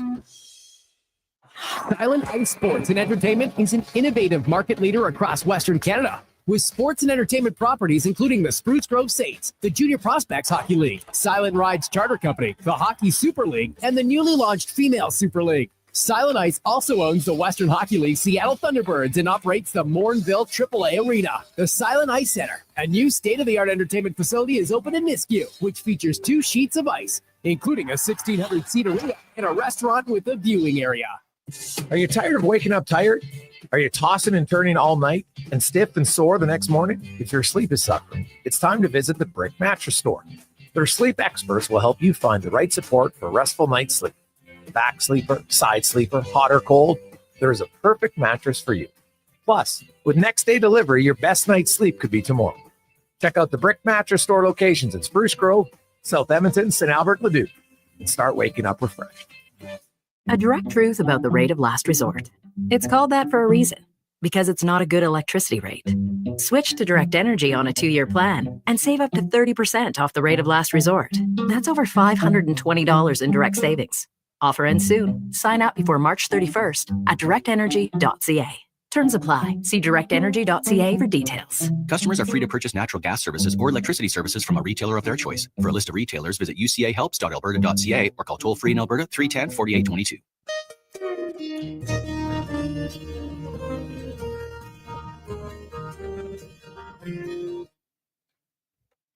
Portions of this hour brought to you by Action Electrical. They are the most diversified electrical contractor in Alberta with 4 divisions in project, service tag, and solar for commercial or residential. Contact them today at actionelectrical.net.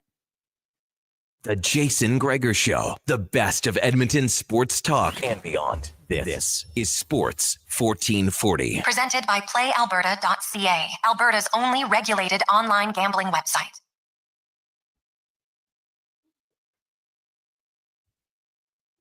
.545, Jason Gregor, Connor Halley, Declan Kruger with you.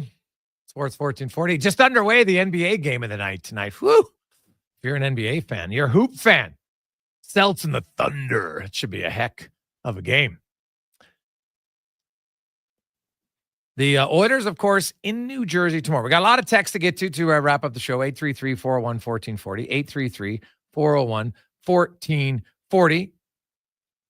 Hey, guys, I think there's too much in our email inbox, by the way. Guys, I think there's too much line juggling by the coach. Getting to the point where I think it's causing doubt amongst the players. Now the players have to be better and more consistent for their team and coach. Either way, it doesn't look like desperation by Knobloch, but it's getting old.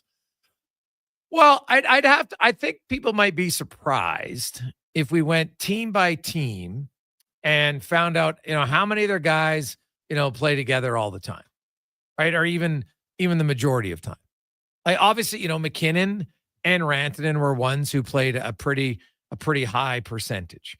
Like I'll just go through some of the top scores. Okay, let's go through David Pastrnak. I'm just going to pick a guy because he's a pretty productive 5-on-5 player. He's played 1,000 minutes this season 5-on-5, and I want to see, what's a number as far as consistency goes. And really, I'd like to, I wouldn't do it on air right now. I'd have to go back and do all of it when I have more time. But, if I look at, he's played 70% of his time with Pavel Zacha.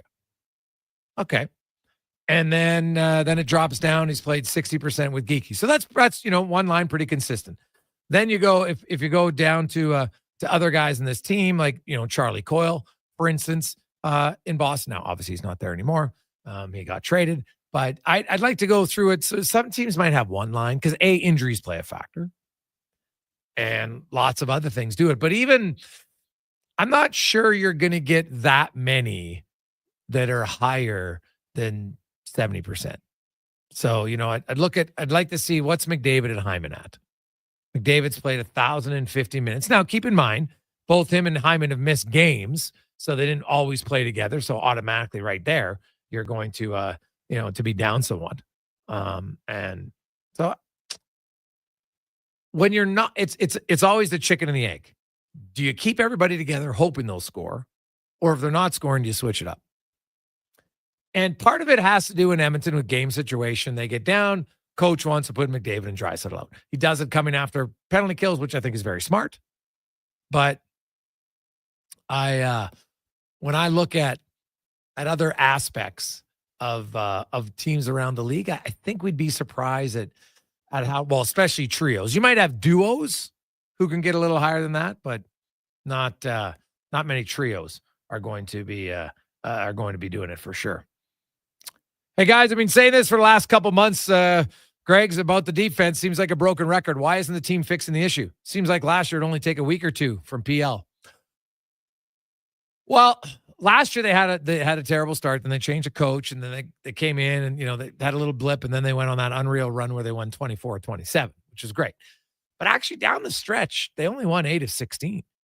But because they had like a stretch of 24-27, and they weren't playing awful. They were losing games 3-2 and 2-1 and 4-3. And there wasn't a lot of angst. The goalies numbers were really good under Knobloch last year. Skinner was top 5 in save percentage, top 5 in goals against. And I think he was 7th in saves above expected. Like, there's not much better you can ask for him, to be honest. So this year it's a valid question as to why the funk has lasted longer than they would like. Honestly, I don't know the answer. There seems to be, different guys, different games, different reasons why. I think, let's be honest, Connor McDavid going 11 games without a 5-on-5 point. I don't think anyone could predict that. And I'm not sure how, okay, shoot the puck more. Okay. That, it's like an easy thing to say. That would be a start. But then there's other factors. Like Leon Draisaitl's being the one guy who's kind of seems to be immune to it.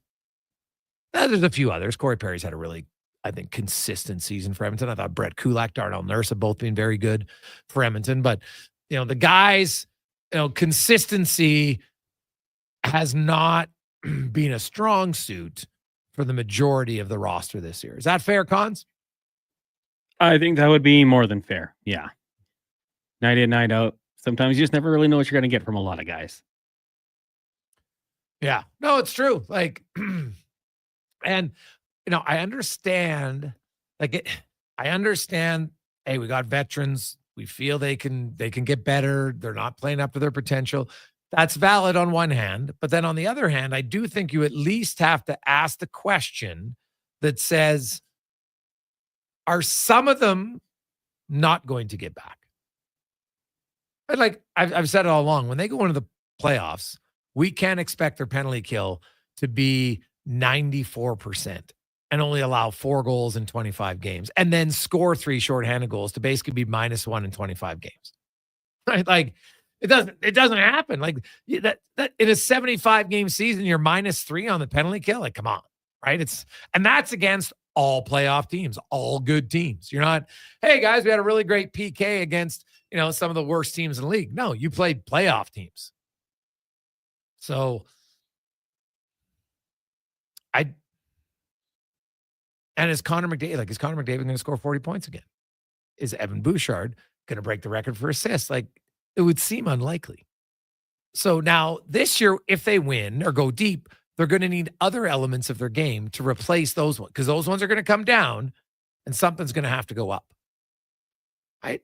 It's just going to have to. And, Stuart Skinner in 21 of his 23 starts had a .916 save percentage. In 2 of them, he was awful, allowed 9 goals and 28 shots. And so that, ruins the whole numbers because it's such a bad 28 shots. And that's why when people say, well, you got to look at the career, do you, or do you have to look deeper and say 21 games solid, 2 games horrific that really skew the numbers? Not making an excuse. I'm just saying, looking at it rationally. He had 21 games, solid. Now, it doesn't mean every game was great, but just solid. 9-14, 2.14 goals against. The other 2 games were so egregiously bad that it makes the whole 23 games look worse than probably what it really was. So, you'd like to avoid those 2 games. That would help. Probably shorten the series, get a little bit more rest. So we'll see.